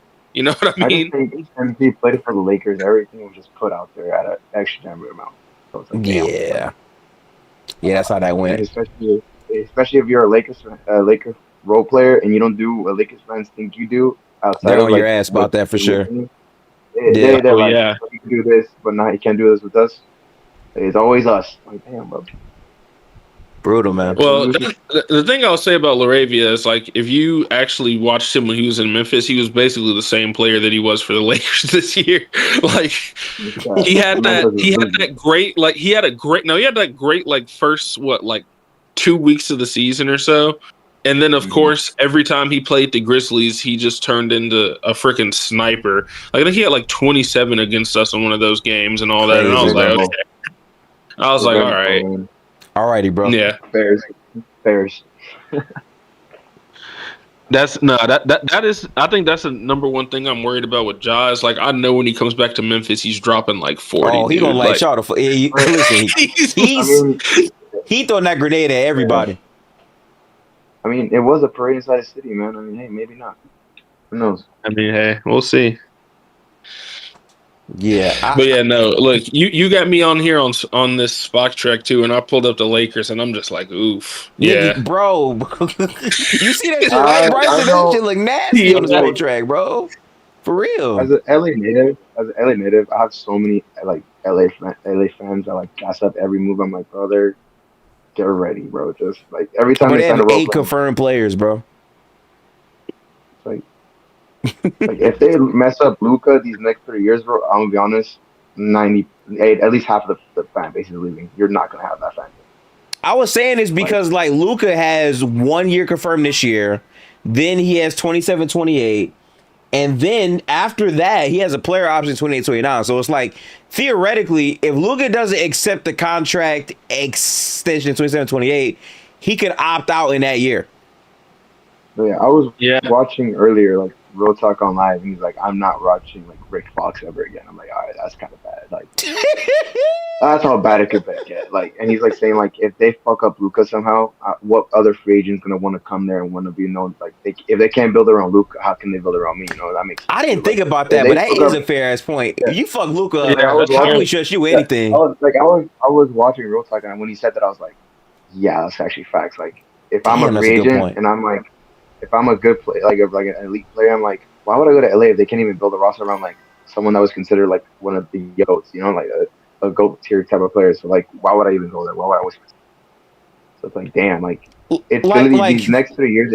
Everything like for the next 3 years, whatever happens after that, if it's not good, the next 10 years are just gonna be. Yeah, bro. I said this earlier, right? This legitimately, chat, is the roster for the LA Lakers right now. Luka, Jared Vanderbilt, DeAndre Ayton, Jake LaRavia, Dalton Connect, Bronny James, Adu Thero, and then obviously Cam Carr. I mean, what's the guys?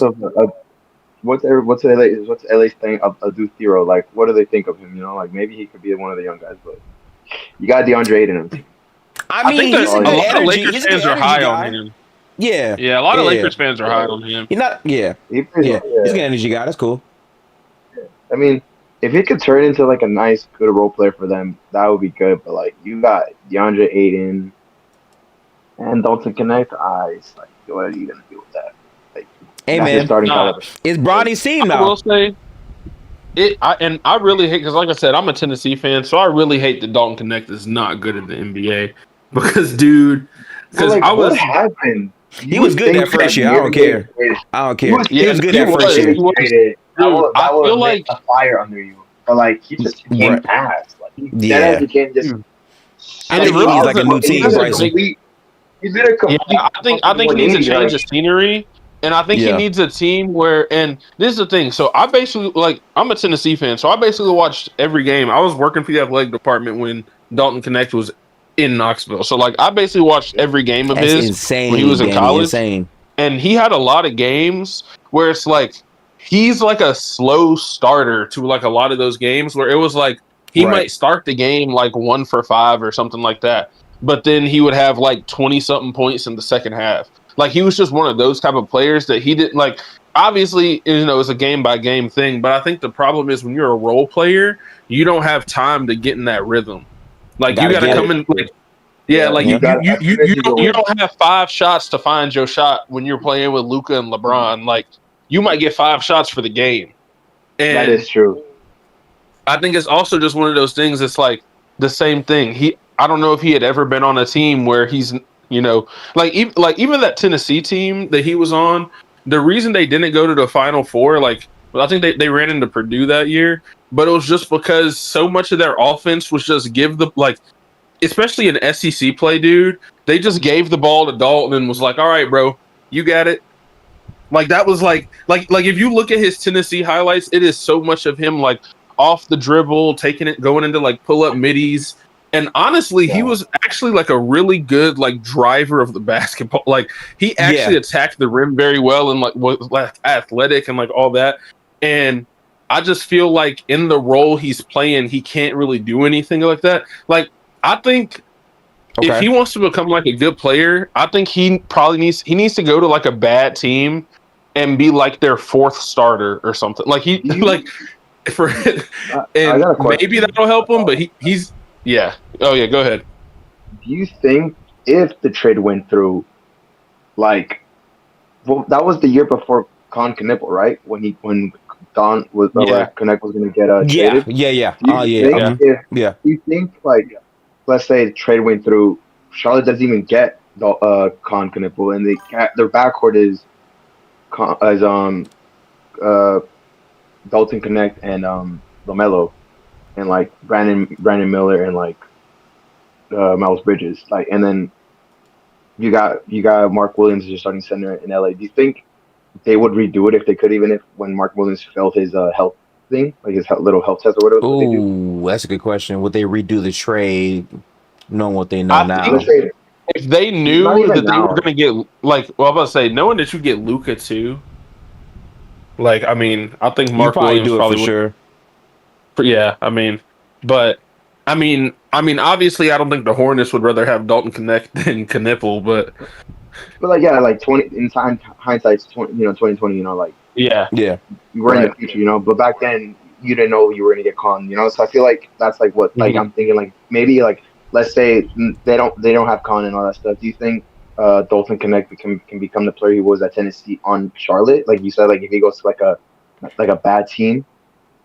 That's what I'm thinking. I think he can look more like the player. I don't know if he's ever going to be a 2nd or 3rd option in the NBA, but I think he could very much be a 6th man of the year type of player. I think that even coming out of college, I was I felt his ceiling was kind of either a role player, kind of starter, or a 6th man that comes in and is just out there to cook. Because that's the thing, he's not a great defender.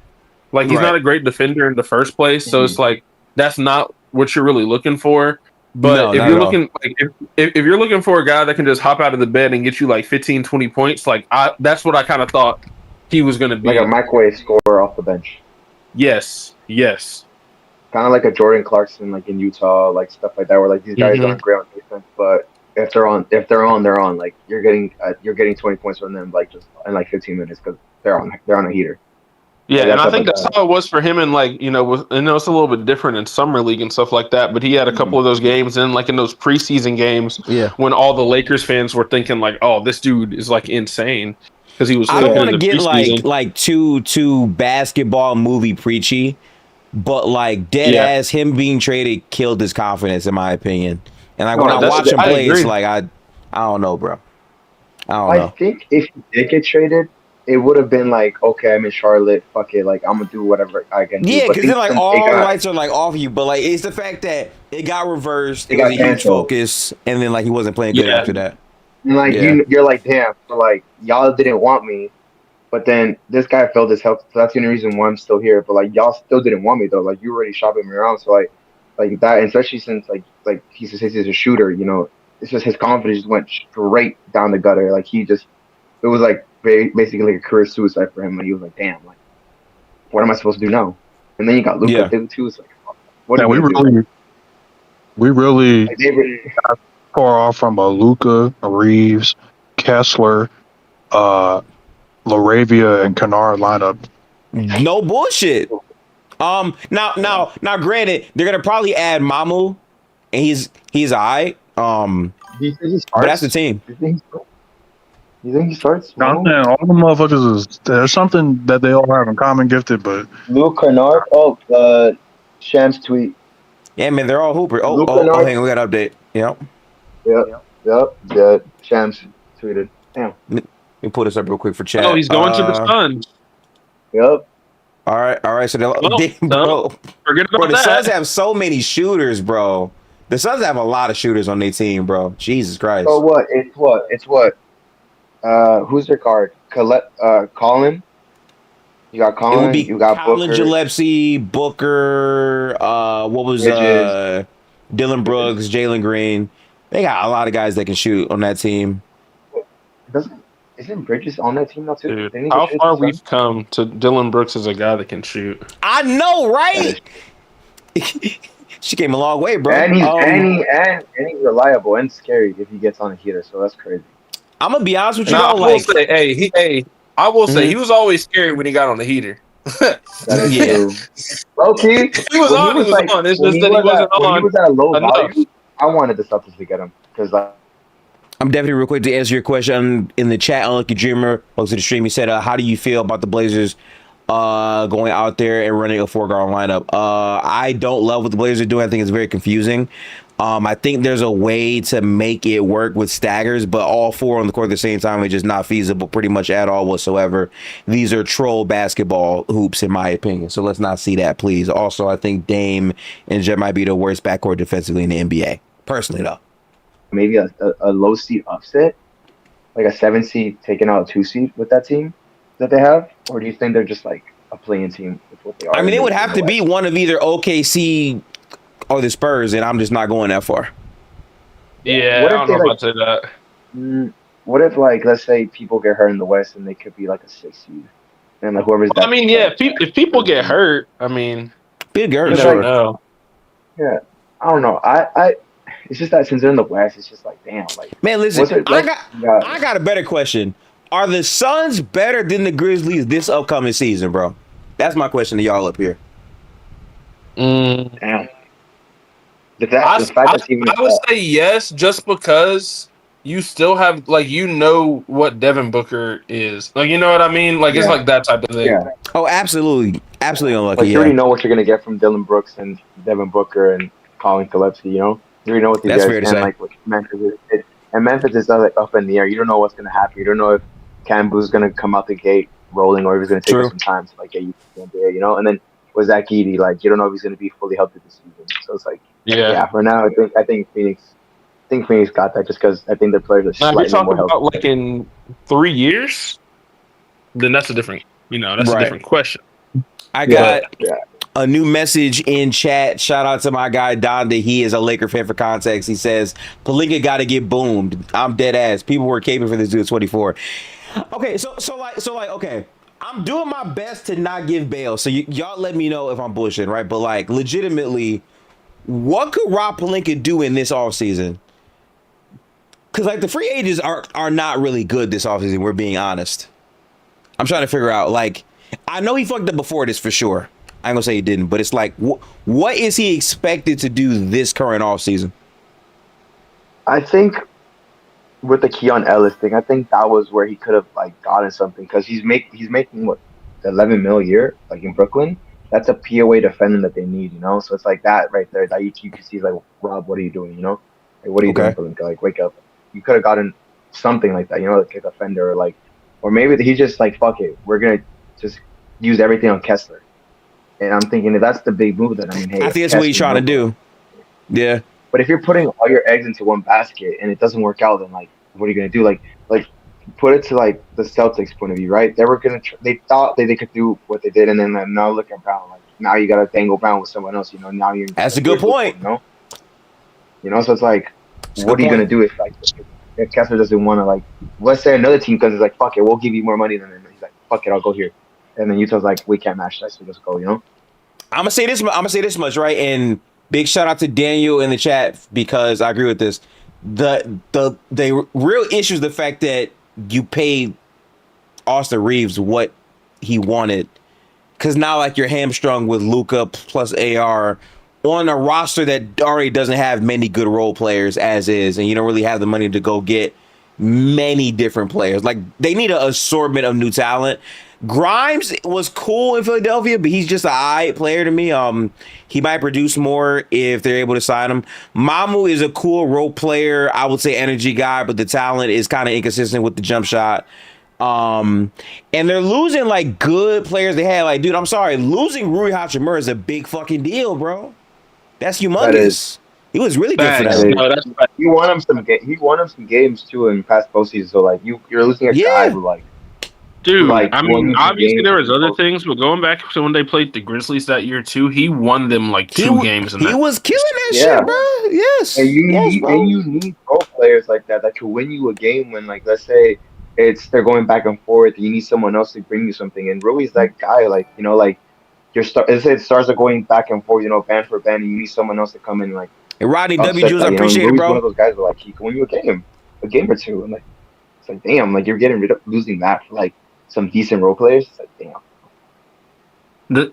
And the other thing is like I'm not gonna say like I like Austin Reeves. Like it's not anything against Austin Reeves, but I still don't know like is he the second option on a team that can win a championship though? It's like I don't think so personally. Yeah, but like the amount of money that they're paying him, it's like damn. Yeah.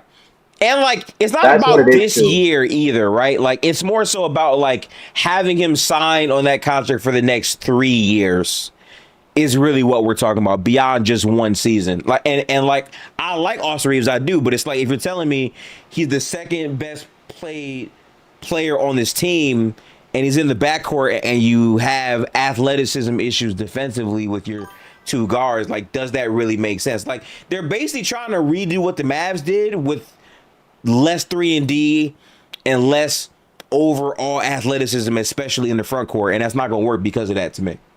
I don't love that. And the other thing is, and Kyrie's better than Austin Reeves too, like especially that. You know what I mean?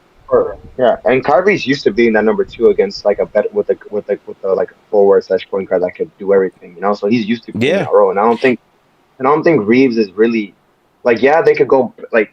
Oh, here you go, my ball, here you go. But like at the end of the day, is that really like effective in playoffs? Like, my goal, you go offense. Like, it's not gonna work. Like we've seen that multiple times with other teams where like two guys who like can do a little bit of each, but like, is that really gonna work? And like, it's like you're paying him what, like how much money a year? Like $40 million a year. So this year, So this year for the 26. I'll say this again. Chat. This year for the 26-27 season, Austin Reeves is making $41 million. For 27-28, he's making 44, and then for 28-29, he's making 47 million, and then he has a player option for 51 million in 29-30. The biggest issue I'm having, Bryson, is like Kyrie was a better off-ball player. I think Austin is. It's hard to say Austin Reeves is going to be a better scorer, but I do think he's able to get to the free throw line better. The issue, though, is they were able to do Luka and Kyrie ball because they were on a good defense. That's the key. The Mavs were a defensive team first. This team is so far from that, bro. They had bigs. They had real bigs, with like Gafford and Lively. Yeah, bro. And maybe hot take, but I think that Mavs Kyrie was maybe a slightly better defender than Austin Reeves. I don't think I'll take it all. No, that's fair to say. That's not ridiculous at all. Yeah, that's not ridiculous at all. Like it's like when you go back, Kyrie was actually playing some decent defense, so that also made it easier. And then with Kyrie, like he's like the ultimate like at any given moment he could just drop 30. Like we've literally seen that happen where like he got the ball for like a quarter and just dropped 20, and like it's like, but he's like the ultimate player. But the thing is that like it's Kyrie, so it's like that's what it is, So it's like, and you got no real big men too, like no PJ, no Daniel Gafford, no Derek Lively. They literally only have DeAndre Ayton right now on this roster. That's all they have right now signed. Apparently, they're doing like a great value version of that team. It's just not going to work like that. It's not going to work with DeAndre Ayton and Jackson Hayes as your two big men, and like Luke Kennard is your number two. I just don't think it's going to work. And I think what's going to happen is they're going to regret it. They're going to regret signing Austin Reeves. I agree, Daniel. I do. And I don't think his values where LA would think it is for the type of player he is. That's what I think. I think in a year or two, people are going to come back to that and be like, it was a bad contract. Just because of how much money he's making. That's what I think. Again, like we will have to see exactly what LA is on. I got a question in chat from @BK Glaze. First off, welcome to the stream. He said, what do you think about MPJ and Terrence Mann for Jimmy Butler and a Golden State 2029 first? Ooh, I don't want to do that. I don't want to give up the first. It's okay. I'm in a very weird place right now, Bryce, as a Warriors fan. I kind of just don't care because the team isn't good enough as currently constructed to do anything, in my opinion. I think LeBron even if you get LeBron. Okay, like if they get LeBron, right? Like I think the team could be a lot more competitive than people realize for sure. If you keep Jimmy Butler, if you're able to tread water until he comes back, that's a competitive team, and the bigs aren't bad. But again, the team is fucking old. Like injuries are waiting to happen on the roster. My thing is, like there's no better alternative. So I basically feel very much like a captive to the situation.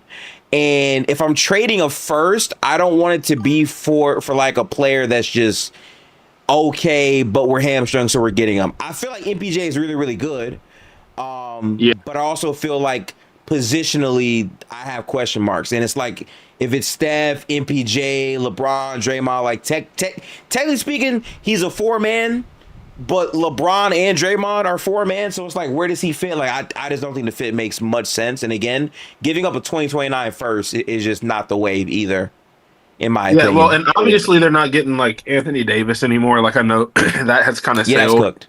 And I was okay with that. Like I fuck with Anthony Davis, but it's like the idea of having LeBron, Steph, Anthony Davis, and Draymond, like that shit sounds really good if Draymond could shoot. If this was 16 Draymond, I could roll. Well, and that's the other thing too is I was kind of thinking like, well, Anthony Davis also doesn't like to play the 5, and it's like, so that's would you play him with Porzingis?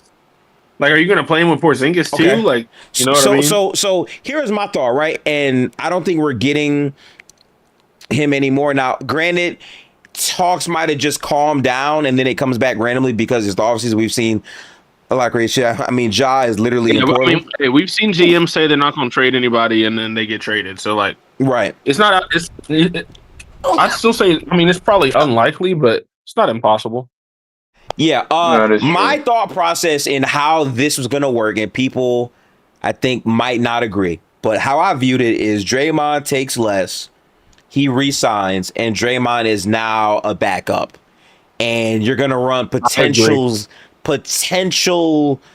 LeBron AD staggers and Curry Draymond staggers, or sometimes Curry and LeBron. Like, that's going to be how it goes all the way, I think, during the game. Based on how the game is going, they might all close, but to me, the overall staggers make more sense because you don't want LeBron James playing 35 minutes tonight. Same thing I think can be said for Draymond, and they kind of are the same position. Like, they're forwards who play make. Like, that's how I view it, basically, right? Bron can shoot better than Draymond, but to be fair, Bron completely lost a lot of his jump shot last season. That just kind of was what it was. But he also can just always go touch paint, and then Draymond and LeBron play off of what Curry can do. My thing is, if Curry's the only spacer and guard who can touch paint and shoot threes, the team doesn't have a high ceiling regardless. Yeah, that's how I feel. So, that's kind of how I was thinking too, is that if they did do that, because obviously Porzingis, I think, would probably start, and then you bring Draymond in to be like the playmaker for the bench unit too. but then you probably close with AD at the 5 with Draymond too for like defense too. So like, and I was like, if they did that, I could see how it could work, but still, it's like that assumes that LeBron is, you know, back to the 38-39% from 3 again. Hey man, it was good, at the very least. You know what I mean? Like, because he's gonna have to be able to space the floor, and then it's like him and Steph. I mean, the thing is though, it's just like the reason why. Like, I mean, I'm not a Warriors fan. You know, I've grown out of a little bit of my hate for the Warriors. Gifted, you know. Thank you, bro. You know, thank you, bro. We're not ops no more, bro. Thank you, bro. But y'all terrorized me in my childhood, bro. So like, you know what I mean? Like when I was like in high, like, bro, I will never forget that freaking Steph Curry shot, and like I think it was like 2015, where it was like Game 6, and this man made a 3 from the other 3-point line, bro. Like that shit was crazy as fuck. Yeah. Yes, sir. Yeah. Dude, and I'm like, that was the moment. Like, obviously I knew who Steph was before that, but that was the moment where I was like, ever since that moment, I've just been terrified every time that my team has to play against them. Because I was like, you know, I was like 14 watching that, and ever since then I just was like, dude, anytime we play him, I'm just like, oh, like every time he shoots it, I don't care where he shoots it from, I think it's going in. Right? But watching Team USA in the Olympics, and I was like, dude, it is so great actually getting to cheer for this dude. Like, oh my gosh. So like I always have like liked Steph as a player, and it would be great. Like, it would just be awesome. And if I'm the Warriors, I'm like, listen, as of now, the team's probably not going to be great. We get LeBron, right? At the very least, we are the story of the NBA. We're gonna make the playoffs as long as everybody's healthy. And even if we don't win the championship, like, it's gonna look like it's gonna be like something in NBA history that people are gonna look back at too.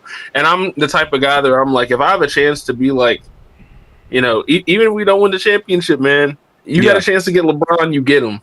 Like, it's LeBron. I'm not gonna lie, Bryson. So like, I'm gonna give you my perspective and also where I'm at with, I think, Warriors fans. Also, shout out to shout out to my dog in the chat, EJ. He said, I'm conflicted because Bron been on the Lakers so long, I'd have become a Lakers fan. That shit is listen, the LeBron fans don't know what to do because a lot of them have been watching LA for so long, they're just used to rooting for LA. But some of them are true to sort of like, no, I'm a Bron fan. He go, I go. So it's tough. It's a tough spot to be in because there are some people that like are not gonna follow LeBron and now they are fans of LA, and some are leaving. What I find funny though is that I'm here to watch basketball. I love the shit talk. Love that. Yeah. LeBron on this team, the magnifying glass on like all the players I thought were dog shit before this. Oh my God. Oh my God. You play bad next to LeBron and Steph? Oh, you getting death threats. Like it's real, like every game is gonna feel like a nationally televised game. And I'm here for it. But golly, bro.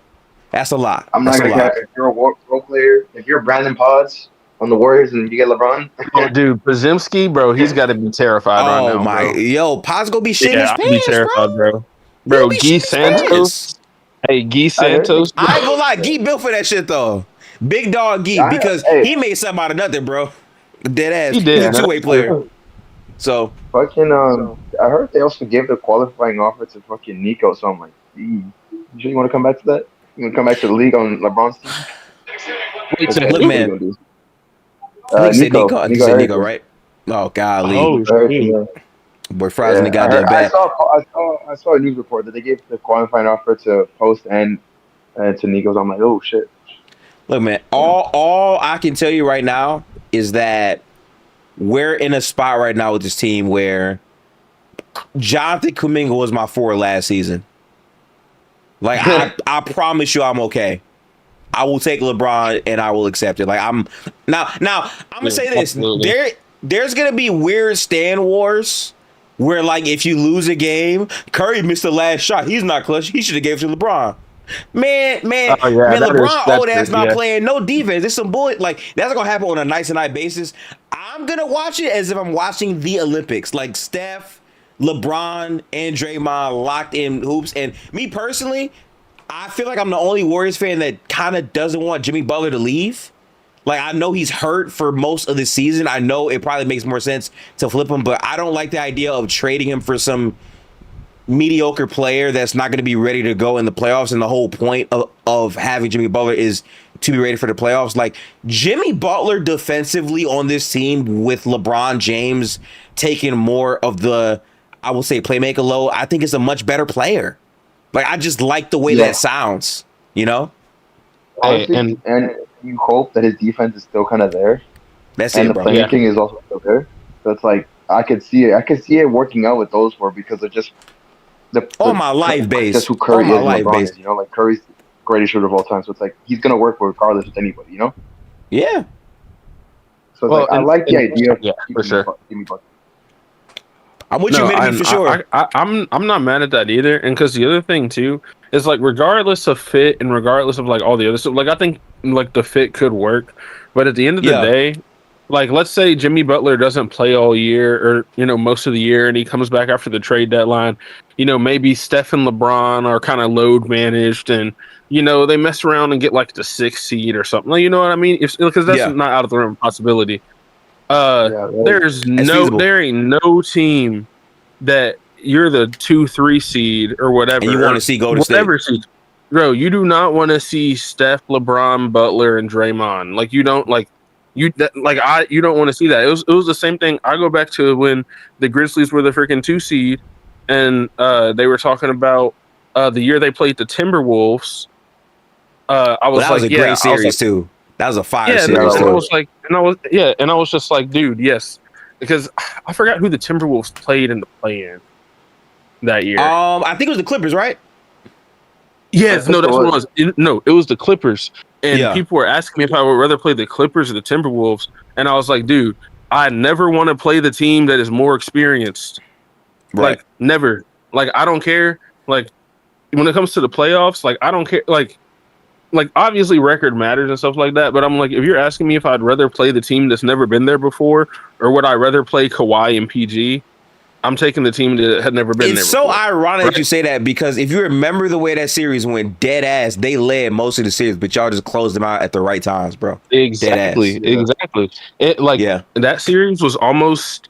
It was like, it's so crazy, like thinking about it. Like, obviously, you went to 6 games, but it honestly was very similar to like how the finals went this year. Like, if you think back at it, like it's kind of funny to think about it. But like, and it was the same thing the next year when they were playing the Lakers, and I was like, dude, I obviously don't want to play LeBron and AD in the first round. Bro, the shit AD did on defense in that series, bro. Some of the crazy shit I've seen. And that's the same thing I'll say. Like, if I'm the Spurs, like, even if you think like, Spurs might be a better team overall, that's not who I want to see in the first round. Right. That's not who I want to see in the first round. Especially because they know that. Especially because they know that they only got a couple more chances. It's gonna be.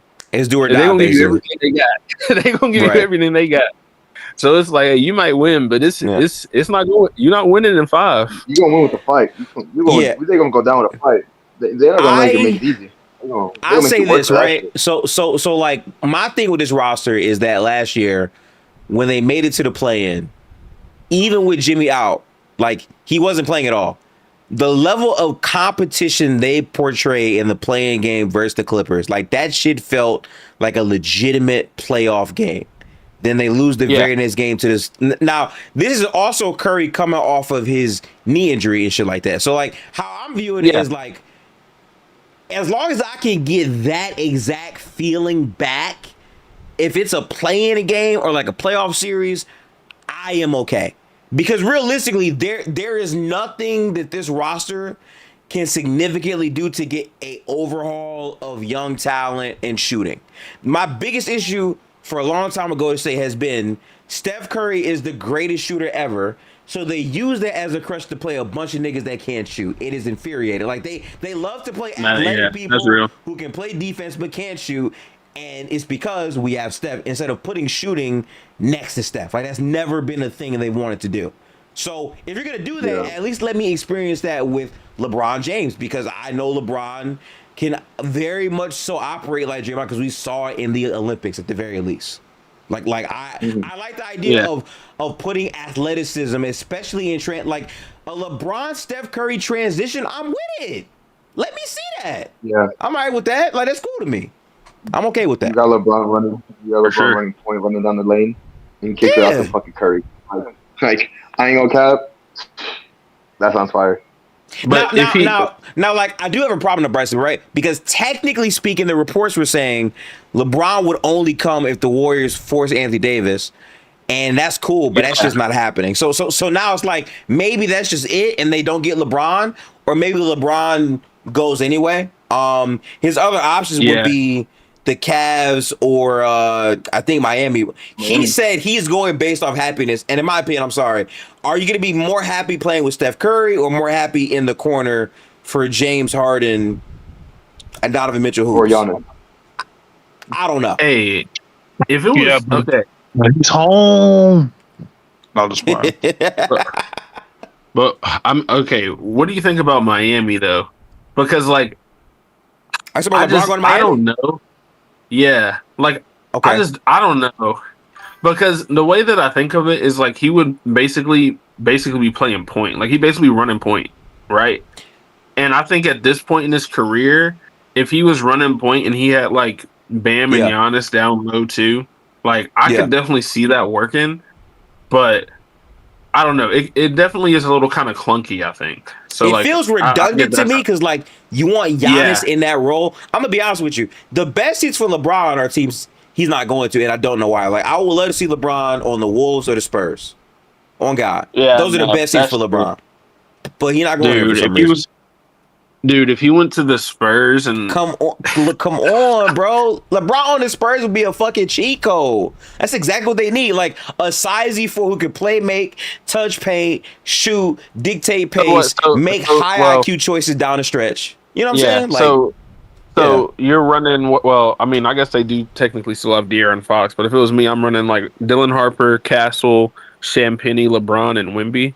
Is that not filthy? That's like, filthy shit. Yeah, I mean, it's better than what they had this year. Yeah, I'll tell you that. Now listen, I say that over the Heat because I look at the Heat and it's like the clear vision is Giannis, Bam, front court. Yeah, Giannis is going to be dictating the offense. They're gonna build a wall. You get shooters. If you put LeBron in it, like it gets kind of confusing. Like I would rather get a guard who can shoot with like some actual wiggle over LeBron for that team. In my opinion, I know that might sound crazy as shit, but that's how I feel about it. I don't think that sounds crazy at all. No, I don't think that's crazy at all. I was just thinking, well, because the reason I asked that is just because I could kind of see the thing where he would want to go somewhere he's already been too. So that's why that's really the only reason I think Miami. I just think the fit. I think the fit definitely is weird because, like you said, the redundancy kind of with Giannis. Like Giannis is already kind of like.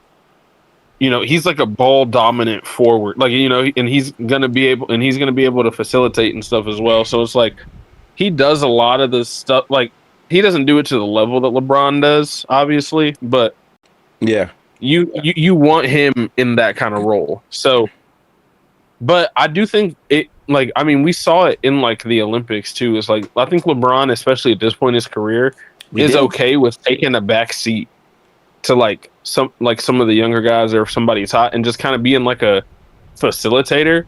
And that's the kind of role I could see it working. And then it's like down the stretch.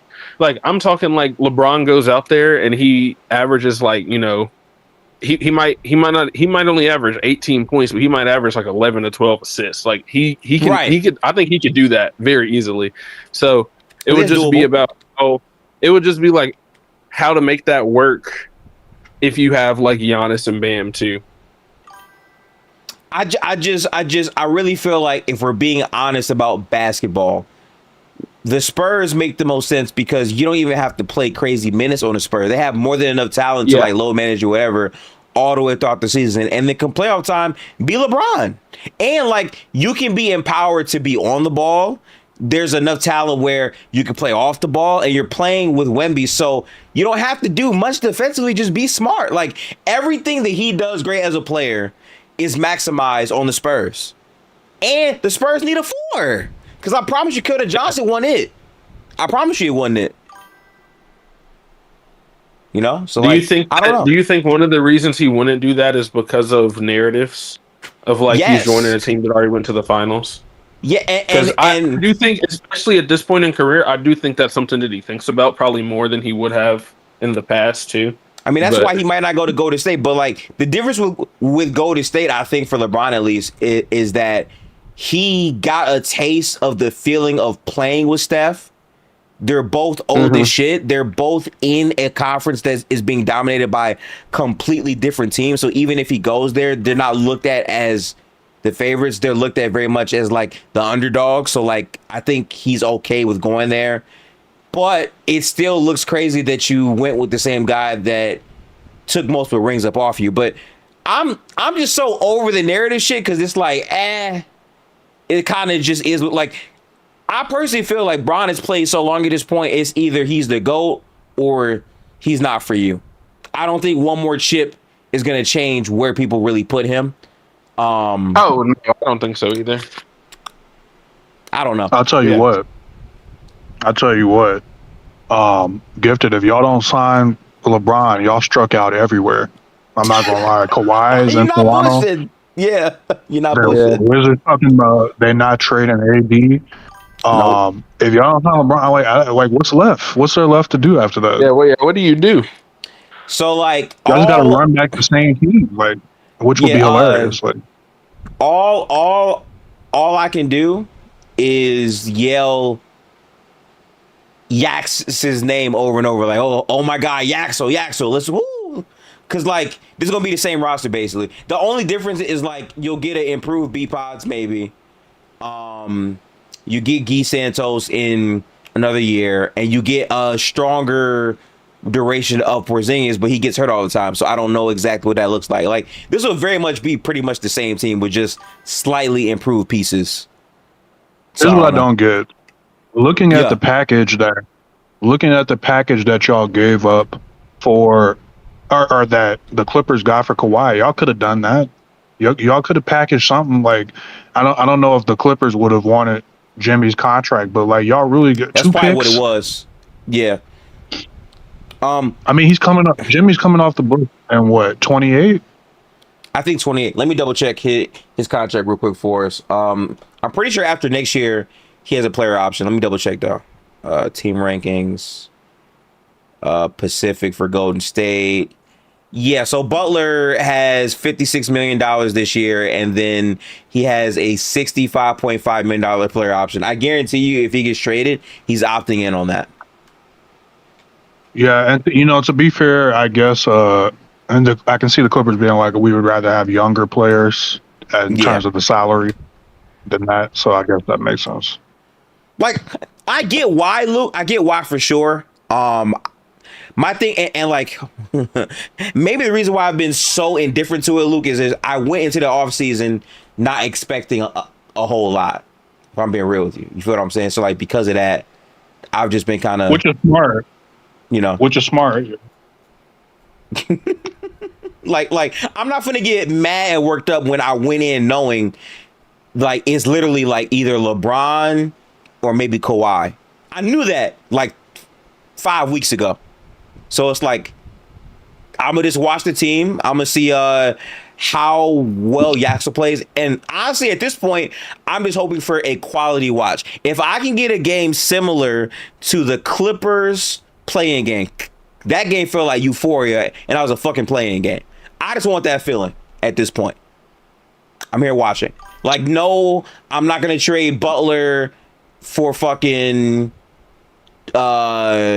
I would say Michael Porter Jr. I'm not going to throw in another 2029 pick. No.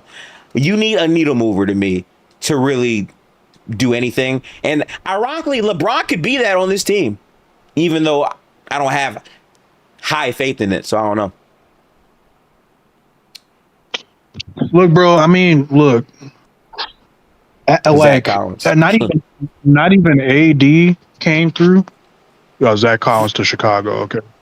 Damn, these niggas don't want nobody on that team. It's a bunch of role players. They just, no shooting on that roster whatsoever. But What was I saying? Yeah, No, that's an option though. Y'all couldn't even get AD, which is crazy. Which I don't know why the Wizards. So you telling me the Wizards won't take a first or two for AD? Really? Like, that's what I don't understand, because I'm confident Golden State was like offering picks. I don't know. Like, now I heard they wanted 3 unprotected, and I just think that's outrageous. You can't give them 3. Hell no, you can't give them 3 unprotected. If you wanted 3, go fuck yourself at that point. I'm sorry. Like, no. You don't want Warriors unprotected pick.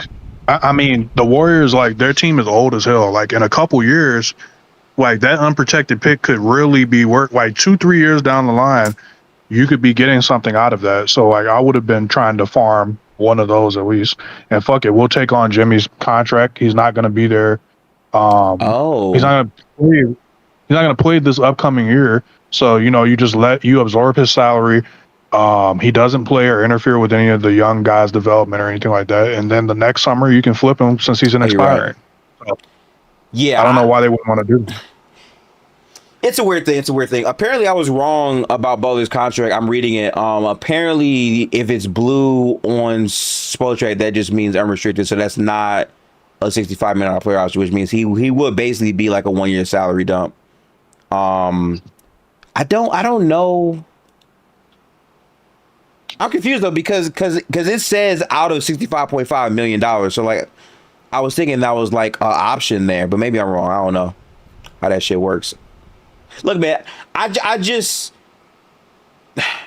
went in knowing that, like, the best bet is you get Porzingis as your 5. You get out, like, ironically, as quiet as kept, like, I know the team is old, but, like, we have a legitimate big to start and backup. They're just old as fuck and injury prone, but we have them. Like, there are teams that straight up don't have one of those bigs right now. At the very least, we have that. Our problem is the shooting on the roster and like actual good enough guards who can also touch paint and shoot. Like, it's really just, I would say, B-Pods and Curry. Slightly LJ Cryer, but he's young, so like I can't really say that comfortably, Yeah. Oh boy, yeah. You guys, like, if the LeBron shit doesn't fall through, that's it. It's bad. Got to run back. Every other dominant, like Giannis, the beginning of free agency, they said Giannis wasn't interested in the Warriors, not free agency. I think he was going for like a long ass time, regardless. Yeah, so so I mean, just the outside chance y'all could have got him that went out the way. Kawhi went to Toronto again. Fucking AD is not moving from the Clippers, and then LeBron is the last domino left. By the way. He took less for them to try to get LeBron and Anthony Davis, and these niggas might not get anything. Well, Draymond could also just be opting out to re-sign to like his final extension. He could just be doing that. But in any case, like, it's interesting now the way the CBA is set up that, like, because free agency we talk about a lot is pretty much dead now for the most part. Yeah. And a lot of the big shit happens. Like, there's more trades and shit before free agency even starts. Like, because there's no, like, LeBron is probably the biggest free agency signing left to make. He is. Mainly because the overall crop of free agents is really dog shit this year. Like, there's not really good. Like, he's the last guy where it's like, okay, even though he's very old, he can clearly be a true impact player. Like, he showed that at the very least. I don't care if he was 50. It's LeBron, man. Like, at the end of the day. I understand, bro. I do understand. But when was the last time we had a good free agency class? Because it's just not a thing the way it should have set up. Like, nobody. That's a good question, actually, Luke. Wow. Yeah. I don't know. In 2019, we had KD, Kyrie, Kawhi, all as free agents. That will never happen again. Like, That'll never happen again. No. That's done. And like, mainly, Luke, it's because you either get traded and then extended, or the team extends you. Like, they don't let you walk in the free agency anymore. That's done in season now. Yeah, exactly. Yeah. They don't. Which honestly makes a lot of sense, because it's like, why the fuck would you let a top 10 player just play out the year and he could leave for nothing. Like that's actually bad management if you let that happen. No, for sure. So that's fair. And I think that this is, when you talk about crazy off seasons from now on, it's going to be like this. Like all this the has big been a wild moves have off been season. trade. Yeah, bro.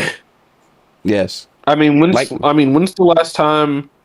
Which it's like, I guess today. I mean, it's what in the last week we've had Giannis, LaMelo, Ja, like all of this happened, and Kawhi happened today. Yep. And then you also get LeBron is leaving, and you don't know where he's going, all within a week. And it's the same year that you have one of the craziest draft classes, like possibly one of the greatest draft classes. That's ever, a great point you made right there too.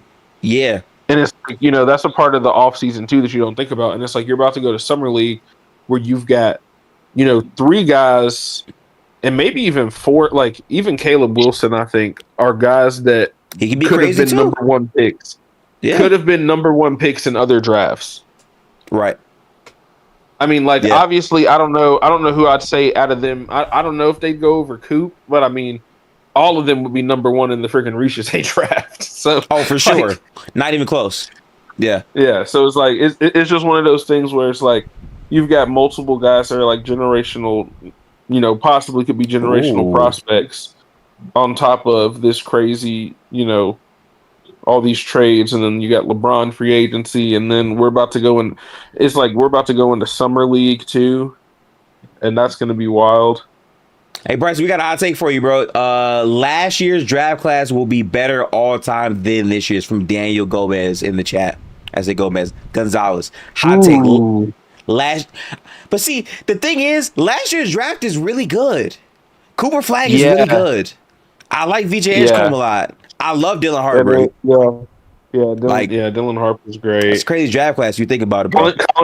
Colin Murray Boyce played really well. That's what I'm saying. Like they got hitters in that draft class. I'm not gonna hold you. I don't even think that's a crazy take when you really zoom out. Yeah, that's not an insane take. No. It's hard to really project it. Yeah. I would say maybe the thing about this year is I'll say that this year might end up being like deeper overall. That's probably what you got to say about that, yeah. Because it's like when you get into like the teens, I think is where this draft class is like in the teens. I think they still got some guys I think are going to be really good players too.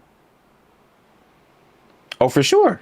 I think if you're going like top 10 for like top 10, like that's not even that crazy to think though. Yeah. I think it's like the overall depth. We got to see how that looks, because there's so much talent in this. Like it's so many players that feel like I think Yaxel, I think Mara is really. I was high on what I saw from. Yeah. I think Mara. Cam Carr. There was a guy that was getting gassed up a lot in my Discord when he got drafted. I think Mr. Sinak, who went to Boston. Oh yeah. So he's good too. So the Sinek thing is like he could end up being like really good. He has like all of the measurables. I'll be shaking too, bro. You good? Player. You good, bro? You know what I mean? Like he just kind of hits like everything on that. It's like his so it's really like his size, and then they think that if he can develop maybe a little bit more, because like the way that he played at Houston from what I've seen is like, and the reason why maybe some people were lower on him is because like he was kind of like a inefficient post up guy. Like at times where it's like, okay, but he's not really going to be doing that in the NBA. They're talking about like, him as like a rim protector and like a screen and roll type of guy. Yeah, for sure. And he moves really well. Like he moves really well for his size, and I think like just seeing how he could be as like a defender, so I could definitely see him being like a really good player, and he's young, so yeah, he definitely has a lot of potential. Question in chat here: do you think anyone would trade for any of the Sacramento Kings trash roster? I think Sabonis. I said his name wrong. I think Sabonis could get dealt. I think that's possible. To be honest, Possibly. the Kings are just one of the most confusing franchises in the NBA in general. So, I mean, I really think it's pretty much open season. I think Zach LaVine's going to probably get flipped as well at some point. Mm-hmm. They talked about waiving DeRozan if they couldn't find a team, and he'll just go, I think, over to the Clippers. So that's the thing as well. I don't think Zach will get traded for it, though. Unless it's somebody a lot of money on his contract. Yeah, like That's unless fair. you just have multiple bad contracts that you want to give up, I can potentially see that. But like it would probably require the Kings attaching some draft capital. Okay. I mean, because unless you just want to clear money, I guess. But I have a trade proposal for you from a Raptors fan who is over the moon about reuniting with his franchise best player. He said, would you say no to RJ Jakob and a first protected for DeMontis and also Malik Monk? Do you need a first in that deal, though? If you're the Raptors? Because I feel like Sabonis is like a negative contract, no?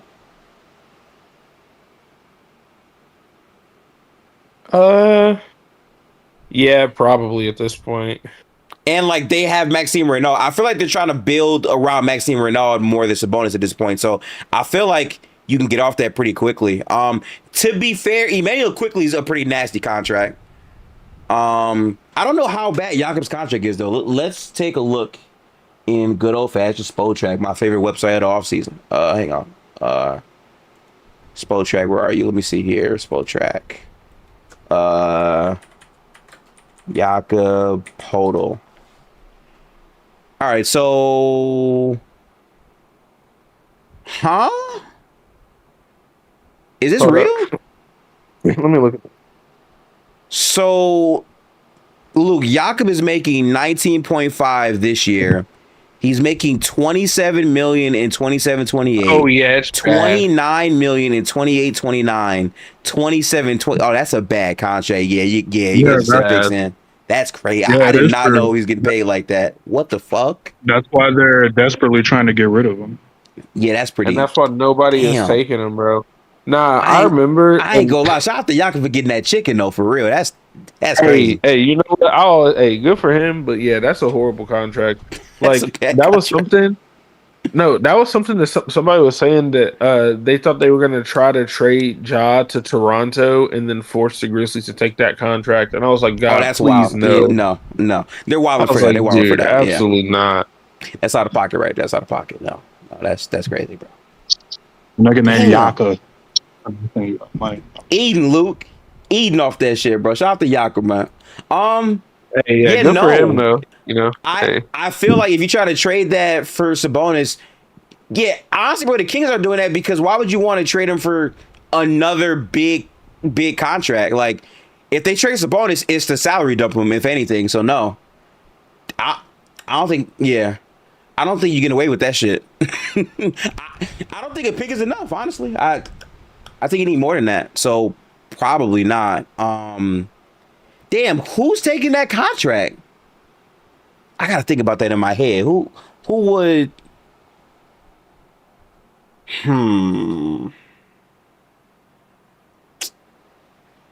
Honestly, I see why they said Ja, but the problem is that's even worse because he said RJ Barrett's contract is technically expiring. I mean, you still have to make all the money match though. I'm not rolling. Wait a minute, how bad is Emmanuel Quickly's contract? Do y'all know? Because I haven't peeped this contract in a minute. I know for like... I'm not sure. Yeah, I'm peeping real quick because I know for like a good moment it was pretty bad. Let me see their caps. So Emmanuel Quickly is making 32.5 this year, 32.5 next year, 32.5. Oh, that's really fucked. Damn. They got some bad contracts, bro. I did not know the contracts were that terrible. Jesus Christ. I guess the cope would be maybe Emmanuel Quickly could be good, but he hasn't been. So I don't know what to tell you. I guess at least the contract is flat, but like I think you're also going to be stuck with it. Yeah, no. Oh, and you already traded picks to go get Kawhi in general, so you kind of just have to eat that, honestly.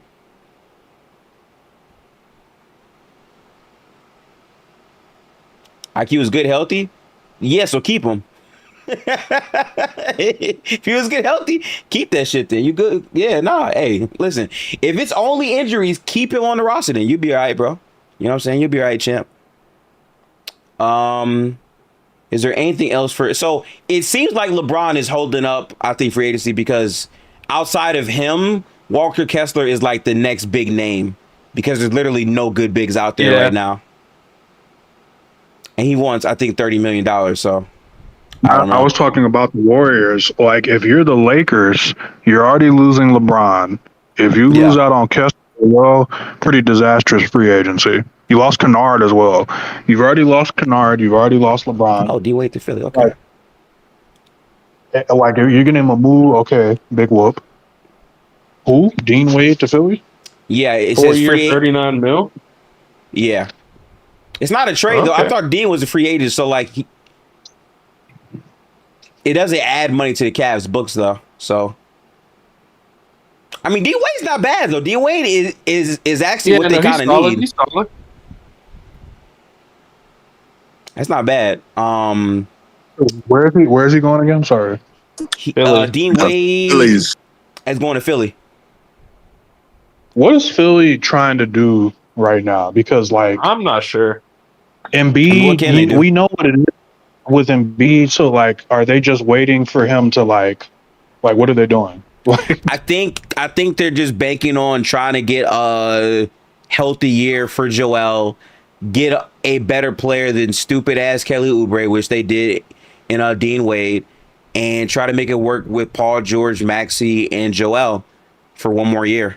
And then after this year, probably try to trade one of them as they begin to start to expire.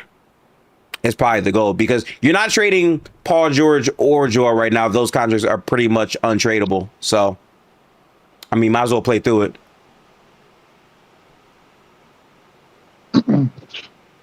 Have we talked about Lou Dort situation yet?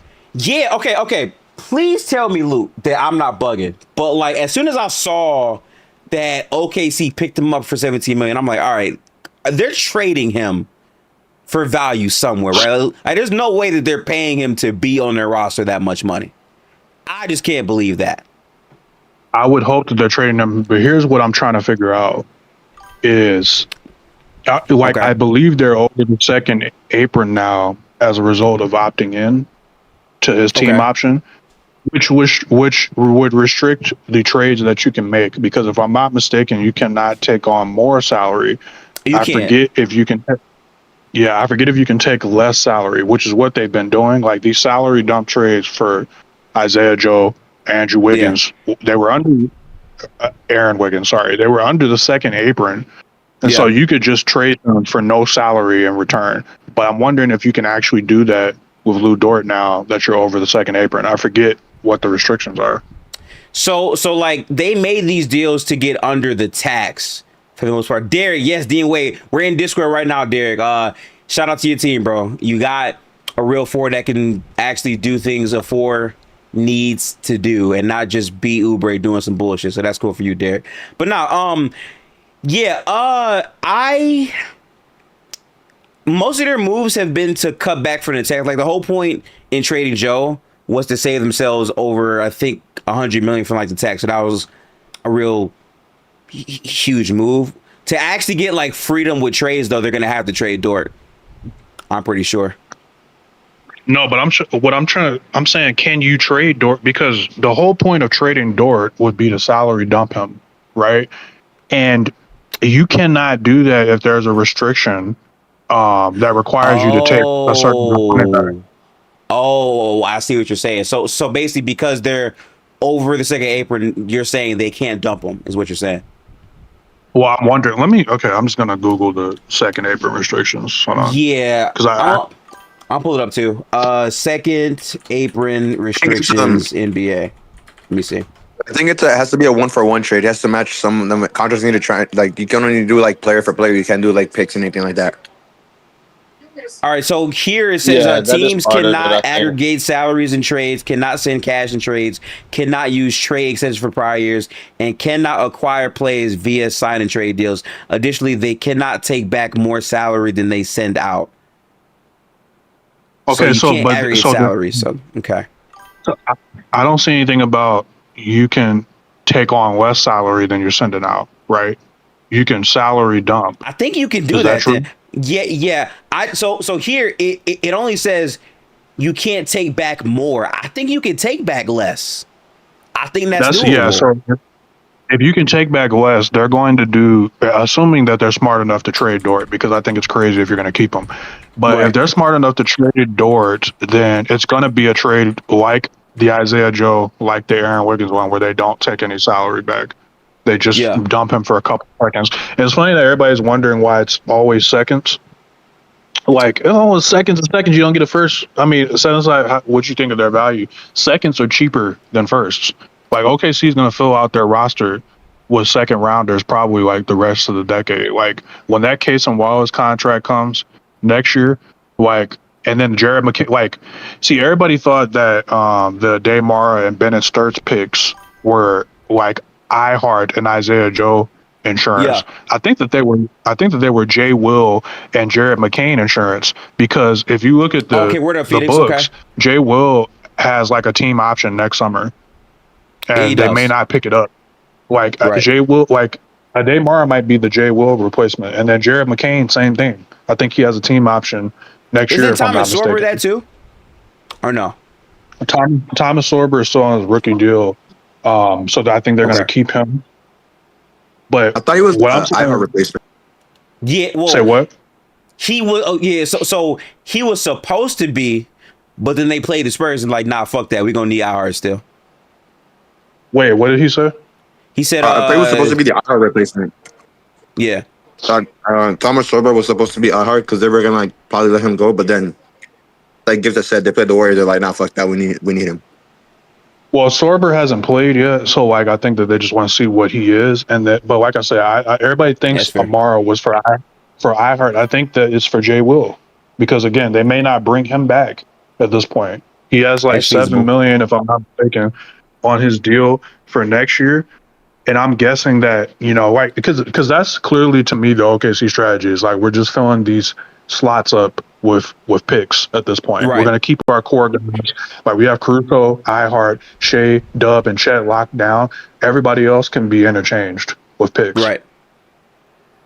And Caden Wallace will be part of that because they're going to pay him next year. So, by the way, this might be dangerous, but based on what this says, Luke, it says yes, teams above the second apron can take back less salary in trades, but they cannot take back more than they send out. Now it's AI, but that's what it's saying.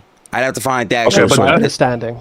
Right. But that would make sense as to why they opted in, so that they can trade him and salary dump him the same way they did Isaiah Joe on them. So exactly, my fault. Unrelated. I had to leave earlier and I came back because I'm back. Because Luke Kennard signed with Phoenix. That happened. Yeah, they lost him. Mm-hmm. Yeah, he signed for $13 and million. I'm looking at their active roster: Luka Doncic, Austin Reeves, Jared Vanderbilt, DeAndre Ayton, Jake LaRavia, Dalton Connect, Bronny James, Adu. Don't forget though, Mamu and Quentin Grimes are on the way. Oh no, they also that's some nasty hoops. Nasty hoops. They just don't have talent. I'm sorry, they don't have a single player. Like Rui, we'll see. I don't think they have a single starter outside of Luka and Austin. They don't have a single starting caliber player. Well, speaking about Rui, he's probably gone. He's probably gone. He's probably not resigned because all that money that they would have used for Rui, they're used for King Graham and Lamu. Yo, this is wait. They have to get Kessler. They have to get Kessler. This is a great comment in the Twitch chat. Shout out to y'all niggas, bro. He said, honestly, I think the Lakers should reset and trade Luka to the Mavs for Cooper Flag. Reset that shit, man. The Mavs will demand. The Lakers don't have anything to give them. I think that's like the Mavs are so high on Coop. It's like a neutral trade for them. Oh no, it's done. It's done. It's done now. But Bronny will do that's it. hilarious. Bronny will be the finish, the cherry on top. It will be Bronny, bro. Trust. It's crazy though because like I ain't gonna lie, bro. Y'all joking, but dead ass, he gonna have to play this year. they gonna have to get something out of Bronny. Oh no. And he gonna have the lights on him, bro. This year. The lights might be brighter than before. Crazy. I don't know about 30 They minutes. might be brighter than before. I'm not gonna cap. Who The they lights gonna might be play? Dalton brighter. Connect? Good God. Bronny's the only defender that's at a guard position. Yeah, Bronny is That actually is one of the true. only That's crazy. guard defenders on the team. You're right about that. Damn, that's fucking wild. You think, Think about Oh, they Luka. have the Marcus rookie. Smart They have the things? rookie. That rookie is going to play 35 He minutes gonna play a night. lot. No, he gonna play a lot because he's one of the Who's their only. rookie? I believe Cam Carr. He's one of the only two-way players on the team. That's He's it. catch and shoot and a okay defender. He's going to play more than anyone else. It's going to be nuts. I'm not gonna lie, June. Like both the Lakers and Warriors are having disastrous off seasons right now. But like the Warriors have Curry though. Actually, we have bigs on our roster. Goddamn, we got Porzingis and Al Horford, and we got Jackson Lindenberg.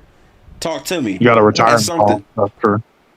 At least you got a young player that's actually exciting. I would rather have a retirement home than whatever the fuck LA got going on right now. Honestly, no, Pelinka's not keeping his job.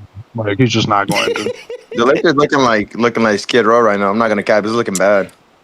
And it's crazy because Shai was swearing up and down they needed to let go of Marcus Smart. I'm like, nigga, do you realize how quiet is gonna get without Marcus? Like, bro, Luke Kennard and Marcus Smart were the reason why they beat the Rockets in the first round, and they lost both of them. Also, I'm gonna make unless they do something crazy. Like I think they don't even make. I think they're like borderline, might not even make the play-in.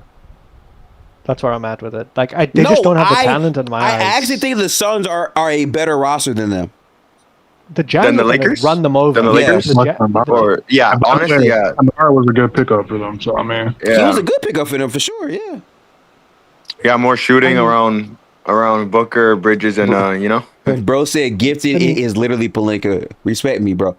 All right. I Thunder, wouldn't let my Spurs, only free Nuggets, agents walk for nothing. Though. Rockets, That's Wolves, all like Thunder, Spurs, Nuggets, Rockets, Wolves. That's 5. I think are just easily better than them. Yeah.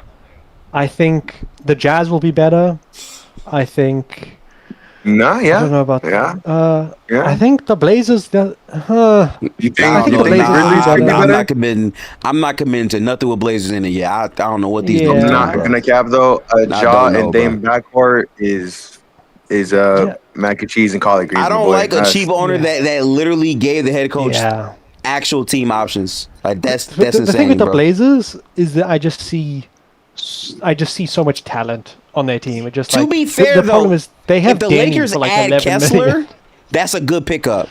Kessler will be really good with Luka. I don't hate that at all. Like, that's actually solid as hell to me. It's literally Kessler or bust. It's literally Kessler or bust for Rob Pelinka at this point. It's literally Kessler or bust. It's cooked. If you do not get Kessler, it was a catastrophic. Jaylen Duren doesn't want to go there, which is crazy to me. He wants to come and play in Boston. Hey, shout out Boston. But wait. Who else is in the running for the big Luke? Mitch Robinson. Mitchell Robinson? No. Duren? I'm talking about I'm talking about for big body Kessler. Like, I heard Golden State. I heard something like that. Or no, we're not in them talks at all. Boston. I think it was. Oh, Boston. LA. Okay, Boston. I think The Bucks, always everything. They have so much money to spend. I think the Kings. Oh yeah, the Maybe? Bucks got the money to that's spend. Duren. I think that's Duren. Maybe What do you guys think? Duren, Speaking about centers, you think if he can't get Kessler, he might pivot I'm not to gonna lie to get you, Turner? Jackson. I'll take it, bro. Wait a minute, say it again. You think if Rob can't get Kessler, he might try to pivot towards Milwaukee and call up for Turner? Miles Turner, Jesus fucking I mean, I think Boston is like slightly. I mean, what else are you gonna get? But not that if you can't get Kessler, you gotta get a center. You can't have DeAndre. You need a big though. You do need a big. You're right about that shit. It's like you do need a big. I get it. Kessler, the right type. You want the Lamborghini. Miles Turner deal isn't that good though, right? Like I don't think he signed on. a great contract though either. Nah, I think he's making a lot of money.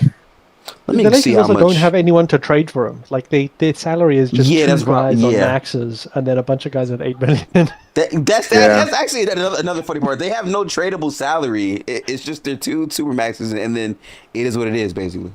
That's hilarious to me, bro. They just balling. They're trapped. There's no way to. Like Luka is really damn. That Nico fucked him over so bad. Fucked him over bad. Yeah. He made sure he couldn't get those max. And then says for the team that has bad front office management. That's tough. Luka's gonna look so nice. Nico did the world a favor by making LA shit. Let's be honest. That's what the Hornets are trying to do. They're building that team for fucking Luka. It's so obvious. I mean, look, bro. Like, I can't believe that should happen. Like, Luka, like you said, lost out on what, $100 million, and then he gets sent to this fucking team. Like, and he's not going to, like, they can't build a good team around him. Which is crazy. I don't think it's really that hard. I don't think it's that hard to build around Luka. I'm gonna be honest. I mean, okay. The problem is you need some grenade catchers. That's why you need people who could just catch a ball out of nowhere and just. In the chat, Derek said the Lakers are going to start Grimes, Tobias, and Mitch or Walker. That is a 6 seed at best. Deal. I guess like they could. Yeah, they've got money to spend. I mean, the problem is they're gonna. Yeah, fair. They're losing. They're losing an all-star supermax for nothing because LeBron is just not resigning. So that's like losing so much value. But you could never trade him, so it's kind of fucked. Like if it wasn't LeBron, they would have traded him. Did he have an NTC? Did he have an NTC? Yeah, it's LeBron. Like I get he has a no trade clause in the NBA. Austin Reeves because it's a great story. You know, Austin Reeves undrafted. I ain't gonna lie, June. I would have traded him anyways. Like if he didn't have an NTC, I would have just moved this nigga. But I believe that's what it is. Getting fired. I'm be honest. I think re-signing Reeves is gonna bite them in the ass. Obviously, the owner. But like, because I get the story, you know, undrafted, you found them diamond in the rough, but like, bro, 40 mil to 49 mil for the next 3 years, bro. He's making 41 million this season. Yep. Ron can't even trust him in a trade. Yeah. The Reeves, I think, if he was making 30, I could see. If he was making 30, then okay, that makes sense, you know. But 40, it was bad, Phoenix. I mean, I think he's not as bad a contract as that. Like, if it was on a team that really needed his skill set, like if he was on the Heat, I would be like, okay, that's. I do think the Lakers. I do think they need his skill set, though. I think they need half his skill set. I think that the other half of it is completely redundant because Luka Doncic is on the team. That's fair. That's fair. The playoffs are going to come around. Luka's going to play 44 minutes, and Austin Reeves doesn't get to do half the shit he does on the regular season. Bro says Zion to LA. Jesus fucking Christ. Zion Williamson to LA. I mean, you want a lob threat, right? Big boy. Goddamn. Back that shit up. But bro, like bubble guts to freaking bubble guts, bro. Damn. So Brian is finna just leave them hanging dry. Like I'm just saying, like you can't help these niggas out he had his fun. He had his fun in LA. He said no to him already. Now he sent out a thing to all the teams going, "Give me your best offer. Like show me whatever." So teams are just gonna send him. I think the funniest part of this whole shit, Luke, that no one is talking about, right? And I'm gonna go full camera for this on stream chat. What y'all don't know is that LeBron waited until the Lakers guaranteed his son's contract to say, I'm gone. Yeah. That shit is hilarious, bro. But the funniest thing was, even if he'd left earlier, I think they would have guaranteed it anyway because they needed. They probably would still did that shit. I don't know. But the thing is, he's not good on defense like that, though. He like, he's. I think it's an archetype. It's an archetype. 2 million a year. I think he's fine. It's nothing. I guess, bro. I mean, you did lose Luke Kennard for 6. That's so pathetic. Here it says he won you multiple playoff games. Here it says Dean Wade's deal with the Sixers has a partial guarantee in year 4 per source in Portland. I'm told Robert Williams' extension is fully guaranteed at $14 million this season, but for just $5 million guaranteed in year 2, which becomes fully guaranteed to play 50 games. Okay, so they took a chance on Rob Will. If he fucks them, they don't have to pay for him. That's pretty good. Honestly. I think one thing you can trust Portland to be is stingy. Oh, bro, that owner is crazy. That owner is the definition of cutting corners, bro. I've never heard of hiring a head coach and giving him team options in year 2 and 3. That's insane, bro. That's next level cheap. I just saw a random trade on Twitter. 'Cause I was just doom scrolling. It's a signing trade. It's a freaking Duren, Sasser, and 2 first-round picks for Brown. I think that was Portland. I'm not gonna lie to you. If I have no choice, I probably do that. And that's all I can do. You guys have to sign Duren. You know that, right? Like, I know, but what else? What else you're is a there playing out there? team if you don't. B-ball Paul starting center with no backup. Okay. Like, we were gonna go all in for Giannis, and then we decided Hugo and Baylor were too valuable, so we're like, fuck. Now we're Jaylen Brown solid though. Terrible. Jaylen Brown is good. It's just I don't want to pay him 70. I don't want to pay him. I don't want to pay him $70 million. I mean, Jaylen Brown. Hey, bro. Celtics. I'm a Celtics fan. Yeah. Kind of fucked, bro. Yeah, we're in literally like. I kind of feel like y'all should have just traded Hugo Gonzalez if it was gonna be this bad. Like, you actually could have just got Giannis and just said fuck all the bullshit. Yeah. But okay. We still have some decent guys. Like, we have Ron Harper, and then like we still could find like some guys in the freaking G League that we have stashed away that can maybe do something. So it's like we could have done something. We're not Miami where we literally traded everything for freaking for Giannis. Like, we have nothing else. Bro, like, we still got some guys that we have. Shout out to Miami for not falling for we have all the assets. No, they said no. We're ass. These niggas are tradable. We're trading them. Shout out to Miami for not getting too attached to role player shit. I appreciate that. I'm gonna be honest. Shout out to y'all. Yes. And the crazy part is they're probably not even gonna give Brown the extension this summer. So like, what's the fucking point? Like, you're not gonna give him that 2 years, $70 million per year I can promise you the Celtics are not extending Jaylen Brown. They're not doing that. I'm gonna be honest. No. If that's the choose between Jaylen Brown or Giannis making $70 million, I'm choosing fucking Giannis. It's Giannis Antetokounmpo. Like, genuinely, like. I get it, bro. If you're not gonna give Brown the extension, why not just trade him for Giannis? Like, yeah, cool. You get rid of Hugo. Maybe Hugo could become something, but like, that's what pisses me off. That's what pissed me off about Danny Ainge sometimes. Like, he wouldn't trade certain players because like he was like, nah, I'm too high on them. Like, no, like sometimes say fuck it. Bro, y'all need Hugo to pop. If Hugo don't pop, y'all look crazy. The thing with Miami what if it's like that's our big move, right? We get Giannis in our starting lineup's like what? White, if we keep Baylor, Tatum, Giannis, and whatever fucking center we get on the free market. I feel like that's still decent enough because you still have Tatum and Giannis. Like, you still have 2 top 10 players. I'd have honestly tried to get Giannis and what's his face from the Bucks, the center. Turner? Miles Turner. Yeah. I think honestly, I know people are low on Miles Turner, but I'm at the point where I'm like, yeah, but he's still a stretch. Like, he's still a decent player and he can shoot. I'm like, I look at the center market and I'm like, okay, but is he that much better than Miles Turner? He's better. Oh, yeah. Oh, listen. Miles Turner is better than whatever the fuck they have available in this current market for free agents. Absolutely. But that contract is still, Yeah, it's like, it's like, would I choose Turner or Duren? That's what it is right now. Like, if I'm they taking Duren every time. Needed yeah, I'm taking Duren every time. I don't know. Maybe they're saying fuck it. Like, we'll trade Brown for a young 22-year-old center because Tatum with centers is really good. Like, people underrate Tatum's pick and roll offense with centers. I don't think that's a bad bet, honestly. If you're Boston, yeah, because him and Luke of the shooting, and you have Duren as like the athletic finisher and shit. I don't really hate that for Boston, honestly. And I think that's why it didn't work with Detroit because they didn't really have the shooters. Like, they had like guys who could shoot, but not really shooters. Like, guys that you fear of leaving open. Like, I know White had a terrible playoffs, but like, it's still Derek White. You don't want to leave him too wide open, So I feel like that also could help Duren's game, and then, so it's like, I don't know. I think it's cooked either way for Brown. Like, he's either getting traded this year or like next year, bro. It's cooked. Like, so it's like, it's cooked, bro.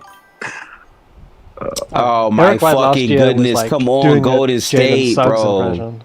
What is Golden State doing? Y'all see this shit? It says the Warriors will want a commitment from LeBron James before pursuing Anthony Davis. Boy, you're not getting one. How the fuck are you affording You're this not getting LeBron, one. What money do they have, bro? Don't worry about our pockets, bro. Our pockets swole. Four Jimmy pockets I'm gonna full, pocket bro. watch, bro. You Porzingis, not. Draymond. I'm gonna pocket Our watch. I'm gonna be pockets a pocket full. watcher, Four bro. pockets full, I guess bro. Four I guess you pockets full. trade Jimmy. Yes. Or AD. And we get rid of Moody too. I mean, Damn. you have to give shit up They didn't. Oh, to I get forgot AD. Moody blew out his I'm fucking right with that knee. shit. You think I care? Shit, I don't give a damn I either forgot way. about Shit, that. I forgot about Moody. I forgot he had like that bad knee injury, bro. That shit was crazy. One Shut- COVID outbreak and that Beggars. entire locker room's dead. I'm not gonna lie. Average age 76. Wanting a commitment from LeBron, knowing he gonna make this shit a spectacle is crazy. I don't think you're getting one. LeBron, Honestly. before you come here, you gonna stay? You gonna come here, right? Yeah, sure. Yeah, right, bro. All right. It's funny. It's just so funny to me that like if they don't sign LeBron, it's over. Like that's Hey, it. LeBron, There's nothing think you promise? Yes, Think you promise yes. you come to That's their the off season. Warriors? That's their off season. That eyes, I feel like it's like, hey, bro, I'm thinking Kawhi, promise. Giannis, Yeah, Better than the AD. Lakers. They Are are y'all still better than trading? the Lakers. That's the Wait, case. so like, are y'all trading 3 unprotected for Anthony Davis? Hell no. Fuck. No. Hell no. No, fuck no. Jimmy no. Butler Yeah. of an ACL I'm not is doing probably that shit still either. better than Curd. Yeah. Is probably Oh, better God. than It's James like, than bro, Anthony Davis. Yes. Three naked ass AD, pictures. but like 3 AD unprotected crazy, picks bro. for Anthony Davis. Yeah. Like, Yeah. AD played Three less naked ass games. picks.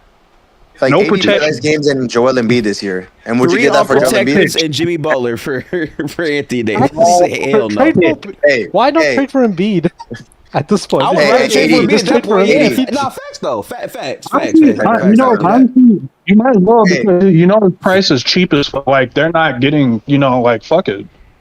Hey, You AD, probably I get would a actually good do money. that. Sexist. Shit, Hey, I'm not AD, gonna we're hold you, good. bro. We got If you Jackson put, wait, Lindenberg. no. Pause. Hang on. Fuck Anthony Davis for a second. LeBron and B, Steph. Hold on, nigga.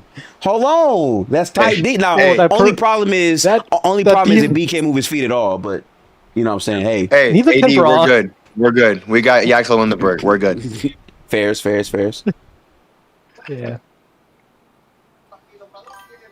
Yeah, that, Man, that would listen, be bro. like that scoring would be insane. It would be. And It was reported that the Embiid Wizards can don't stay- want to deal Anthony Davis, but that could just be posturing to raise the price. I don't know what's real. I don't think they want to deal deal AD for Jimmy. I don't think they want to deal AD for Jimmy. I think that's what Derek it is. said, "What am I I would do getting that. for Joel Embiid?" Hang on, real quick, chat. Let me go for the screen. All right, tell my dog Derek. We are gonna give you a franchise player that plays We're gonna some give you really cap good minutes space for in the your next 10 team. years. He brought some like real vibes back to the city. The closest that y'all got to an NBA Finals in the modern era was with this player. Like Butler's just the heart and soul of Philadelphia, and we'll give him right back to you. And he's gonna really coach up the guards really, really well. You know what I'm saying? He'll get y'all right. He said a phone line is dead. Respect. No, but Hey, I ain't gonna lie, Jimmy Gifted. Butler's an expiring. Gifted, you nasty Jimmy for Butler that. is an You nasty expiring for next that, bro. year. You get He's him expiring. He's one of the expiring. largest contracts Yeah. in the league. You've got another 3 years on. So I don't know doing what that. you Nasty. expect back if And you're he's a walking trading corpse. a player like him. Yeah, like I don't know exactly what's a good return for Joel. You tell me that, Derek. I want to know that. What do you want back I would for him? trade Fox for Jimmy Butler. Oh, get the fuck out of here. I want no damn Fox on my team. No, Hell I'm saying no. that's the value where it's like, yeah, because No. it's cap relief. That's why it's so good. It's Yo, because yo, it's like a I need big you to understand. contract with cap relief. I would actually boycott the first half of the season if these niggas traded Jimmy Butler for fucking De'Aaron Fox, bro. That's crazy. What? Y'all should bring some Castle the to the headquarters if they do. Yes, bro. That's nasty. Nigga, he's nasty. De'Aaron. What the hell? De'Aaron Fox, nasty. That's nasty. Spurs doing anything left in the Especially offseason? with the amount of money I he's think the making. Spurs that's are trying to nasty. get Rui, with right? John Collins. I think we're Rui Yeah? or John I Collins. think y'all Rui. I ain't gonna hold you, bro. I think y'all Rui Prefer for out of real. the I think he wants I think John they got more Collins money than because I'm split because I'm like I'm not in the training facility. I can't see how the guards are doing. How you know it's Rui, bro. If Castle and Dylan Harper are locked in there shooting threes, I'm like, give me John Collins. I want that rebounding. I want a bit more physicality. Juba. Rui? Be And you so get that serious. athleticism. Rui is knocking that Rui shit is the down, softest though, four man. in the league. That's cool. I'm saying this right now. That's cool. He's And I'm knocking saying- that shit down, though. He's giving you actual buckets, though. Okay. He's- Gifted. What was the problem that we had? I mean, your four couldn't score the whole playoffs. I think that is a problem. Johnson. Keldon Johnson couldn't give you anything. Champagny was our 4. Yeah, exactly. Champagny. Champagny did well. You move Champagny to the bench. And you put Rui there, your bench gets better, and your starting lineup gets better too. But you do lose the spacing from Champagny and starting lineup if you do that, though. So I mean, and my problem with that, my problem is like, but I feel like we lose a lot on someone who's a bit bigger who can screen other than Wemby, because Wemby's not a great screener, and who can contested rebound, and when Wemby is trying to contest stuff, can rebound, box people out, be more physical, but it can also space the floor. And I'm like, John Collins, like, obviously not nowhere near the level of shooter, especially movement shooter Rui doesn't have, but still near 40%. Is for, man, you know that's not the same, though, man. It's not the same. Rui in that corner, but shit. I know we love buckets. We love buckets. We love buckets. I've seen Rui get out the way a lot. I've seen Rui physically comes and he just gets out the way, and I'm like, I don't know if I can have that from my 4. He can play the 3, but I need a 4 right now. Being a 4 on the Lakers versus Spurs is a drastically different experience. I will say that. Yeah. Just saying. Yeah.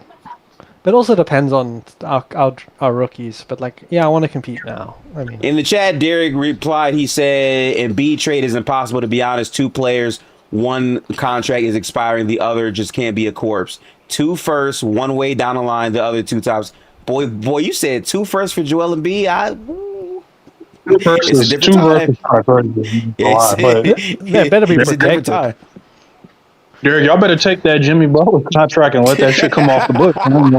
Yeah, that's what I like. You can't build a championship team with him and PG on your roster right now. Gifted, is Denver keeping Watson? We need your thoughts ASAP. I mean, they're going to try to keep Watson. I think there's other teams actively trying to get him as well. I don't know who the teams. Wait a minute, is it Watson? Nah, he's more of a 3 than a 4. I wouldn't say he's a 4. Yeah, he's a 3 more so. I mean, they're all a lot of Rui's like 6'7", Watson's 6'8". Yeah, something like that. Yeah. Even Collins isn't that big, so it's like, I don't know. But he's athletic as hell, though. Payne Watson is a good rebounder. I'll say that. So I wouldn't put off giving him a bat. Like, at least sending him a phone call. See what the Clippers want Watson. That's interesting. Okay, that'd be nice. That'd be something. Benedict Mathurin, Watson. Who's their center? Isaiah Jackson. Yeah, center position a little. I don't know. Yeah, I like all these teams. I'd rather him be a 3 for sure. I agree. He said Yannick. Okay. I don't know. Oh yeah, Yannick. That's the center, right? That they drafted last year. Yeah. Or this. I think Yannick's alright from what I watched. Yeah, he did what he needed to do. Rim running big man. Maybe they could make him into like Rudy Gobert light or some shit like that. Is there any chance the Lakers go for Benedict Mathurin because he's also restricted? I think he'll be available. I don't think the same player. I don't think LA will let him go. Benedict Mathurin's more athletic Austin Reeves with less IQ. He's a foul baiter. Like, that's what he does.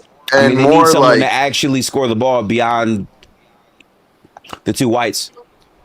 But like Benedict Mathurin is always like has off game, on games. Like he's never consistent. That's his thing too. He's always inconsistent with when he's a good scorer, when he's just a black hole on defense and offense. You know. So he's very inconsistent. He's the response from Derek about Joel Embiid in chat. He said 2 firsts, 1 with legit protection is hardly a reach. I'm seeing plenty of part-time players get dealt. Yeah, I mean 2 firsts. Kawhi did get dealt. Only thing is, you saw Kawhi play though. Like he played 65 games last year. That meant something. That's true. You know, that team's gonna be scary. I'm not gonna cap. Let's talk about that. That team's gonna be scary. Yes, DMB. Also with the Kawhi stuff, Kawhi. I like the Raptors. You're trading like a near negative asset with Embiid because of the contract. Like, that's the issue. You need to understand that. Like, he'll be a good player next year, maybe. Very maybe, but the year after that and the year after that, like, is more likely that he's like just not around. Like, Porzingis is just as likely to be healthy as him. I'm at that point. Real quick. By the way, since you said Porzingis, Porzingis and Embiid on the same team. Listen, to be fair, KP's contract is immediately tradable. By the way, we can trade KP if we needed to. But Embiid Porzingis front court genuinely would give me nightmares on a night-to-night basis. That IR report every game will be crazy. AD Porzingis. That's Twin Towers right there. Twin Towers. Jesus Christ, brother. Jesus. Twin hospital beds. Yeah. In chat, Unlucky Dreamer on Twitter said, off topic, what camera do you have? I have a Sony A6100. You know what I'm saying? Content creator investment. Do Golden State got a good medical facility? Yeah. You gotta. Bro, listen, we got 60 games out of Otto Porter Jr. basically. That is true. I've never seen him play more than that. Right after that, he was out the league. That 2022 Otto Porter, man. Yeah, crazy year, man. That was good. Yeah, I still hate Curry for that. No, I'm kidding. Wait a minute. I'm hearing Aaron Gordon to the Spurs for Carter Bryant Vassell picks. Where are you hearing that from? Trust me. I need a source on that. Trust me, bro. Nothing. Trust me, bro. Trust me, bro. I mean, Juba, would you want that Juba or no? He heard it from his head. Did he get a new hamstring? No. It's the same one. Yeah. No stem cell, no nothing. No stem cell. Yo, Gifted, how healthy... I'm sorry. Okay, if the Warriors are fully healthy, how far do you think the Warriors get in the All-Star round? First off, the matchup, I got to know what the matchup is. I think they can beat certain teams. I don't think they beat OKC or the Spurs. I think they give the Spurs a scare just because we have the anti-Wemby weapon on our team. That's the only reason why, for real. You think they could take it on 6? What a competitive 6 games? We have the anti-Wemby on our team, yeah. Mm-hmm. What's that? Mr. Steph Curry. We go shoot volume, baby. That's just the anti-everything weapon. Yeah, right. I'm not going to shoot from half court weapon. I'm not going to the paint. I'm taking this 30-footer. You know what I mean? Wait a minute. I'm hearing Collins, Rui, and a longer shot LeBron for the Spurs.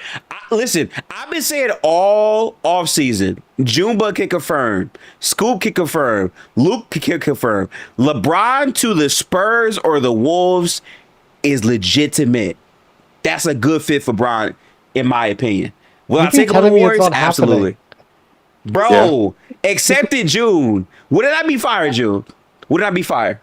Be honest. Be honest. No, you said it's not. I've been saying it's going to happen, and you said it's not happening.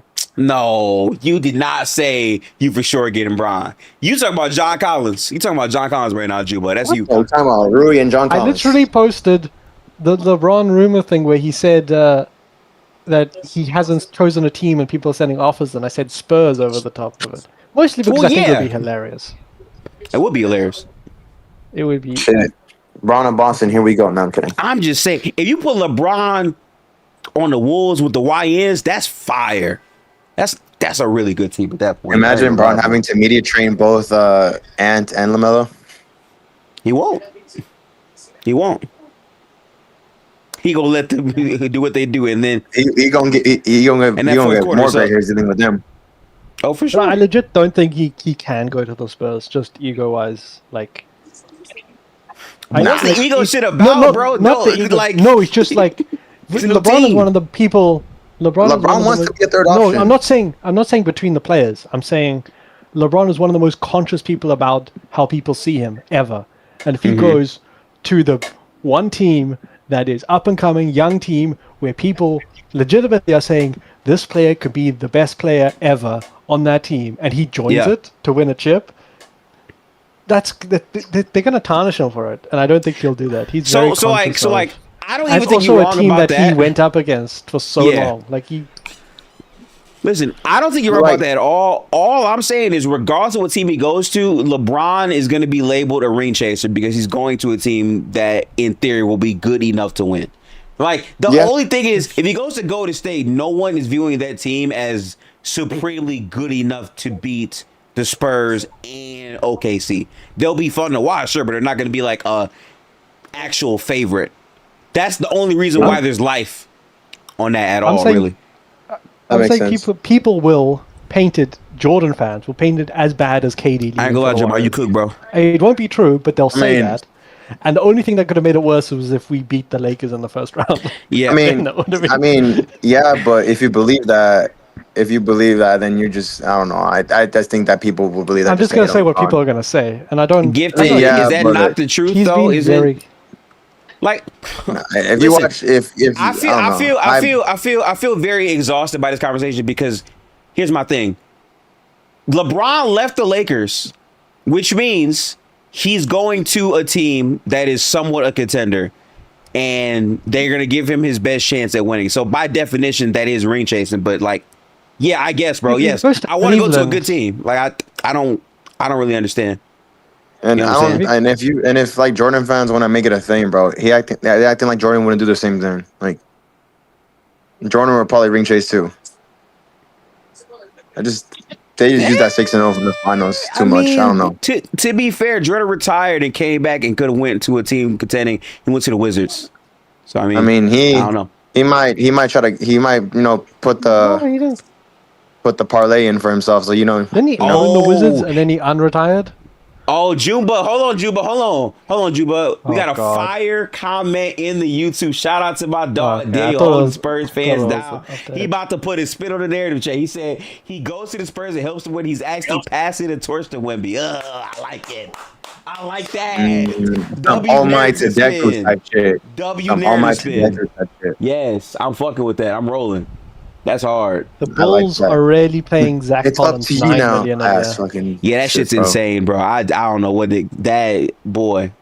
That's a lot right there. One of the Juba. worst I ain't gonna cap. centers I've ever witnessed. He's pretty bad. Yeah.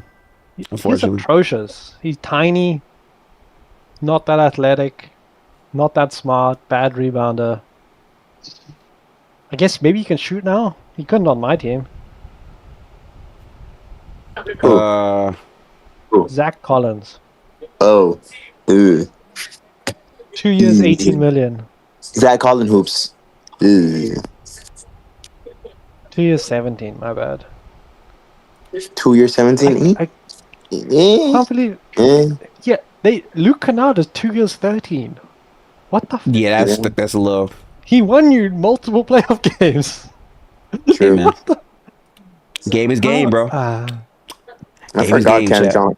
Cam Jones? Or Cam Jones is? Chat. I don't know what the fuck his name is. We have been live for 5 hours and 20 minutes.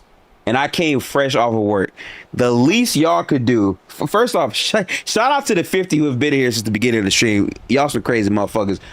We talked about the Nets, the Bull. Like, this has truly been a NBA discussion. So the least you can do is hit that goddamn like button. After the VOD is done, hype the VOD.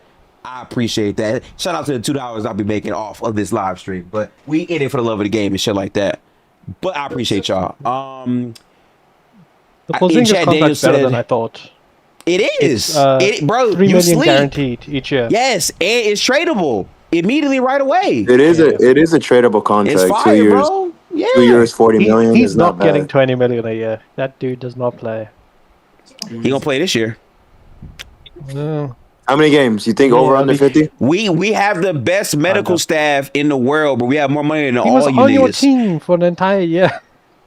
He wasn't. think he No, he plays- see bull. Oh, No, it was cap. We mid-season. traded for him. Yeah. Look at you Yeah, now. mid-season. Look at you now. Don't have enough sample I size to still say that. remember. Look at you. I Look still at remember you. Kerr not knowing that he was sick with something. He didn't know what. Listen, it was. listen, bro. Everyone catches that bug in, like, you know what I'm saying, early January, February, March. It happens, bro. No. It be like that. I ain't gonna lie He's been though. for like Whatever 3 sickness years he now. had, bro, during okay, the bro. Celtics Chill. run, bro, that shit pissed me off. I don't know what the fuck he had. He literally couldn't even breathe. He said he like No, couldn't that, even it was walk, something bro. serious. Like, Yeah. he didn't get fixed when he went to the Warriors. I don't know. And They sent him off to Germany or something. Maybe got new lungs.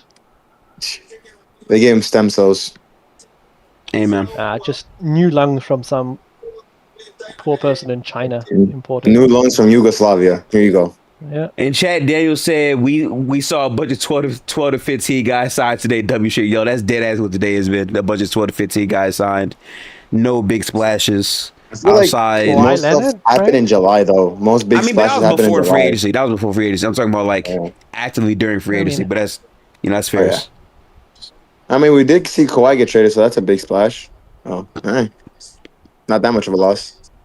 No, to be fair, Dean Wade does count as a splash. I'll give you that, Unlucky. That's a fair point. I will give you that. That's okay. That's okay to say. Yeah. Yeah. I think everyone's waiting for Bron. Like, I'm going to put all my money away when Bron's I don't think Bron's getting done tonight, though. I think Bron. Yeah, exactly. It's going to happen into like next week, beginning of July. Beginning of July. I think after July 4th. I think the Sunday after. I think the really Sunday good, after Luke. July 4th. Listen. NBA free agency has been replaced with NBA pre-agency, where you deal with this shit before it goes to free agency. True. That's really what it is nowadays. More or less, yeah. Yeah, just tampering. Like both players. The CBA just makes everything kind of a little bit more boring, though, because teams are now more wary about it than ever. So it's like, yeah, bro. No team wants to be in that second apron because that's just kind of hell, especially if you're not competing. Bron going to sign on my birthday. He fuck with me like that. It's not a good Assets thing. are just more valuable now. So, like, when a team trades for a player, like, every time they're pretty much willing to, at most instances, they're willing to, like, send them. Like, nobody takes a gamble anymore. Like, let me just trade for this guy and see if, like Boston's like, let's just see if Kyrie will stay with us. You know what I'm saying? Like, niggas not, Yeah, I'd rather take if you make a gamble. I really feel like I'm being held at gunpoint because I feel like the minute I'm in the stream, breaking news: LeBron James signs with the Golden State Warriors. I'm about to fire this back up. Yeah, bro. Like, I'm trying to reboot. Christ. I can't wait to sign Draymond. You're not getting Draymond, bro. It's not happening. You're not getting Draymond. Watch back, bro. What if Draymond's like, fuck this shit, I don't want to be here no more, and he just goes to, like, I don't know, San Antonio instead? Bron is like his idol. Draymond Green loves Bron more than like his children. Didn't he miss the boat? Draymond Green loves LeBron more than he does himself, I believe. Yeah, bro. Not only is Draymond going to throw away $27 million, he's also going to let LeBron take 23 from him. LeBron, you need me to shine your shoes? Okay, what else? That's what the fuck he's on, bro. Personal shoes. I need to. Bron isn't signing until after July 4th. Yeah. It's probably time to pack up the stream. I ain't gonna lie, man. We've been live for 5 fucking hours. That's a long time. That's a long fucking time. I would lie to y'all and tell you I'm gonna be live tomorrow. I will not be. I'll be making videos. I'll be playing I think 007 on Twitter. Actually, let me pull up the official schedule for Gifted Hoops this week because I'm organized now, chat. Hold on. Where's my calendar at? I have remained consistent to this shit right here. Let me zoom in real quick. So we play Yu-Gi-Oh! On Monday. We've been live on free agency really since 6 o'clock all the way to now.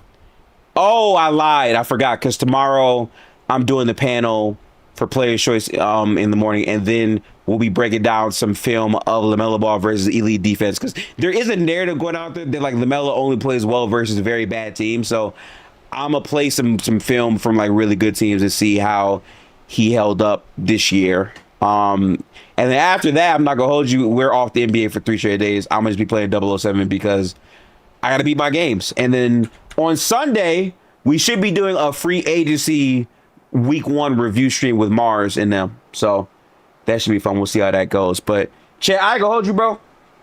Dead ass. I've been live for 5 hours and 26 minutes. I really appreciate everyone that pulled up to the stream. First off, like the stream. Please like the stream. I'm hot as shit. I'm not new to this. I'm true to this. We stayed in here live all the way through all the bullshit that did or did not happen, and we're gonna keep it going in this offseason. Videos are on the way, so stay tuned. Hit that like button and subscribe. From now on, again, we are streaming on Twitch and YouTube, so sub up on either platform and you should be able to watch this pretty cleanly. But I've been Gifted Hoops. Shout out to the Kawhi trade, the Ja trade, the Dean Wade trade, the Luke Kennard trade. Some crazy shit has happened, but I'm done for the night, man. That's it for me. So, yeah, man. I will catch you guys in the next one. I'm watching, I believe, The Furious tomorrow, Luke. So, we'll see how that goes. I'm going to return with a overall breakdown synopsis of the film, probably on the second channel at some point. Oh, I'm going to be watching, I believe The Furious tomorrow. Okay. Okay. Yeah. When did you want to watch the other movie? That's the thing. I gotta set that shit up. Honestly, Luke, what day works for you at around 10 o'clock? Thursday. I could do Thursday. Yeah. Thursday at 10, we'll watch the first Bourne movie. I can do that. All right. Sure. All right. Bet up. Chat. If y'all want to tap in, these things will be available in my Discord server. Again, it's pinned exclamation point Discord in chat. You should be able to find it there. We watch movies in here all off season, and we have a list of TV shows and movies we are going to be getting to. So join the Discord, take on the movie homies role, and get noties on shit like that. I'm going to actually make the event for it probably tonight before I go to bed. But I feel like I've done my job today as a content creator on top of actually being a real employed person. So I'm gonna head out and get me some cold water because it's hot as hell and I've had lights on for 5 hours. So I'm kind of crashing out. But have a good one, y'all. Peace out, everybody. We are out of here. Salute, y'all. Oh, wait. I'm gonna raid the homie. Is Dan on, chat? Hold on. Let me pull up Twitch real quick before we end the stream, because we are multi-streaming and I'm a W streamer who gives back to his people, man. Hold on. Let me see if my boy is streaming. He is. Bet it up. I will send you over to Dan, chat. Hold on. Oh, shit. Ignore that. Of course I'm sneezing now. Hang on. Raid Dan Naturals. Did that work? No, it did not. Okay, hold on.